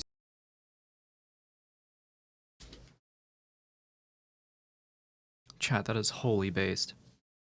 says that many business people have come to Peru and built ayahuasca retreats that play into tourists' fantasies of what a life-changing experience in the jungle will be. But he also argues that, in reality, a lot of these retreats don't pay the locals they hire fairly and do irreversible damage to the surrounding environment. I have the idea, I build the center, I charge to you $1,000, and I give to the native people, no, 1,000. Behind to this is no ayahuasca for healing. Behind to this is the business. Native people is not stupid. I put money here, and they say, what do you want? You need to jump in one leg. Okay, I jump in one leg. That's okay, because I need the money. Now, wait a minute. You mean to tell me that after 7 whole days of sweat vomiting into an underpaid Peruvian guy's lap who has to pretend that he likes it, Effervescent Retreats saw me as a business opportunity instead of a lost soul on the path to salvation? Well, as we say in Peru, Ruben, no me compro. If you want to take psychedelic drugs, I think you should be allowed to. It's fine to burn your body. I drink alcoholic and caffeinated beverages myself, but do it with a full and realistic understanding of what they are doing. But do it with a full and realistic understanding if what you're doing. Have consent with the drugs. Have consent with yourself about the drugs. Oh, wow, that's actually an interesting idea. Because usually whenever anybody who's asked me in the past, I want to do a psychedelic experience. What should I do? Or what should I look forward to? I always tell them, only do it when you want to and when you are comfortable.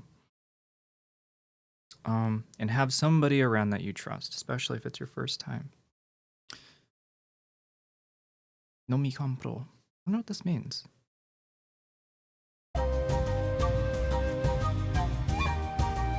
Now, Ruben does admit that there are probably some ayahuasca retreats that are run well, and his criticisms don't necessarily apply to Brandon or Daniels. But Ruben isn't the only one critical of fancy founders hoofing it down South America way to go free-range brain mode. Mark Andreessen doesn't give a shit about the jungle, but he definitely cares about seeing a return on his investments.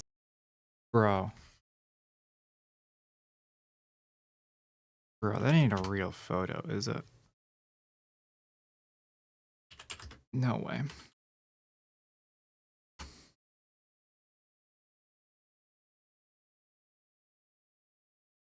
Bro, that's real.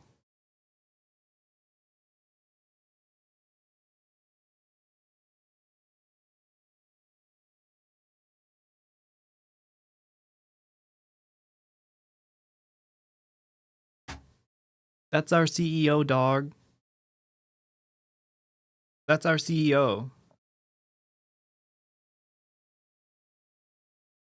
What's going on? We're talking about, we're trying to answer the question, will psilocybin help maximize our shareholder value? And I'm distracted by this Eggman here, honestly. Earlier this year, the venture capitalist Egglord, one of the biggest VCs in the world, went viral on Twitter for coming out. He just called him Egglord? Yo. Run that back. Egglord, one of the biggest He did.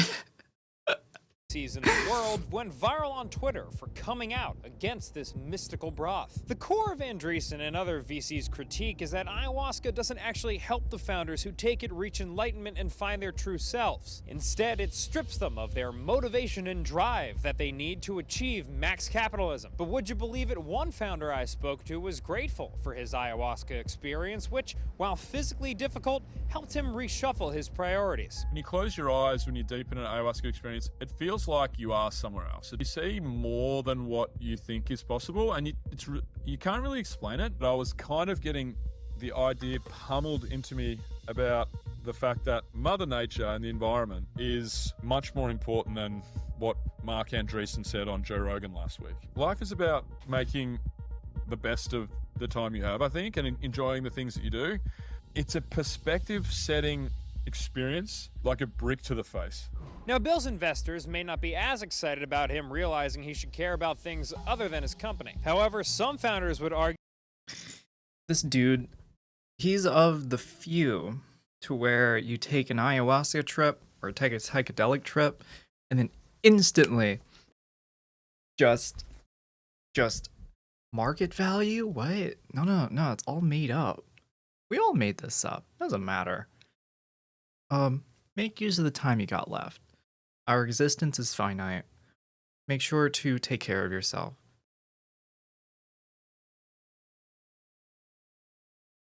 One day this dude was doing cocaine on the bathroom floor with like 5 hookers, and then the next he's like, bro, it's all good. All right? Nah, don't worry about that. Just what? I wish it need not have happened in my time, said Frodo. So do I, said Gandalf, and so do all who live to see such times.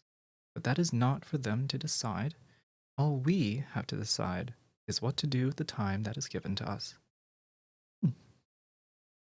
argue that tripping on ayahuasca actually aligns them with their company goals. Even though it might be scary to go down that path, I think considering something as transformative as Aya could really be eye-opening and could get people really unstuck. Eddie Vaisberg is a former founder and current investor in a field that he defines as spirit tech, which look, I don't know. Eddie's a big proponent of apparently what the cool kids are now calling Aya. But he brings up the interesting point that if ayahuasca makes founders find that they don't feel favorable feelings about being founders, well then frankly and fairly, those fine folks shouldn't find themselves founders in the first place.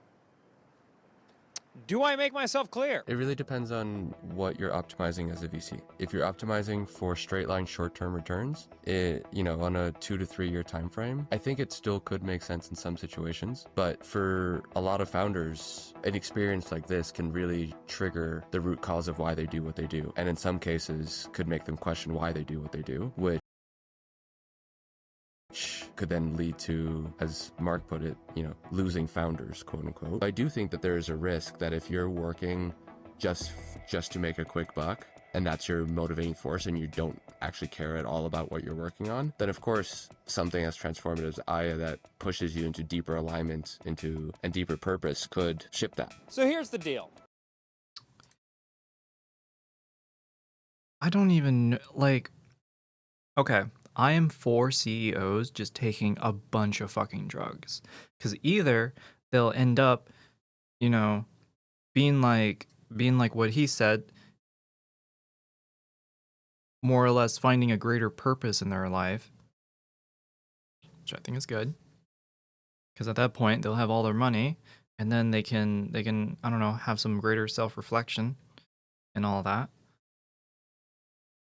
Or they'll just get, or they'll be just so tripped out on psychedelics that they will end up probably just losing their jobs. I know, I don't want to say I know, I don't really. Psychedelics are not addictive, but your tolerance to them can skyrocket if you take too much. That being said, that's everything. But in this regard, it's like you might only take one this time, but then like the next time you'll need 2, and then the next time you might need 4, the next time you might need 8, and the next time you might need 16. The idea is that your tolerance skyrockets. Skyrockets. I feel like this plays into the same idea with microdosing, which used to be like a thing I used to hear about a while ago, about people who would get like, sheets and then like cut off like little corners and putting it in their coffee or something. And being like, oh yeah, I microdose at like 8 a.m. Make sure that I'm feeling good. And then like microdose in the afternoon and I'm feeling good. And like I can keep going after my nap or something. If you're a tech type and you're ayahuasca curious, why don't you sit down and let me give you a little advice my grandpa would always tell us growing up. He would always say, if you're looking to do drugs for the same reason that folks have always done drugs, then who am I to judge? Just double check that ayahuasca retreat you're headed to isn't paying local slave wages before you book that Delta flight, partner. But if you're a founder looking to drink Mama Aya so you can fall back in love with the Ivy League dating app you're working on, be aware that the Great Mother might reveal to you that breeding Nepo babies for investor returns isn't what life is all about. Nothing wrong with that, but maybe it's possible you could have come to that conclusion with a little honest introspection too. Dan, my real grandson, sometimes you don't need to trip balls in the jungle just to decide you should quit your stupid tech job. God, that was so well said. Microdosing HRT? Technically, wait, no. I mean, okay, yeah, maybe I am microdosing HRT. Don't call me out like that. What the heck? R.I.P. Pop Pop. He was a very prescient man. For good work, I'm Dan Toomey. Thank you. Good work. Good work. So trippy to listen to. Why is it trippy to listen to? Or are you just like making fun of the video? Femboy thing? I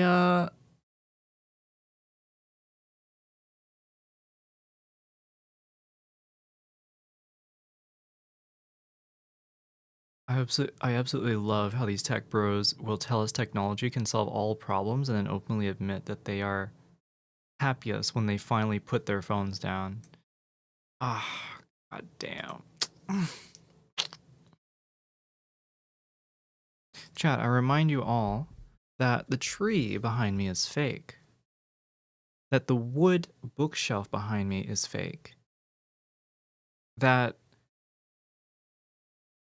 there are no animals in the cage. Right? No, love the video, love the way he strings words together so smoothly and naturally. He was a borderline tongue twisting. The script for Good Work is really cool. It's really good. It's also like snappy. You know what I mean? If I were to make videos, I'd love to template the pacing from this channel. Hell yeah. This is all fake, chat. The only thing that's real are you hearing my words. Are your eyes watching me?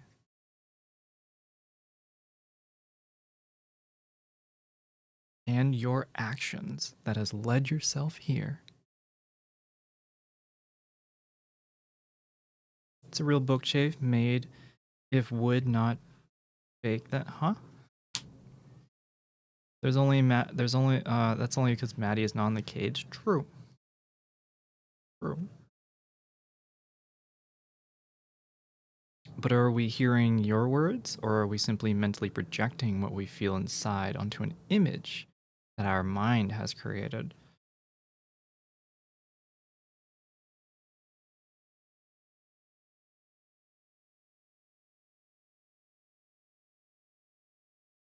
If you're just like daydreaming right now, listening to my words, you must be floating. And I wish I was floating. Welcome to the Matrix. Archangel, are you making a callback? My mom said I'm living in the Matrix because I'm trans. I feel called out a little bit.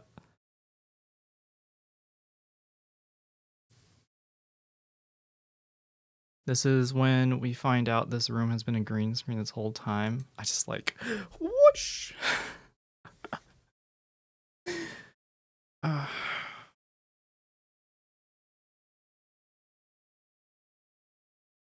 Tonight has been fun, chat.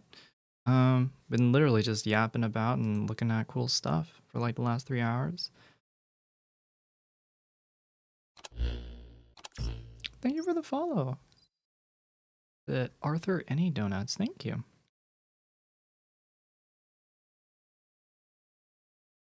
Archangel, it was a joke. It was a joke. Don't you worry. It was a joke. It was a joke, chatters. I'm not being serious.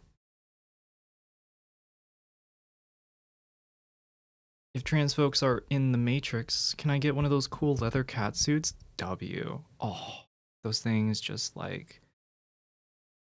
they serve. I'm not one for cat suits. Or I'm not one for like latex suits. But a leather cat suit is... I think... it's nice. I liked, what's her name? From the very first, like in the first opening shot. I can't remember her name. The main female protagonist. Trinity, thank you. Would not look good on me. Oh.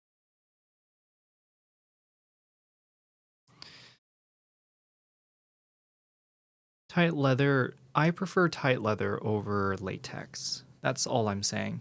That's all I'm saying, chat. I don't know if it's just a preference or it's because the material is like it's more agreeable on the skin or whatever. I don't know. I just like the feeling of leather over latex.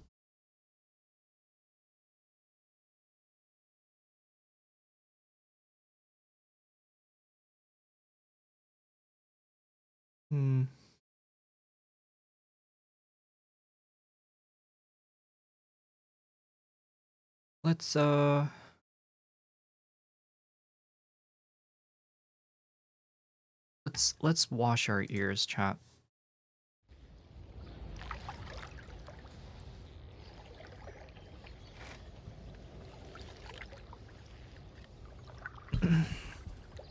Has everyone been doing good tonight? Has everyone's Saturdays been holding up? It's been a chill day. It's been a chill stream so far.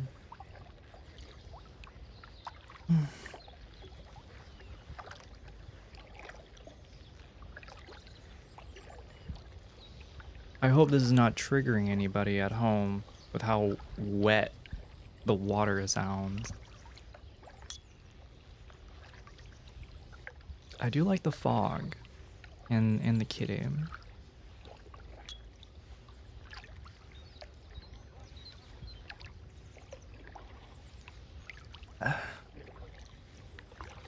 If you're living in the Matrix, like your mom said, does that mean giving birth to you was all in her imagination?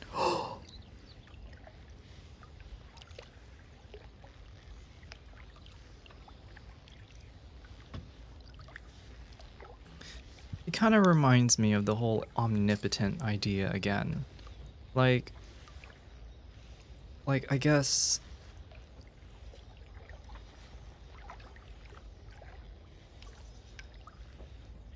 I like that train of thought. I'm gonna keep that in my mind.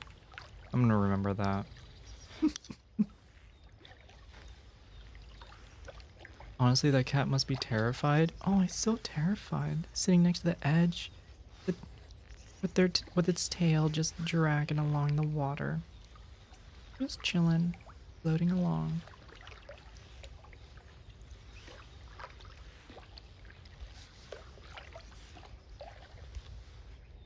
Read the whole thing. Honestly, that cat must be terrified. Surrounded by water. It's not terrified, it's surrounded by water. Considering how hectic and stressful it was at work last Christmas, I'm shocked how easygoing it's been this year. Glad to hear it. Glad to hear it. Today, I had like a feeling of like, wow.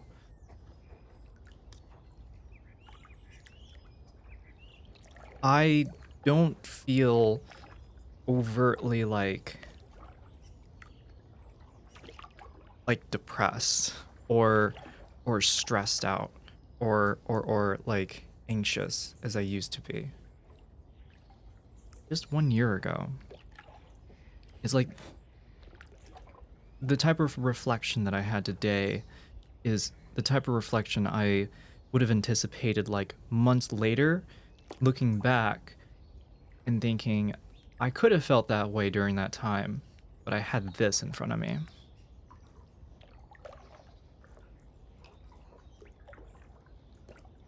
More or less this year, I feel like I have less roadblocks.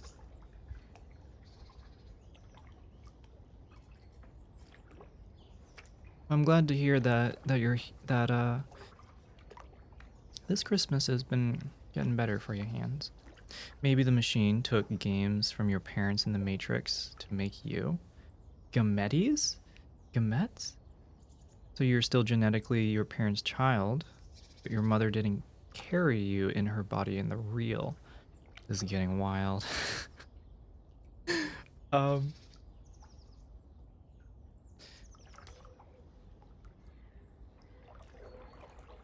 Gametes. No, I don't know what a gamete is. Oh, are they landing? No, they're just turning around. Bonk. Egg and sperm. Oh, I don't... Never heard of it that way before.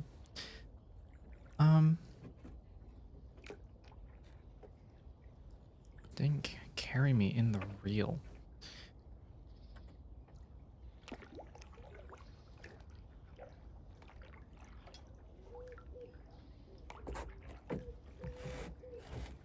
I'm gonna run a poll, chat. I want to see just how many people here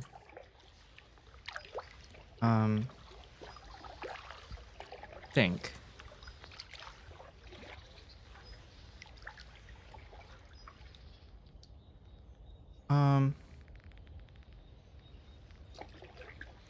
if one were to be true, would it be aliens visiting us, or would it be that we live in a matrix?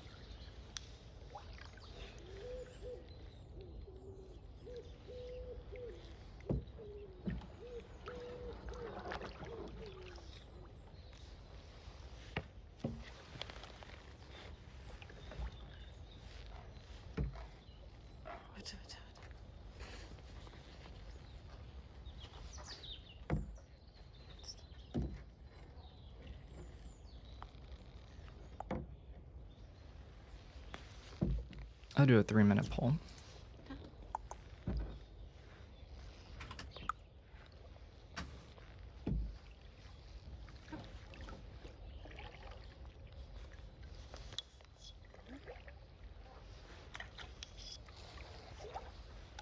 All right. Poll, chat, poll. Pick one. I want to see. I'm wondering how many of y'all would think one over the other. Welcome, Yumi. If you start digging into the matrix at the level of genetics and heredity, nothing makes sense anymore. Breaks at the idea of using humans as a power source. We're like tiny machines. Like little itty bitty machines. Whoops.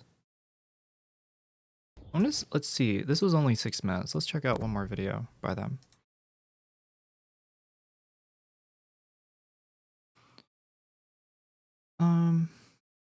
What was a popular one? That was a popular one.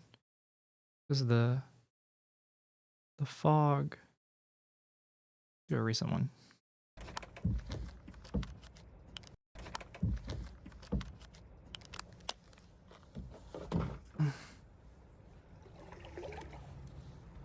It's more likely that aliens come than the Matrix is happening now. Well, let's see. Vote in the poll, everybody. If you're on your phone, you can vote in the poll.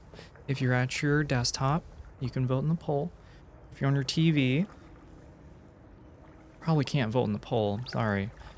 But you can probably open up on your phone.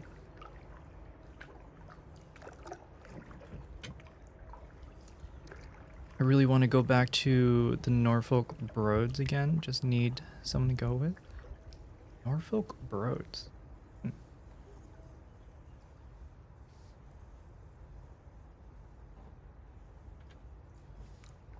my goodness, we get to see all the animals. There's a crane. There's already green grass. Trees are still kind of meh. What does it mean for the Matrix to be true? It's metaphysical? Exactly. It's just... That's it.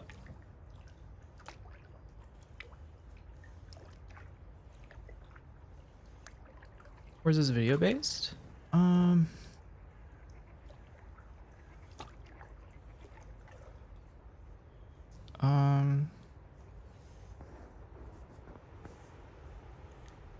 I want to say this is in the South, or at least somewhere on the southeast coast of the US.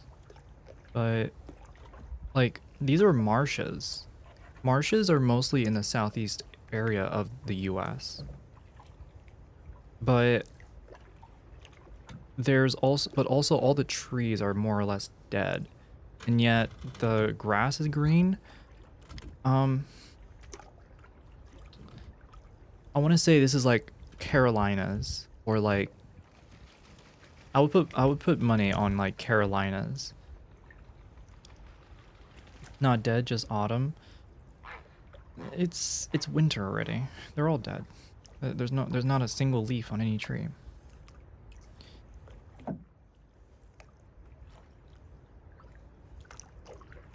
Yeah, I don't know where.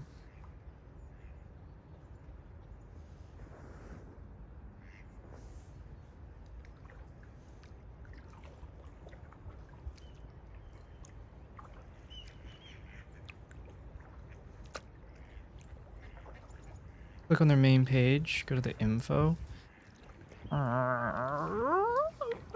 Okay.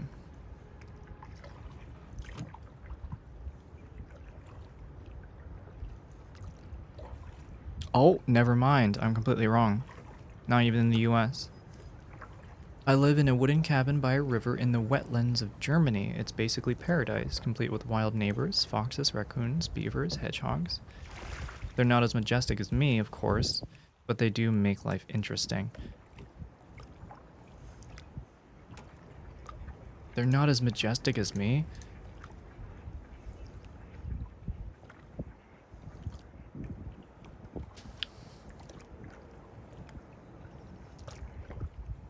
All right, chatters.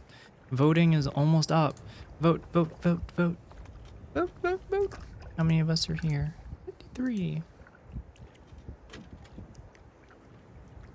Is a full conversation cyborg like Motoko Kusanagi's connection to their body a metaphysical experience? I figure it might be. All right.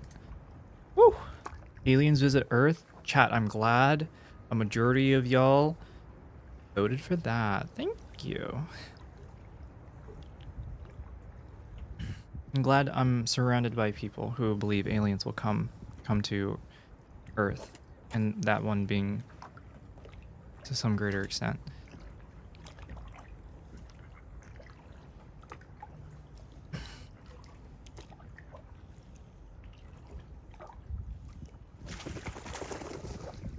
You know what, too? Then we realized the simulation was a falsehood we were trapped in.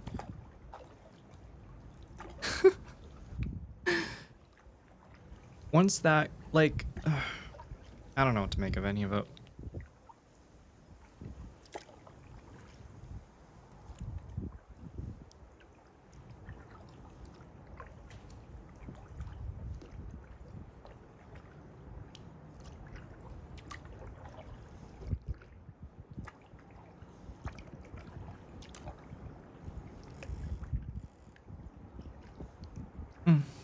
All right.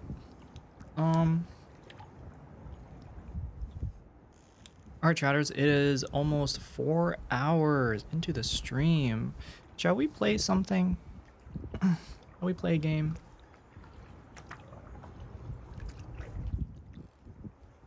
No, it turns out the Matrix wasn't to keep humans in there, but to keep AI sane and have a place to interact with humans and keep them grounded. Yo, that means that at some point they're going to be an experimentation of making government.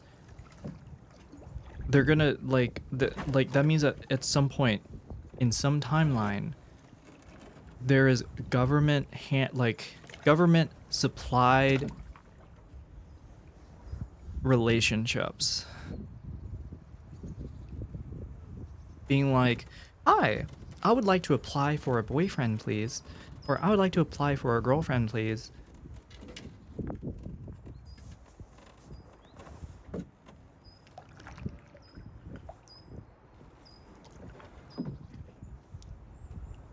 Listen, lady, what kind of poll was this? Have you seen the UFOs all over social media flying around New Jersey? It's either aliens or the FBI wants me dead.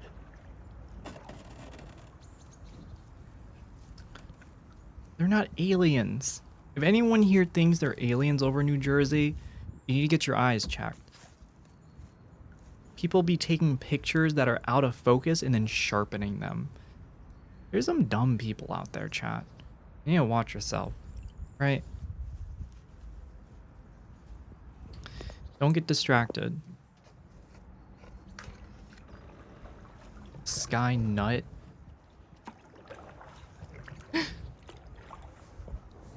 What is this YouTube short? Sky Nut? No.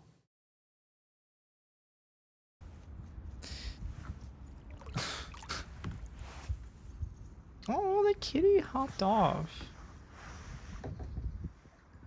He's gonna keep following.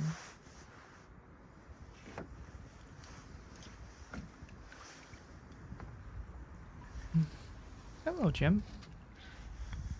Thank you for the kind words.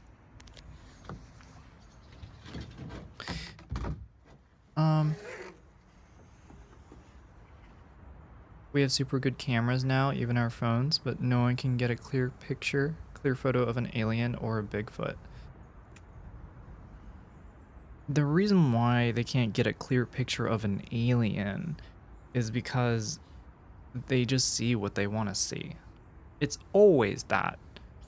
It's literally always they just want to see what they want to see.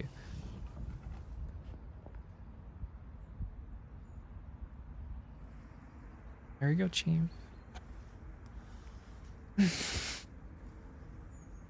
Also, I completely missed it. I just do hate the presence of so much sci-fi that if aliens arrive here, would have a chance in hell against civilization that could handle the energy requirements for travel here.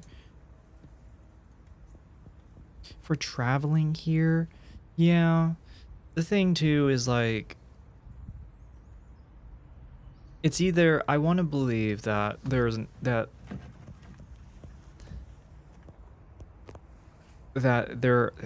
they're among us.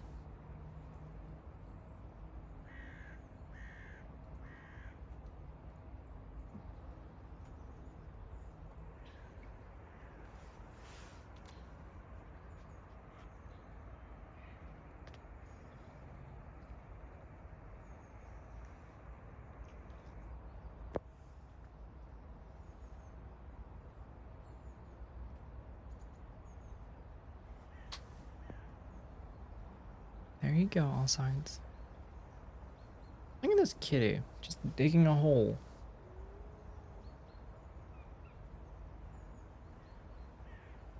Okay, this has turned from a boat stream to just kitty with really good camouflage.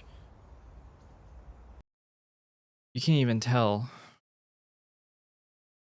Alright, I hope we had a good time watching some kitty content.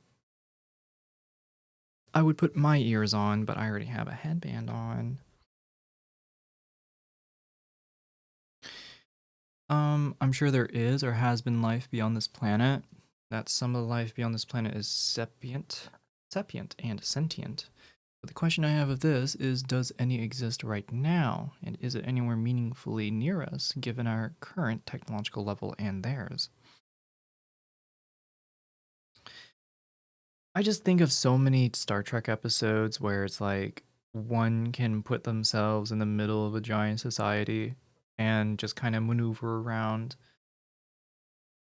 Given how much effort it takes for people to find other people. No, I won't. I don't think we'll ever know. We'll never have an answer to it. Not until something abrupt happens, I guess. Fermi paradox? I forgot what the Fermi paradox was. Something about knowing and not knowing, right? A conflict between the argument that scale and probability seem to favor intelligent life being common in the universe, and the total lack of evidence of intelligent life having ever arisen anywhere other than Earth.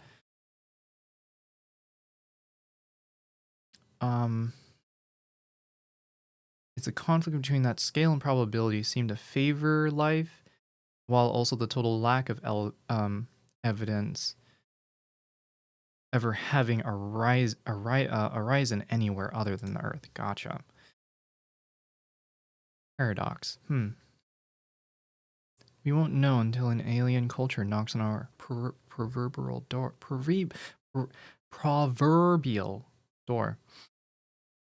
Shit, the amount of people online who are all, I'd love to go explore space and don't go outside, touch grass, and explore the world.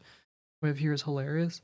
Well, I mean, if you're a scientist, just like whoosh, whoosh, whoosh, look, whoosh, whoosh, whoosh. You know what I mean? If world is doing that inside, no spacewalks. I don't want to go onto the ground.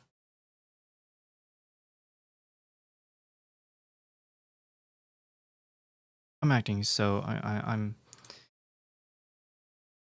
sorry, I'm acting extra right now.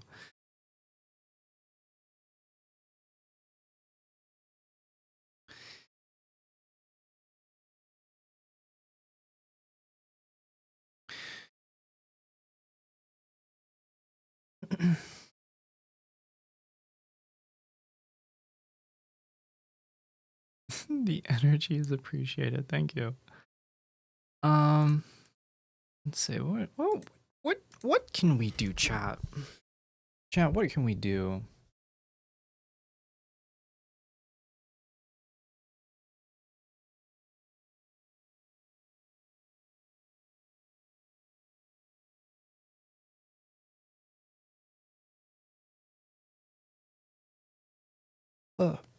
Oh, I did not yawn.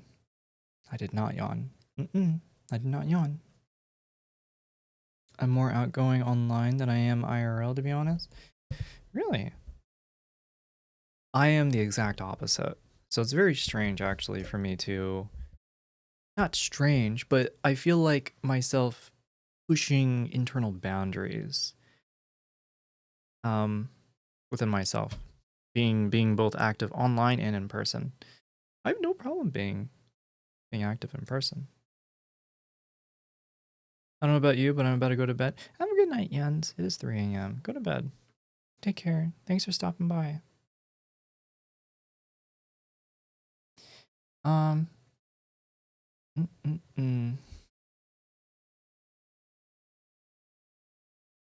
think I want to continue with the Upturned. I think I'm going to finish that game. Chat, I've not been very good finishing games, but this one is also like a comedy type game, so I'm out as non-binary gender fluid online, but I have extreme reservations about trusting anyone at IRL. I feel that. I like to think me in person, me chatting online, and me streaming are all about the same. No.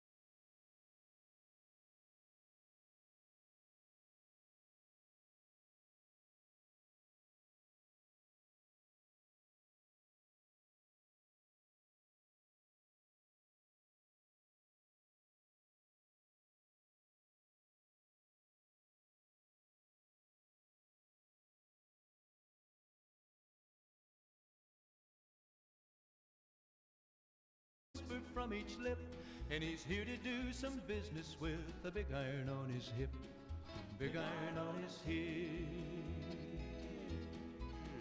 In this town there lived an outlaw by the name of Texas Red. Many men had tried to take him, and that many men were dead. He was vicious and a killer, though a youth of 24, and the notches on his pistol numbered 1 in 19 more, 1 in 19 more. Now the stranger started talking, made it plain to folks around. Was in Arizona Ranger, wouldn't be too long in town. He came here to take an outlaw back alive or maybe dead, and he said it didn't matter, he was after Texas Red, after Texas Red.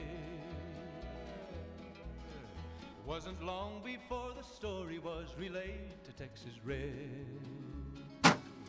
But the outlaw didn't worry, men that tried before were dead. Alrighty, chat. Tried to take him, 20 men had made a slip. 21 would be the ranger with the big iron on his hip, big iron on his hip. Let's get to it. Y'all been listening to that song over and over.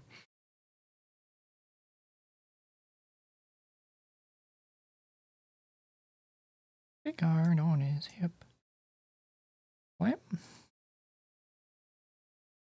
As I said earlier, I rewatched Breaking Bad and finished it. That is a show that I completely forgot was as good as it was. God, what a roller coaster.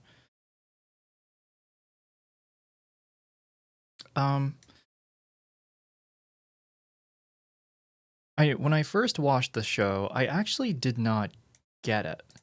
I didn't really understand it.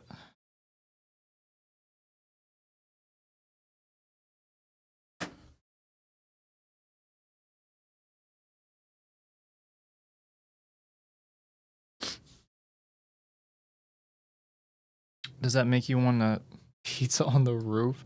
I forgot. Is that what the meme is from? God, there's so many memes. Just in the last season alone, there's a lot of like famous scenes of like Walter like crying, like he like falls on the ground, he's just crying and the camera like zooms in on him. All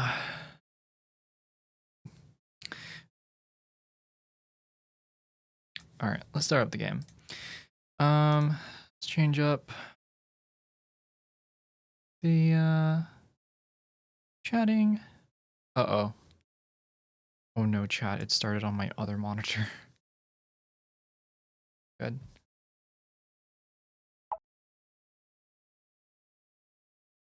Oh, good.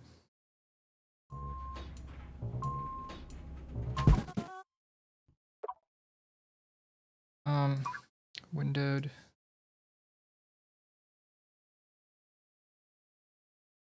Nice.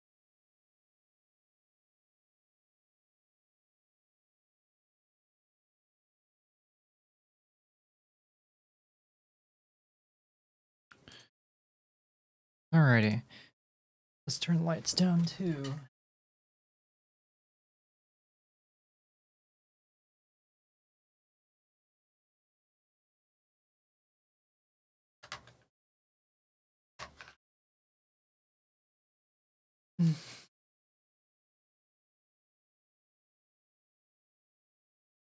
My face is lit the amount I want, but it's too bright.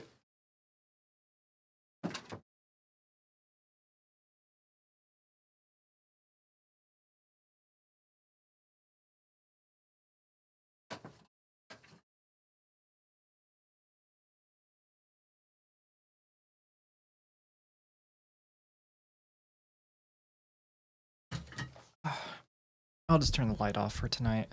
We got ourselves some good ambient lighting right here already. I shouldn't ruin it.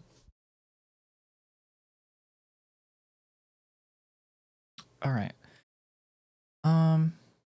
Think I got you here. I just know the game to the size I want. customize and save on your homeowner's insurance here.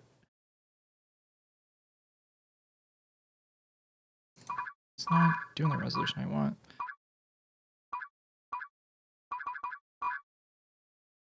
Oh dear God. Full screen this. Oh. Oh my God. What am I looking at? Chat, I don't know how to explain this, but the game, because it started on my vertical monitor, I'm trying to change the resolution. I brought the windowed game to my main monitor here, but since it started over there on the left, it's only showing resolutions that are vertical.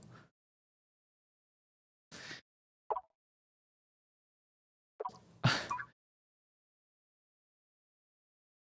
gonna restart the game. Looks like you live at looks like you live at a stoplight. At a stoplight? Should I turn that light off behind me? Is that what you're saying? A stoplight. Might be a 16:9 check. I'm gonna see. I just opened up the game again. I might not need it because I do like having chat to the left of the game. I think this will work. I'm okay with this. I don't hate my existence if I do it this way. Okay, I sort of do. I can't... What?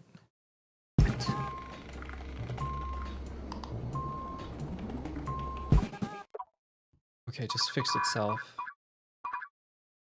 Window it, thank you. Too small.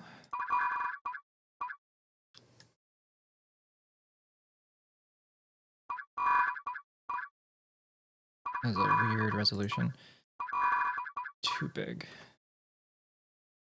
There we go. Hey.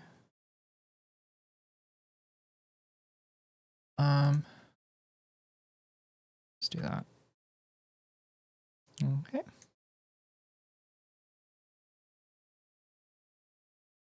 Very good.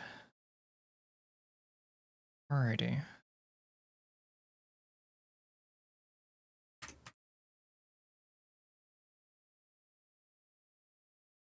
Alrighty.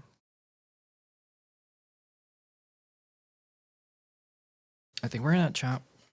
Let me change the game category. This is the upturned. Woo! We're the only ones live on it right now, chat. We are top fragging this. We are cornering the market on this this game drop.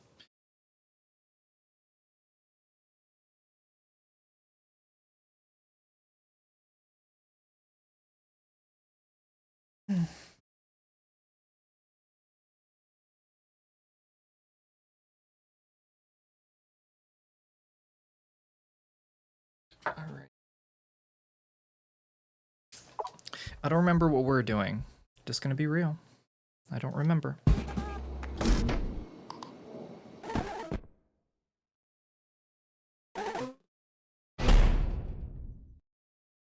Floor 182. I like sitting like right here.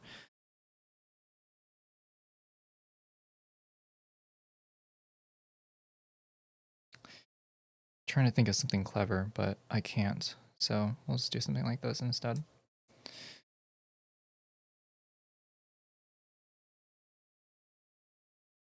Yep. So I want to do a little bit more of the game. Cool. Little spy guy, yeah. It's not too loud, is it, chat? Is it about the same loudness as my voice?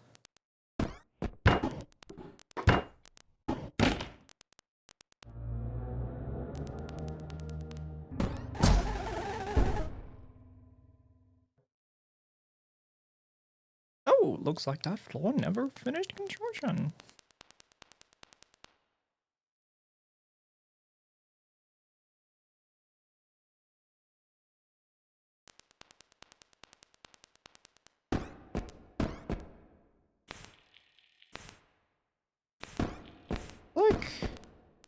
can't click it.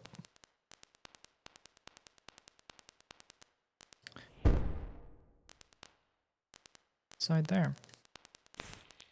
I kind of forgot that this is Toothpick Man.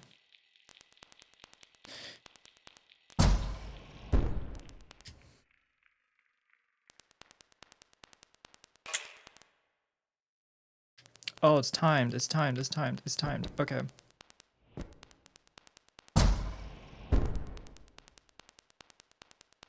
me get it. No?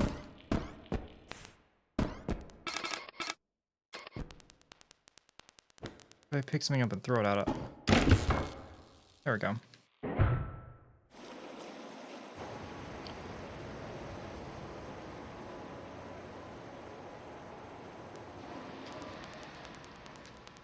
Uh-huh.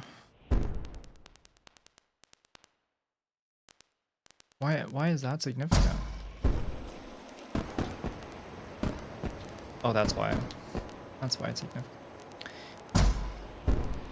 I could die any moment.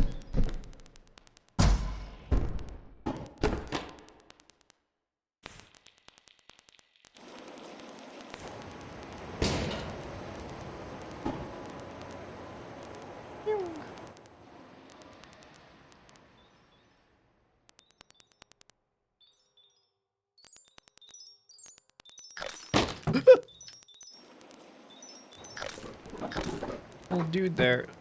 This dude is scaring me.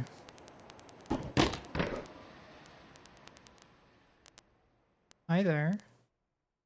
Hi.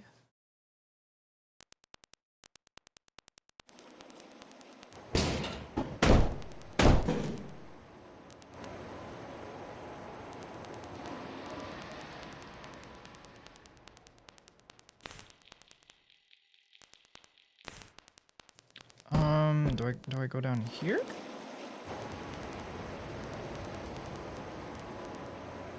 Oh, this is a death trap if I gotta like sprint.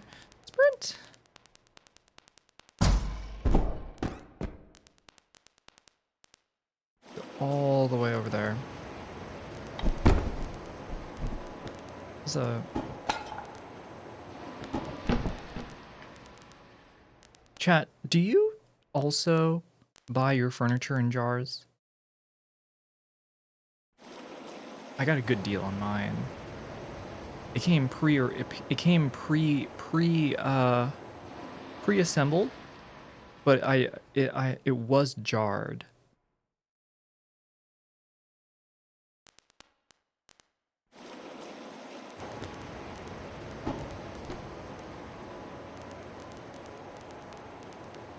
Stays fresh longer. Oh yeah, that's right. Forgot about that.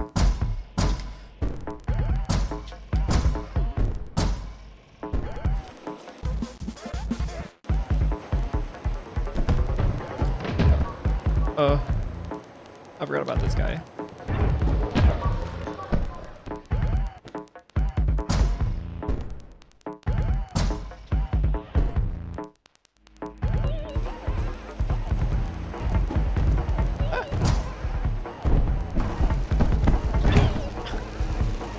Get away from me!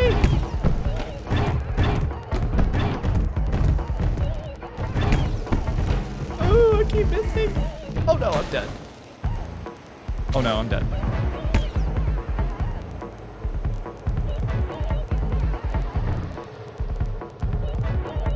I can do this. Yeah.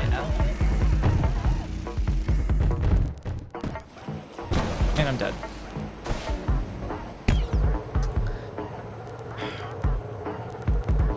What? I think we're talking about jarred furniture. Yes, I got it. Okay. I'm gonna get the candy bar, chat. Is it Cuddle Bear? What am I standing on? Hey! I think I'm going the right way. It feels like it.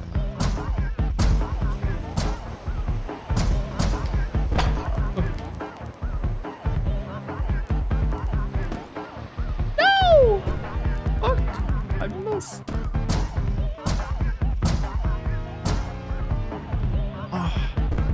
I'm so glad it's no fall damage. Oh my god.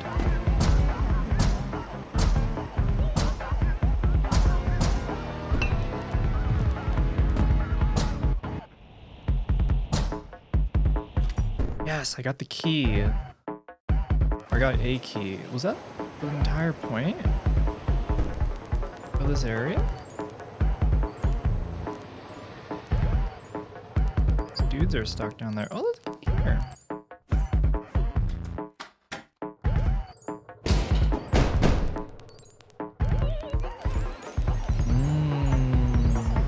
Chocolate.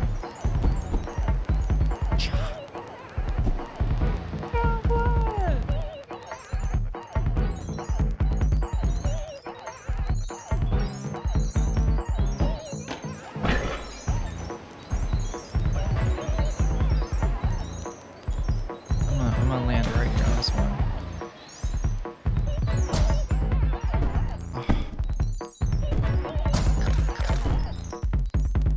This feels like Super Mario right now.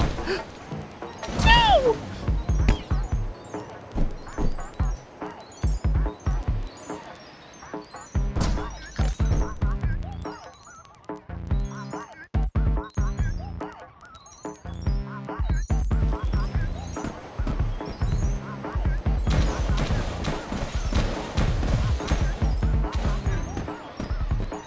It's fucking...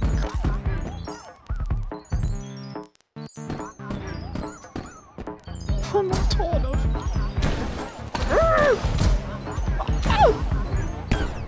Okay, fuck the candy bars. I don't care. I don't care with the candy bars. The candy bars can eat my ass. I don't care. Where do I go?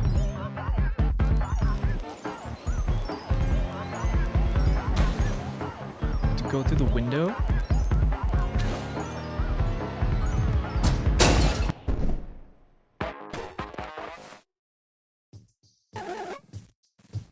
I have a status report. Sir! What? I searched and found something called the Complete Historic Database. It has information on every soul that lived on Earth, including you and I. Well, it's thoroughly locked down. I don't even have clearance to request access to the files. What then? So of course, I dove into the web and hired someone who can impersonate high clearance personnel and get me access. And I don't know. This news is breaking. All I know is I'm gonna find out how you died, Mr. Opie, one way or another. I'll tell you when something else happens.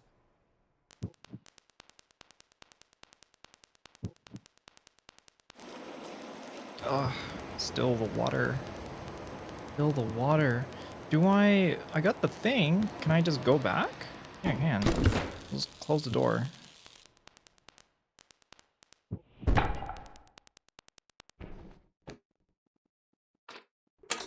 Sweet, okay. Love the 80s corn music in the background. It's not corn music. It's cute music. Huh? Good old chocolate bars. Ah, thank you. Thank you.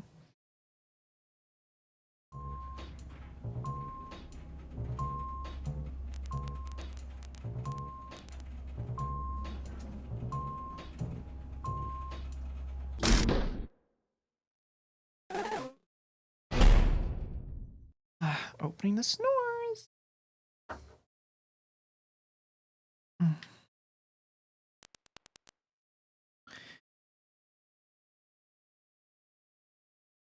All right.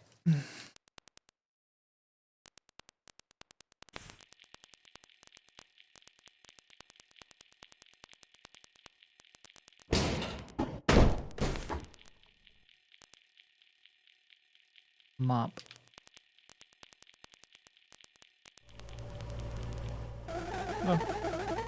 Oh, that! We ordered metal detectors for security reasons. There was a misunderstanding. This metal detector only lets through things that are 100% metal. Other things have to go through the side. Coincidentally, it also lets through a specific form of Polystyrene plastic. Any pocket lint and ash. I've run... Am I gonna die if I go through this? Oh. What, are you surprised you can walk through it? Yeah. Sir, surely you didn't think we kept our bodies when we died. Huh? No, we're not made of metal. I thought you'd know we're made of ash in the afterlife. Just judging by the smell. He's calling me ashy, chat. He's calling me ashy. Didn't you notice how your shoulder crumbles away if you scratch it? And why do you... At least we're not made of pocket lint, right? Hmm. I need a box or something. Get back to your business. Okay, so no chairs. What is this? I just broke it. Floor 195. How tall is this building? It's a pretty tall building. No glass. Okay. How about a chair? Can I bring a chair? Can't bring a chair. What about a door? Can I bring a door? No. Can I bring a mop? No. What a book? Give me a book. No. Wait a minute. Do I put it through here? Oh. Oh, that's it. Okay.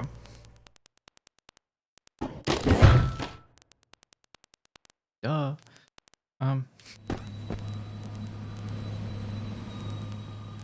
Oh, this is not gonna work.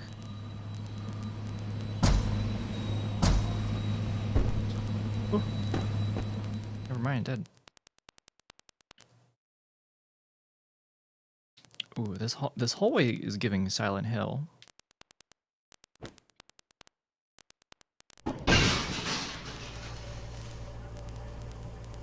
It's jammed. Is that a lollipop? Is it a lollipop? Jesus, they jammed all that shit up in there.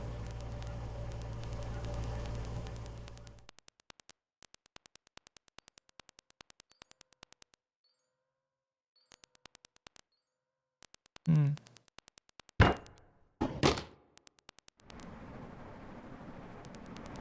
What am I looking at? What is this? Oh. Wait, can I disable it? Stop! Stop!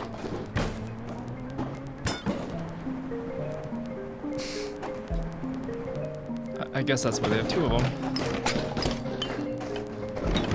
Mirror stuff. God, chat. I'm just gonna kick it with my tiny toothpick legs.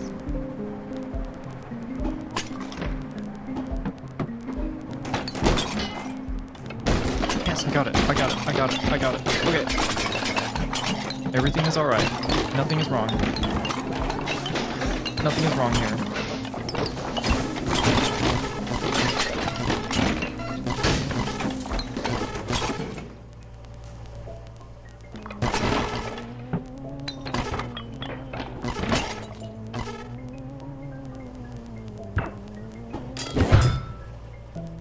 Okay. Yeah.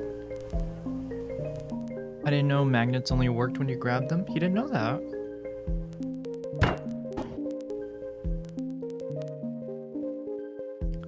In the afterlife, we all get superpowers.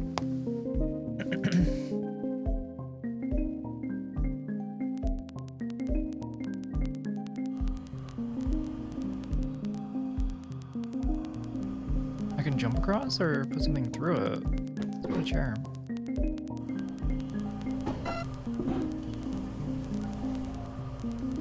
That's it.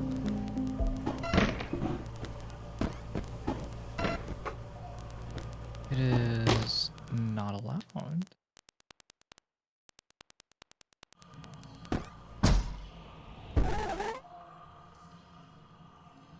Looks like the conundrum looks like a conundrum. I'm sure you'll figure it out in a couple of hours. What the fuck? What do you mean a couple? I can't fit the thing in there.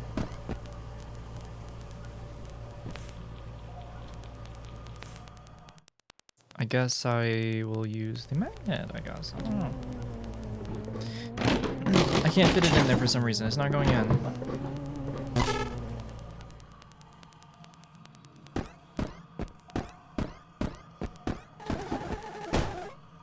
If I were to place a heavy furniture, I think I would be tossed into a spring. Actually, I had a dream about that once.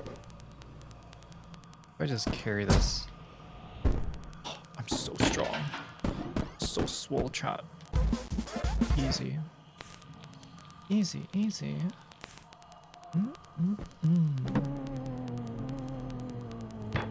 I could really go for something sweet right now, chat. I'm thinking like a chocolate chip cookie or like a snickerdoodle cookie.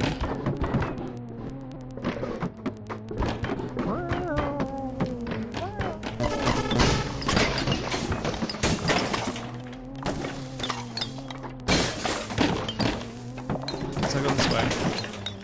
What is it? I need a key.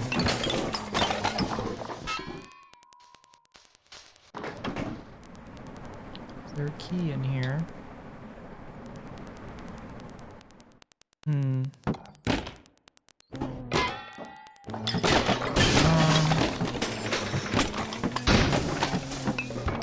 I'm thinking there's... Okay, I'm gonna look one more place. I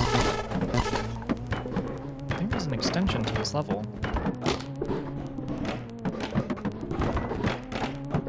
God damn it. This furniture. I pull the furniture out. Come here.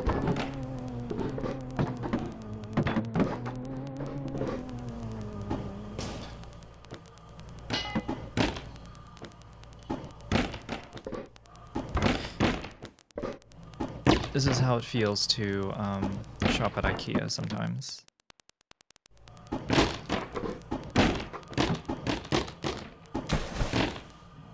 I not? I want to make it over there, but...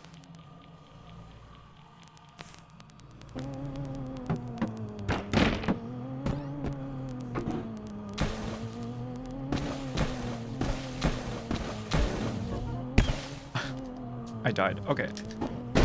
Forget this plan.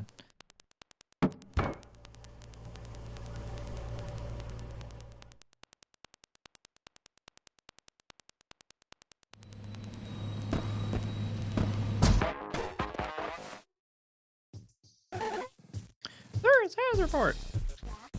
I'm not a general. I know, but I feel like a secret agent, so go along with it. I got access to the complete historic database. I'm a high clearance official now. But not really. Nerd from the deep web just hacked to get me in. Website. The website looks like it was built in 1893. Is that what all the top secret databases look like? No. I thought that's what that was it. And I'd be able to find out what caused your death. But now I have to request the documents to be faxed. So I ordered a fax machine from my supplier. And the fax machine arrived. It's puke colored. And it looks like it runs on a gas engine. Because it literally does. It's a good thing I collect gasoline tanks as a hobby. Or I'd have to order that too. Get to the point. Yes. I'll cut to the chase. Well, anyways, I set up everything. Then I remembered the upturned inn doesn't have any phone lines. The fax machine's not going to work. I'll admit it. I don't know what to do, Dr. Opie. Mr. Opie. That's it.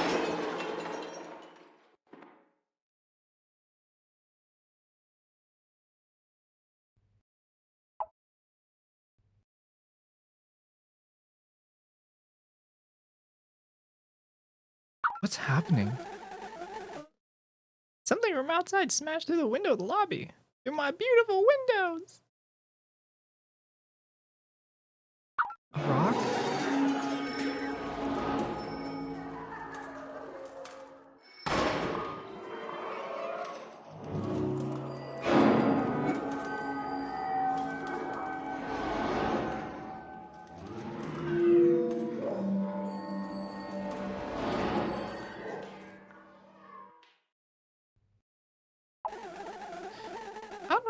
hiding? There's a light shining over the desk. It's moving around a lot. It's like a flare. And the air smells like boiled eggs. Scratch that.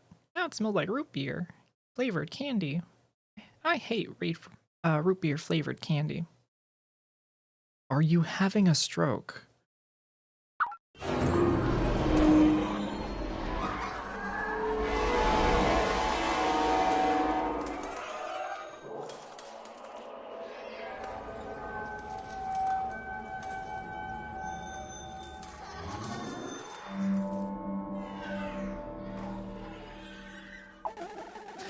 Oh, sorry, mister. Oh my, sorry, sir. I'm gonna have to put you on hold. Looking. Chat, I think I pissed him off. I really think I pissed him off. That's why it was like that.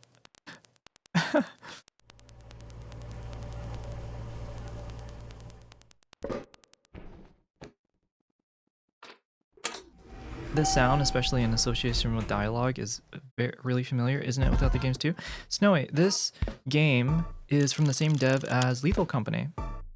The developer for Lethal Company made this first, and then made Lethal Company.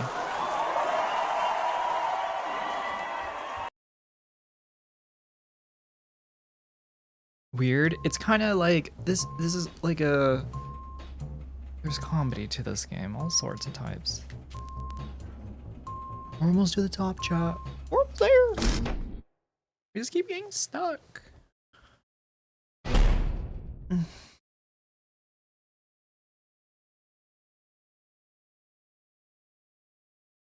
right.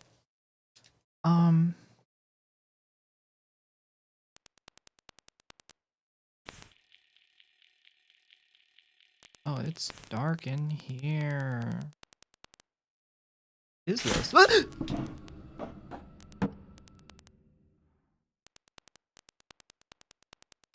Please move.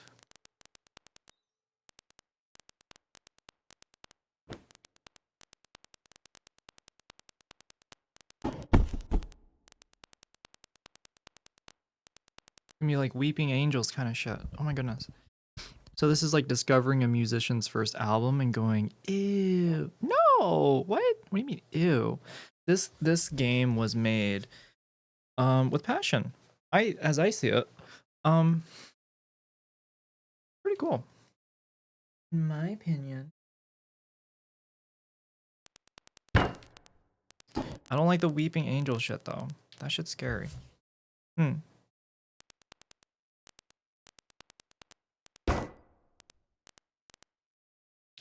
Let's see here. Let's see. What is it? What does their web history look like?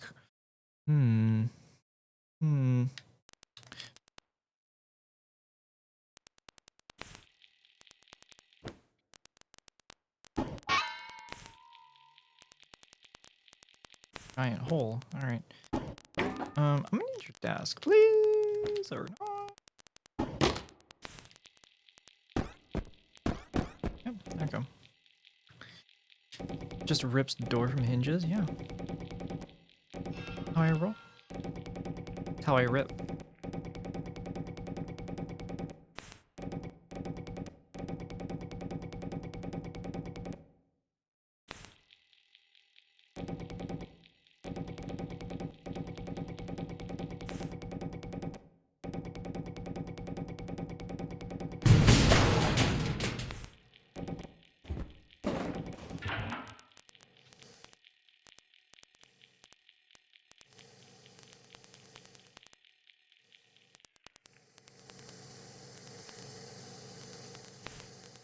I was watching TV.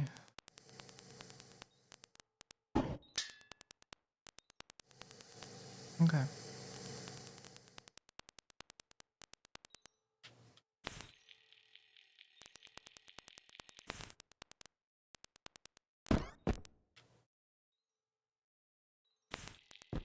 Is this right?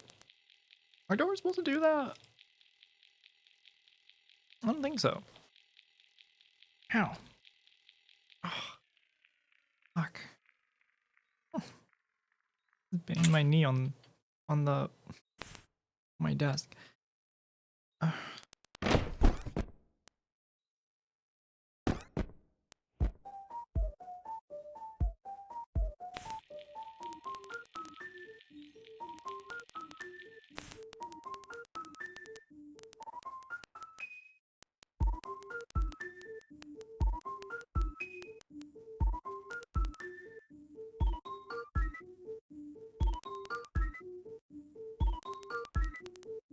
Why am I on the ceiling? Because it's fun. Oh no, I can't get over there. Yes, now it's fixed to my position. I can't leave yet.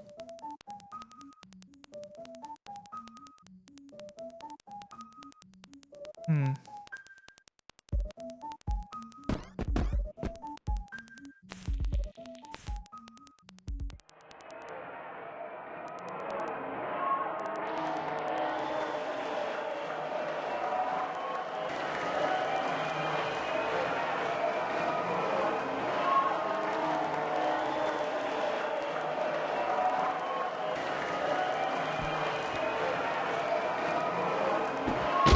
Boo!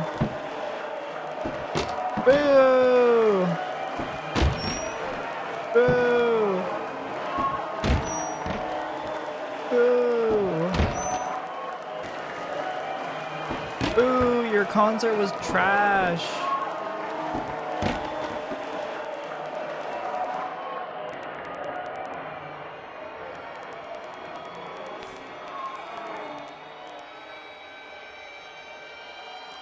What is this noise?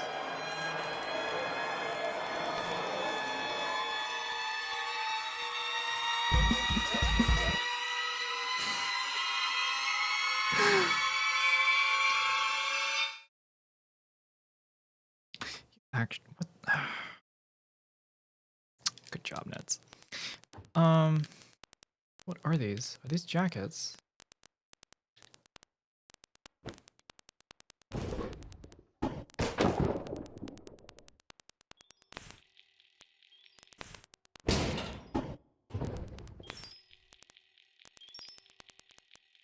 Yeah, I got a chocolate bar.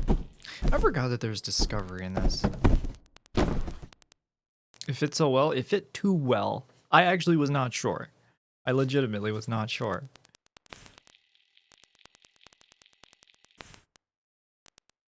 Oh, they stopped.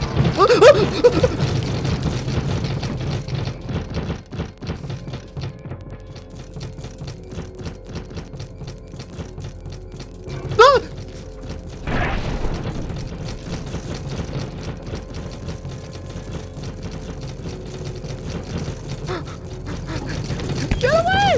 Ah!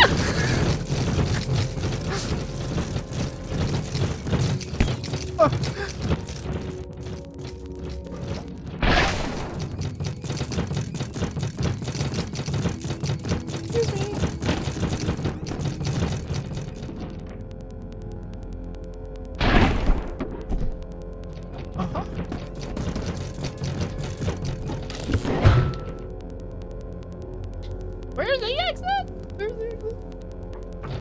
Oh! Fuck you!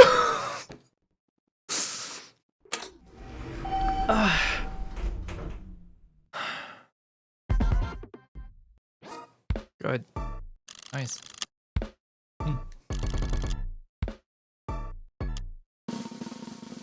Revenge for being mean? I guess so.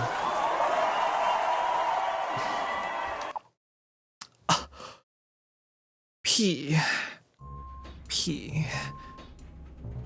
plus. P plus.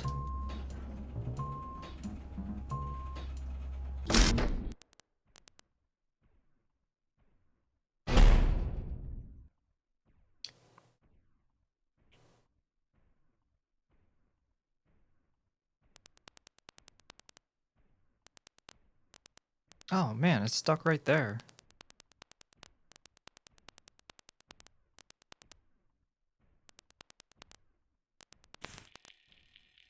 Oh my god.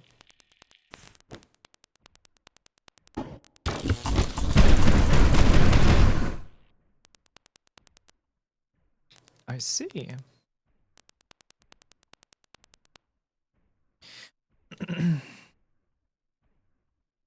Your face during that game scare, it's not even a jump scare from chat. Yeah, this game is actually kind of good, if you didn't know. Hello, hello. Who are you? You will learn of me soon. No, I won't. When have you ever been in control of your fate? Even now, you are blindly stepping towards it. Cockroach. Hello, hello. I don't think I get the voice for that character right. I gotta... It'll come to me, chat. It'll come to me. That tapping sound almost sounds like the audio's peaking. Tapping sound, sort of. Is there a random tripwire? Clipped it? Hell yeah.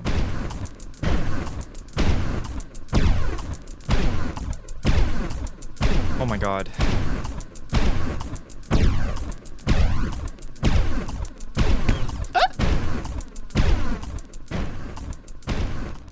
Your character's footsteps, yeah. What's this way? Stuff? Nothing? Just nothing. This is so awkward. Why is it like this? I'm gonna just do that. Yep. Hint, it's a trap.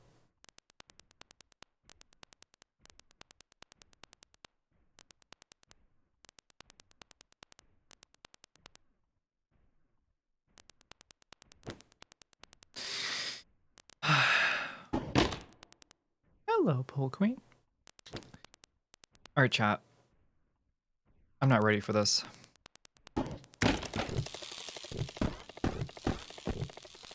Ah! I'm not gonna make it! Ow. Ow. I'm running! Oh, I gotta hit... Yes, I got it. Is there anything important else in there? Alright. Glad I didn't... almost died. Was there... Oh, that's the thing. Alright, cool. That's easy. This game reminds me of my Thursday. I already hear that, but... What part reminds you of this on Thursday? The walking on the ceiling part, or getting, or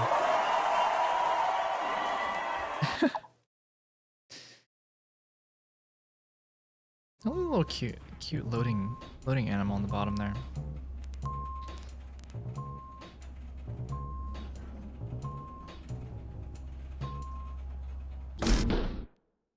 Character walks like me. Tiptoeing around. I'm back. What happened? After I hung up the phone on you, I listened a little longer as that thing moved around the lobby. I heard it panting, and I could hear some kind of clatter on the marble floor. So I thought, of course, it must be a very unusual breed of dog. And I realized something. What kind of hotel manager hides from a potential guest? You can't spell business without bravery, or something like that. So I stood up and looked over the desk at the strange creature, and that's when 1,000 images flashed through my eyes, all in 2 seconds. Sir, if you do the numbers, that's 500 images a second. I thought I was dying, and then I remembered I'm already dead. And then, alright, yeah. Then I decided on the best course of action. Okay. I'm sure you had a good time in the meantime. Yes. Ah, just as I expected. But trust me, sir, your luxury suite on floor 1434 would be the best part. Chow, we're still in the 200. Anyway, it seemed like this strange being might never leave the lobby. Then I got an idea. I reached for the drawer in my desk where I keep the dog treats. You've got dog treats? No, the dog treats are... I just like the taste, okay? But I figure I could give one if it meant befriending this large, terrifying creature. So I shielded my eyes and stood up with the treat. And I said, "Here, you want a snack?" And the treat was torn out of my hand before I knew it. So what now? Well, it smashed through the other window of the lobby on its way out. Now I have 2 windows to replace. The fax machine? Oh, I almost forgot to mention, there's a big fat box on my desk. I can only assume it was left here for me by the bird dog thing. So maybe it was like a giant carrier pigeon from hell? What's in the box? I haven't opened it yet, but sir, maybe you're on an expert in mystery boxes. It's a trap. What, you think there's a bomb in it? I appreciate your concern, sir, but who do you want? Who would want to do that to me? This box is covered in slime. Ew. I think it's the slobber of a bird dog thing. I ordered gloves. They should be arriving shortly. There, Mr. Opie. I also want to know how you died. In this box's classified document surely hides the answer. But we can't get too hasty. I'll update you. Oh my gosh, this character yaps more than a Twitch streamer.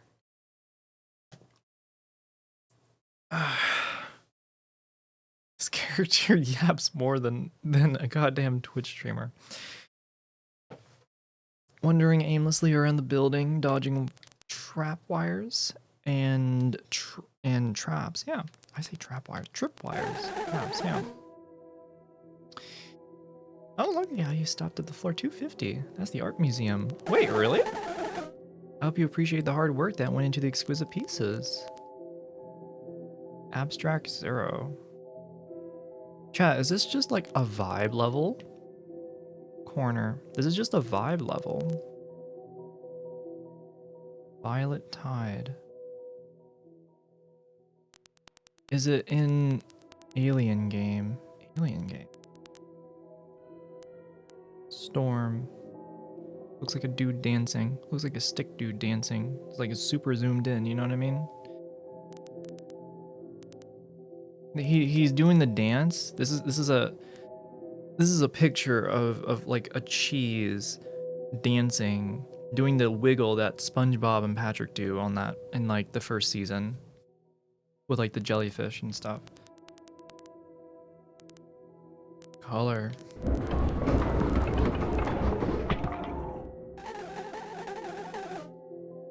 Please do not pay attention to the sounds on the floors above you. Please focus on the beautiful art. This one's beautiful. I like that one.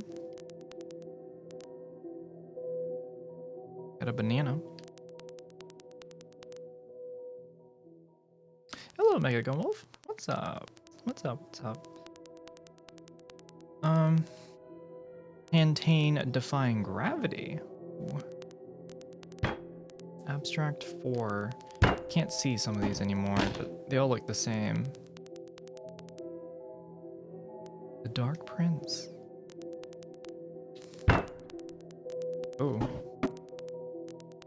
So there's Abstract 8. What game is this?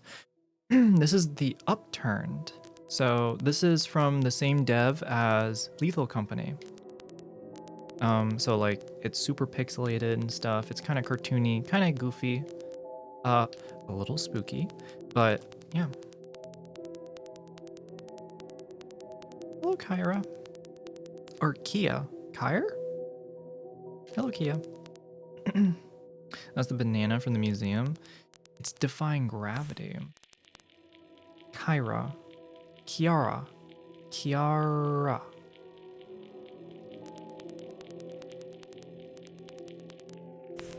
What is that? Booger.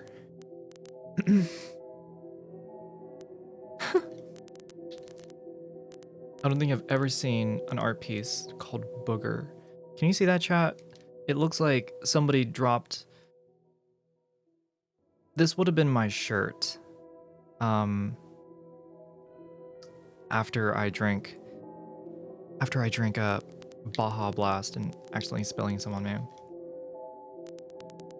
Darkness. Lost ticket. Lost ticket. Looks like a...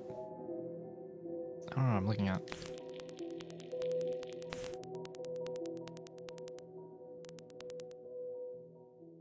Ocean. Abstract 5.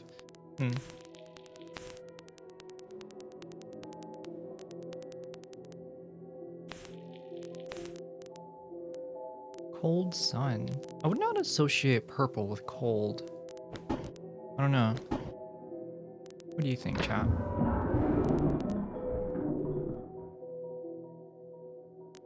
I always think like blue to be more cold. Bus on... Wait, what did that say? Bus on... Huh? I said it real quick. Damn it. Where can I buy this game? It's on Steam. It's called The Upturned. You could just go to the Lethal Company game and look at the dev.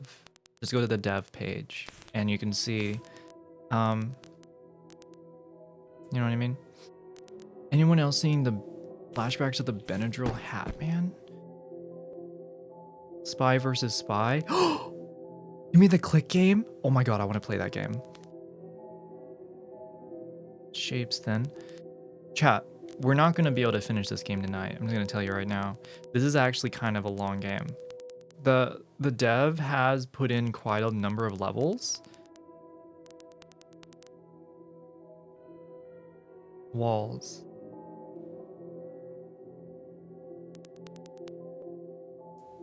Fox. I do have some point and click games from that I used to play. I think one of them was like Freddy or something. It's like Freddy the Fish. I want to do like a Pajama Sam. I want to do the Spy versus Spy and things. I think it's Spy versus Spy. I think it's called Spy Fox, actually.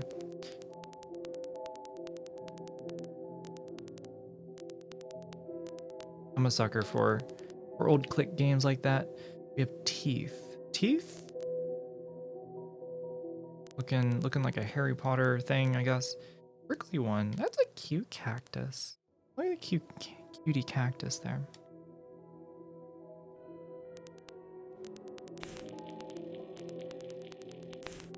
Ooh, what is this called? Key. Thank you. Most pathetic object.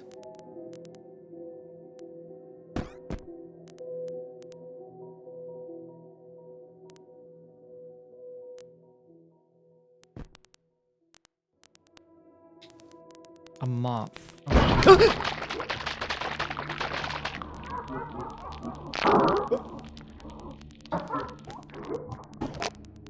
Oh my god, I caught it!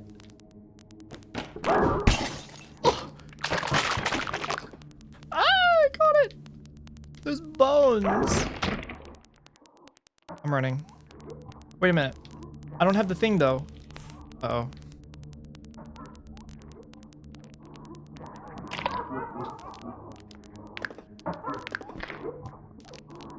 Alright, see ya.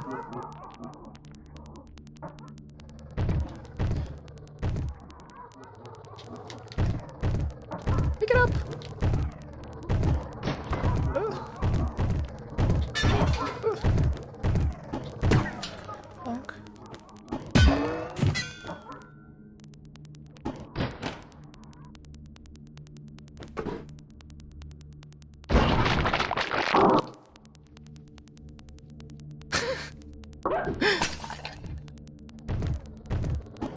Eat a book. Ow. Eat a book.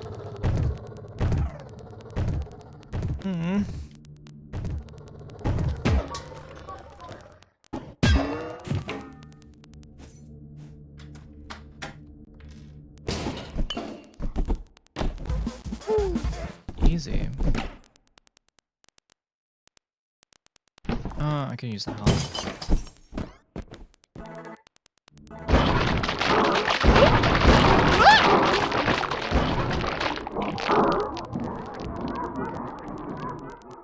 Is it this way? What is this? Right side up, youth. Uh-huh. Bus. All right. Looking good.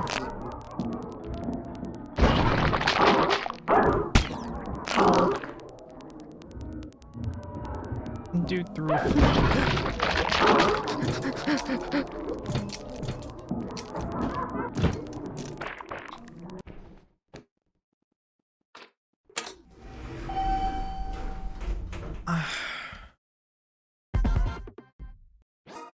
That was something.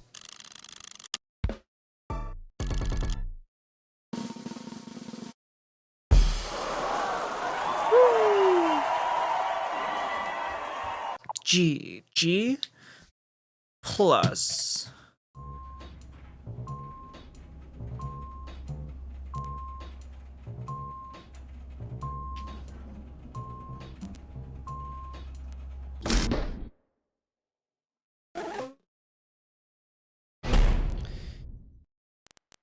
Floor 270. Mm.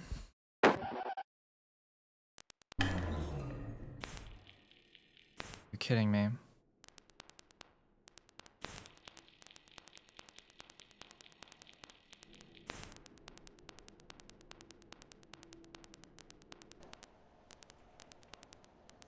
Oh, you suck. Why?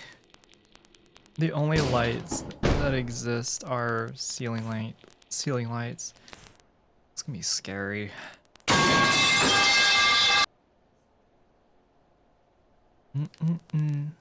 Try.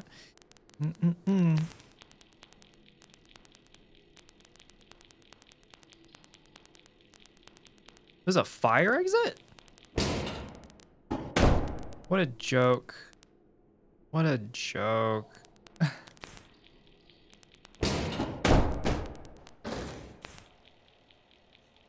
Most pathetic item. Damn. Yeah, damn. Chad, I kind of want to eat that other chicken wrap right now. I can definitely eat it. What's the point of this railing in the middle?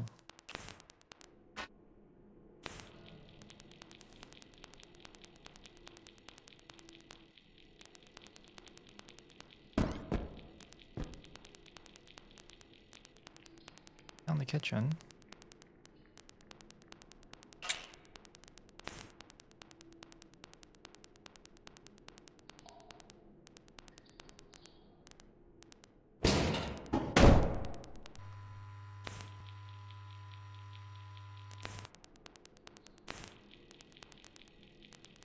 I'd rather not. Oh, hell no, dude. I'm glad it stopped me.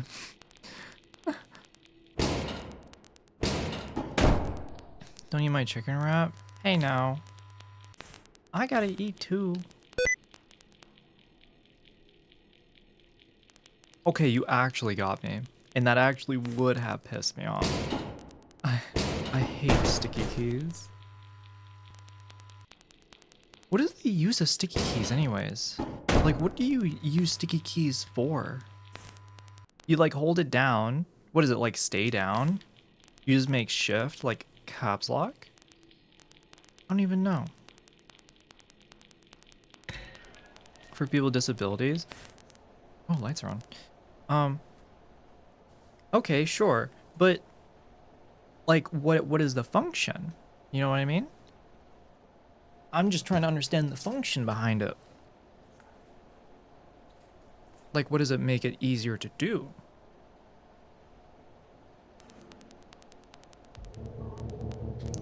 I'm sorry, chatters. You don't gotta answer me. I'm trying. I am curious. You can press once, and it acts as if it stays pressed. It literally makes into a toggle. Why do they call it sticky keys? It's so... I feel like it makes me irritated for it to exist because of how it's set up when you initially set it up. And there are people who, after they have like, there are people who don't do anything, they don't use sticky keys, but they leave it like, they leave it to where like you hold down shift, it happens. And I think it's just that really annoys me. Not the fact that it exists. Oh,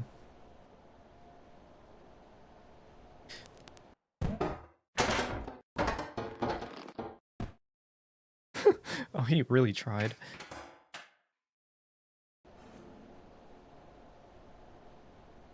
Users can copy and paste by double pressing Control and then C and V instead of holding two keys together at once. Okay, yeah, that's awesome. Hell yeah. Makes it easy to hold down for folks that can't maintain pressure on the key for very long. Many chatters have sticky keys for different reasons. Okay. No, I just never knew. I just never knew. I didn't know that it can do any of those. It's like... For me, sticky keys is kind of the same feeling as, in modern cars, when you, like, hold, when you, right before you, like, change lanes, you have people that, you have cars that, like, tell you that there's, like, a car next to you. But sometimes people just sit in the lane and you don't have enough room, but you just have enough room to move the car.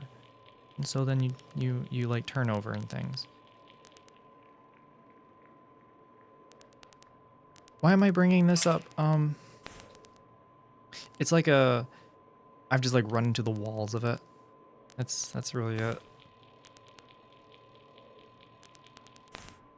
Do not let the dog out. Chat, do not let the dog out. Streamer, do not let the dogs out. My car has none of that tech. There's quite a number of cars that have that tech nowadays.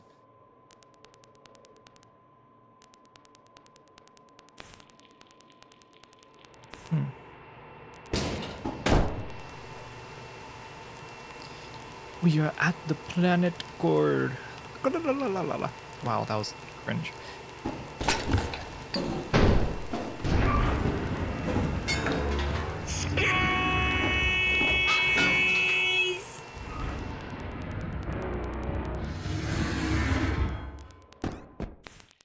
What is this? This looks weird.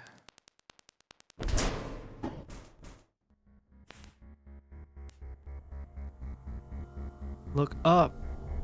Look up.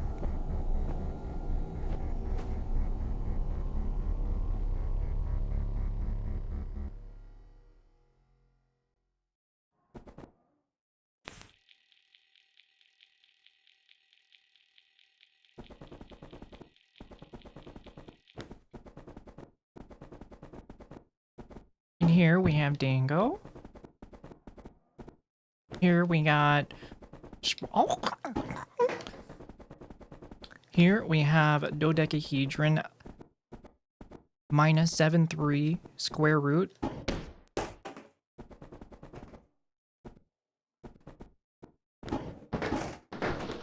Here we have Susan.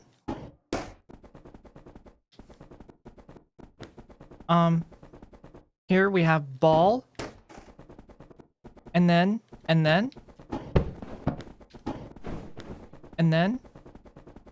we have Adam. What is this? Oh my god! Are you friendly? Oh my god! Hi there. Hi there, little buddy. You know what? Okay, I won't pet you.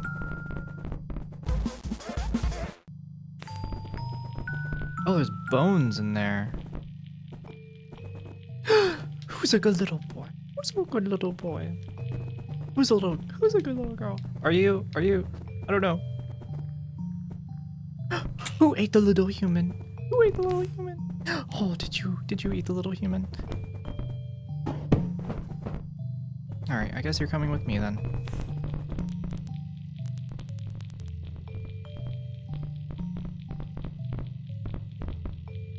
It's actually kind of cute. It's gonna turn and kill you at any second. No, it's not. It looks just like me. This is my dog from my previous life. We look exactly alike.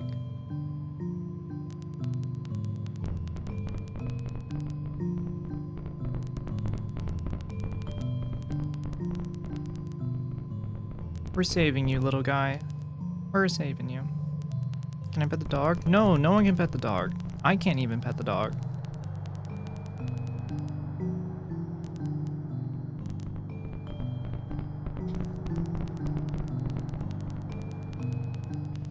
I didn't realize this is a prison. They imprisoned.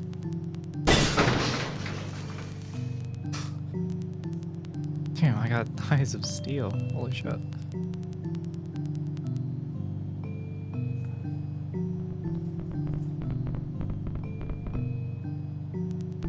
Which way? I think it's this way.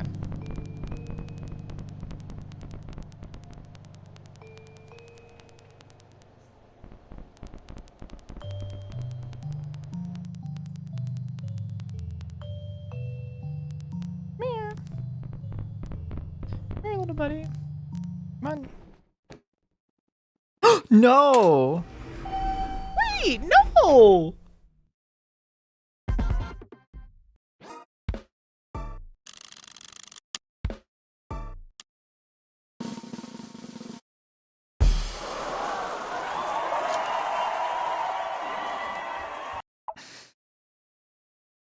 I wanted the dog. I'm disappointed.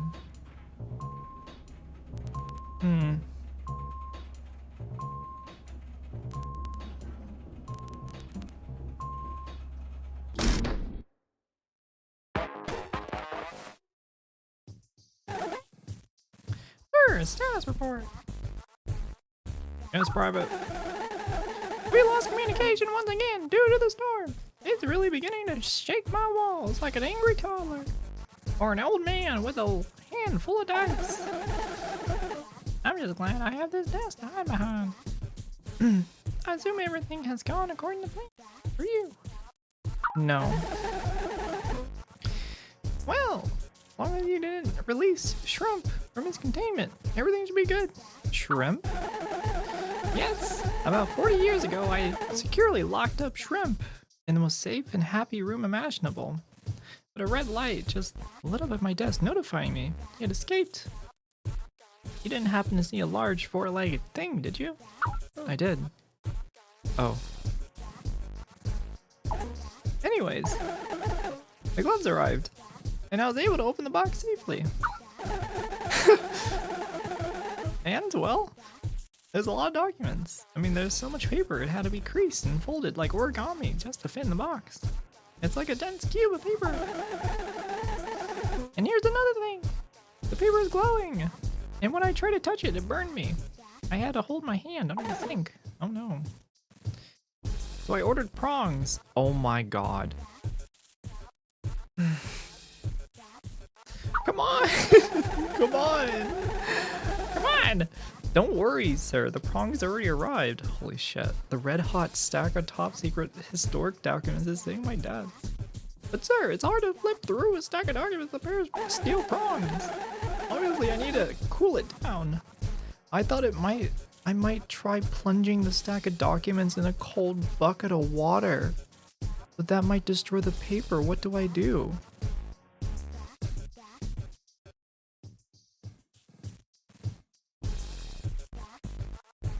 Give up? Oh, sir, but we have to find what killed you. Blow on it. Yes, yes. Like cooling a bowl of creamy potato. But that might take a little while, don't you think?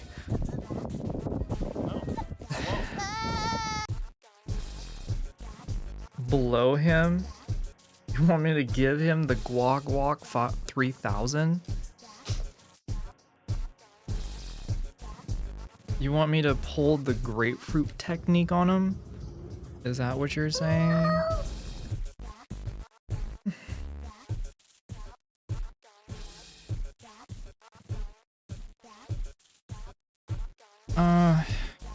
Why creamy potato? I don't know. Yes, there must be a better solution. I'll be back with you shortly. Oh, great. It wasn't even worth talking to him.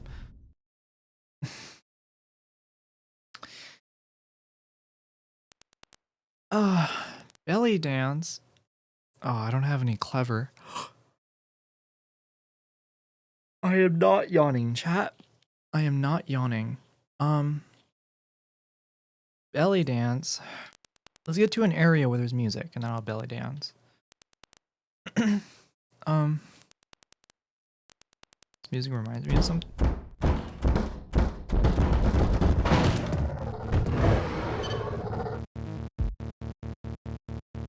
Kaboom.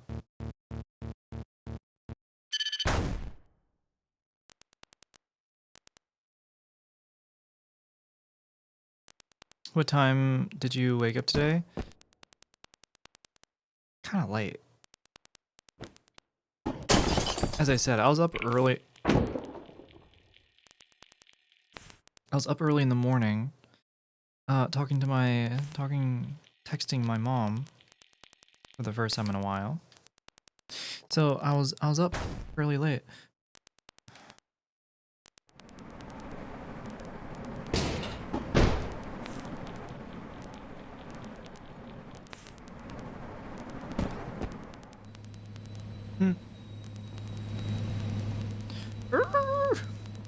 I can break this. How's Mama Soko? Not good. She thinks I'm living in the Matrix because I came out as trans to her. It's a whole thing. If you want to know more, definitely rewatch the VOD. I don't want to break away from the game right now.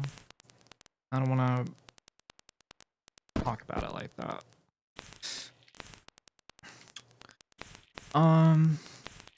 What I do want to do is figure out.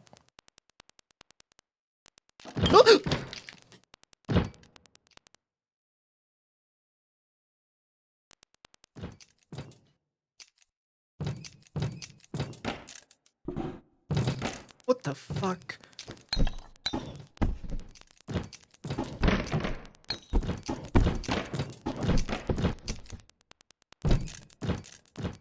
I thought he wanted to have dinner. I'm like, okay, I'm down.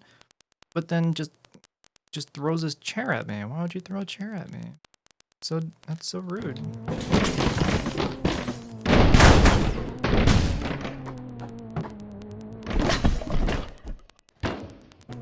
I'm at 40 health. This is not a good idea.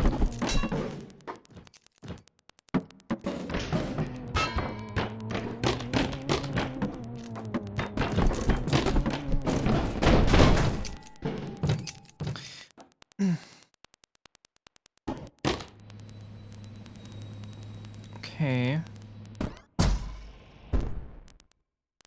Don't have a key though. Mama Soko said she was Morpheus and that Neo's the one and to escape from Zion. It was a whole thing. My mom is lost in the sauce. Talking about woke media and shit. I don't know. And how, because I'm living in my own world here, that I'm living like in a matrix or of some sort. I don't know what that means.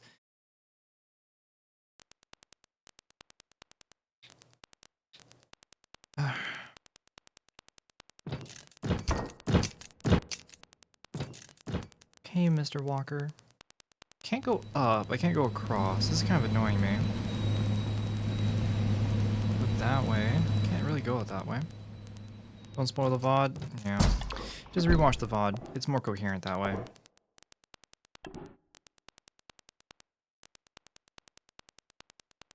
False reality. Yeah, more or less.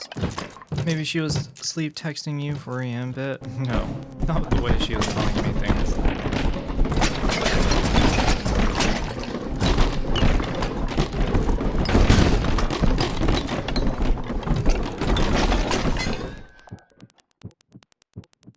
Hey, health!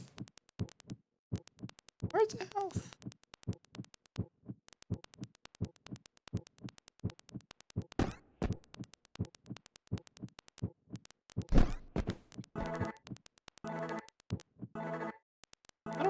there.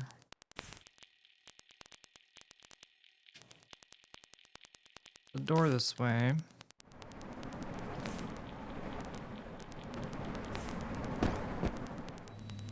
Right.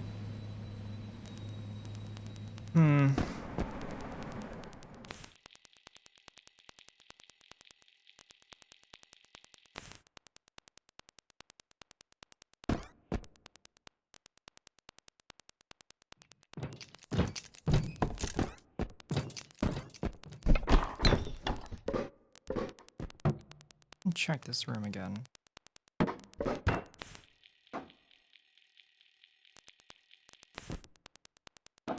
Why are there a bunch of magnets here?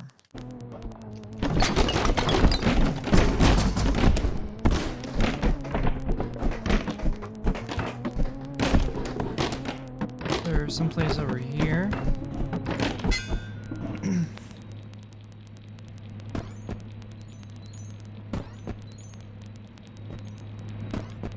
Oh, I can hear it. There's a chocolate bar back there. Bad I can't reach it.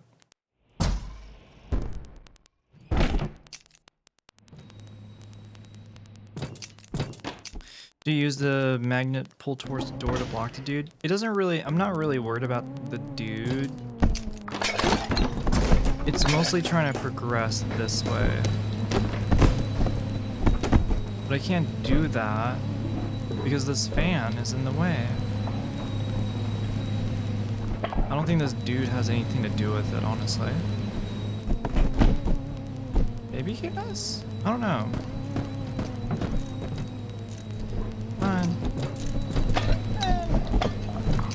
Can he hit me? Hit me this way. More! More! Oh my god, Chad, I got!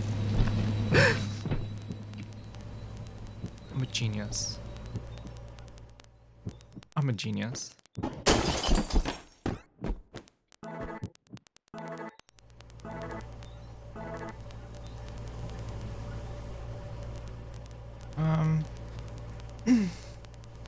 Oh, I need a magnet. Fuck. I was hanging onto a magnet too. If I bring a plant. No.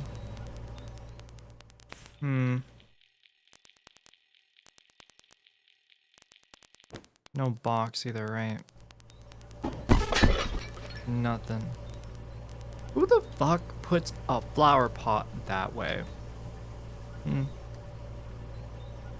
the fuck puts a flower pot like that?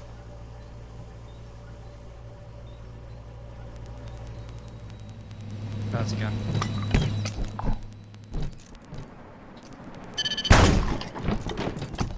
God damn it.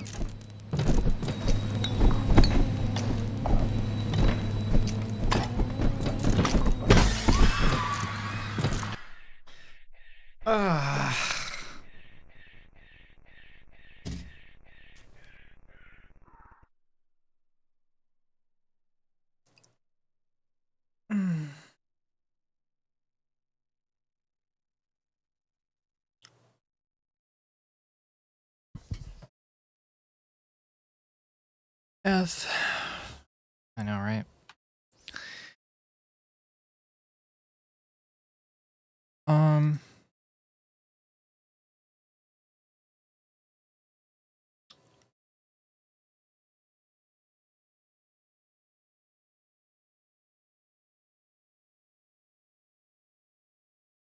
Chat, I think I'm gonna end stream. I gotta pack for a little trip for this week. And I'm starting to get a headache. I'm gonna turn lights here a little bit to right. I'm starting to get a little bit of a headache.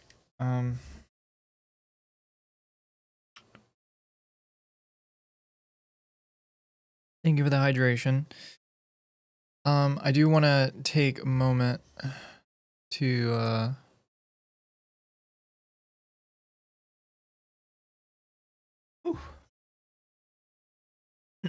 just want to take a moment to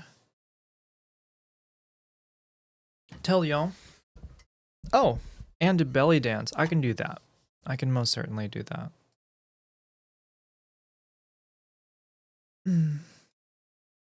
I think this one is good.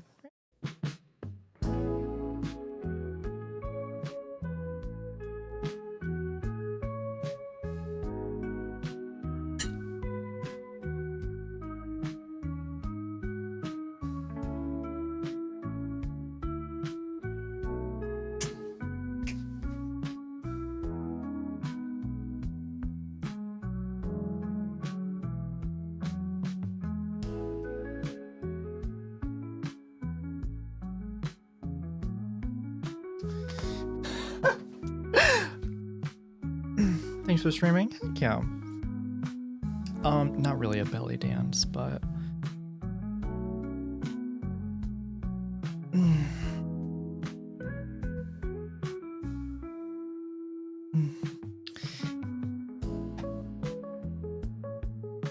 chat, this week I will still be streaming.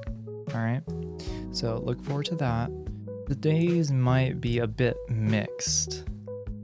I don't know which days I'm going to be most free, but I'm just going to aim to at least try to stream at least to my usual schedule as close as possible. IRL, one of them may be IRL. I don't know yet. I would have to do more testing. I'd want to test it out when I'm there, and then I will make a go-to or no-go on the whole idea. But I hope to do an IRL stream. I hope to, you know. Got a new pair, got some new lav mics. With my shitty phone. Hey, it won't be on my phone. It won't be on my phone, all right? But on that note, chat, I hope you all had a good time hanging out with me. I am going to go and do some packing tonight, so I'm not rushing tomorrow. You have a decent camera and mics. This is a decent camera, but for an IRL stream, I'll have to be on the phone.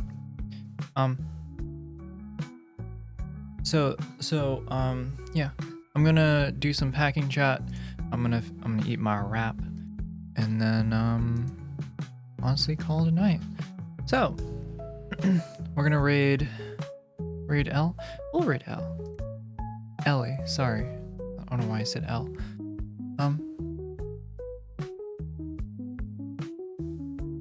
Playing Dark Souls? Hell yeah.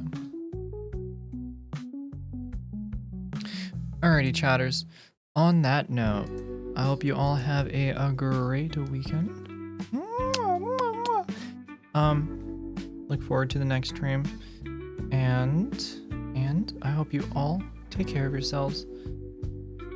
It is the holidays, so if it's good, it's good. If it's... Oh my goodness, Anon, thank you for the 25. $25. Safe travels. Oh shit, thank you. Thank you for this. Thank you for the 25. Heck yeah. I'm gonna absolutely use that money to get me some food on the way for the trip. I appreciate it. Let's raid. I'm gonna start the raid. Have a good night, Snowy. I don't have any last words.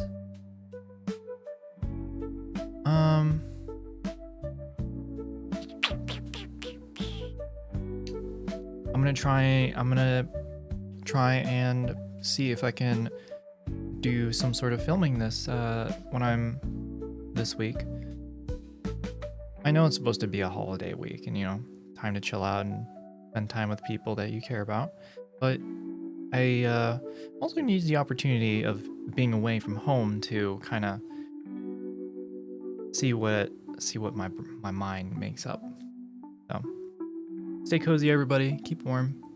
Have a good night, everybody. Have a good night, Cuddle Bear. Have a good night, Snowy. Have a good night, Nets. Have a good night, Vana. Just call out Maddie WWE style for wrestling match and end stream. Have a good night, hands. Take care, everybody. Bye. Bye. See you in the next one. Bye bye.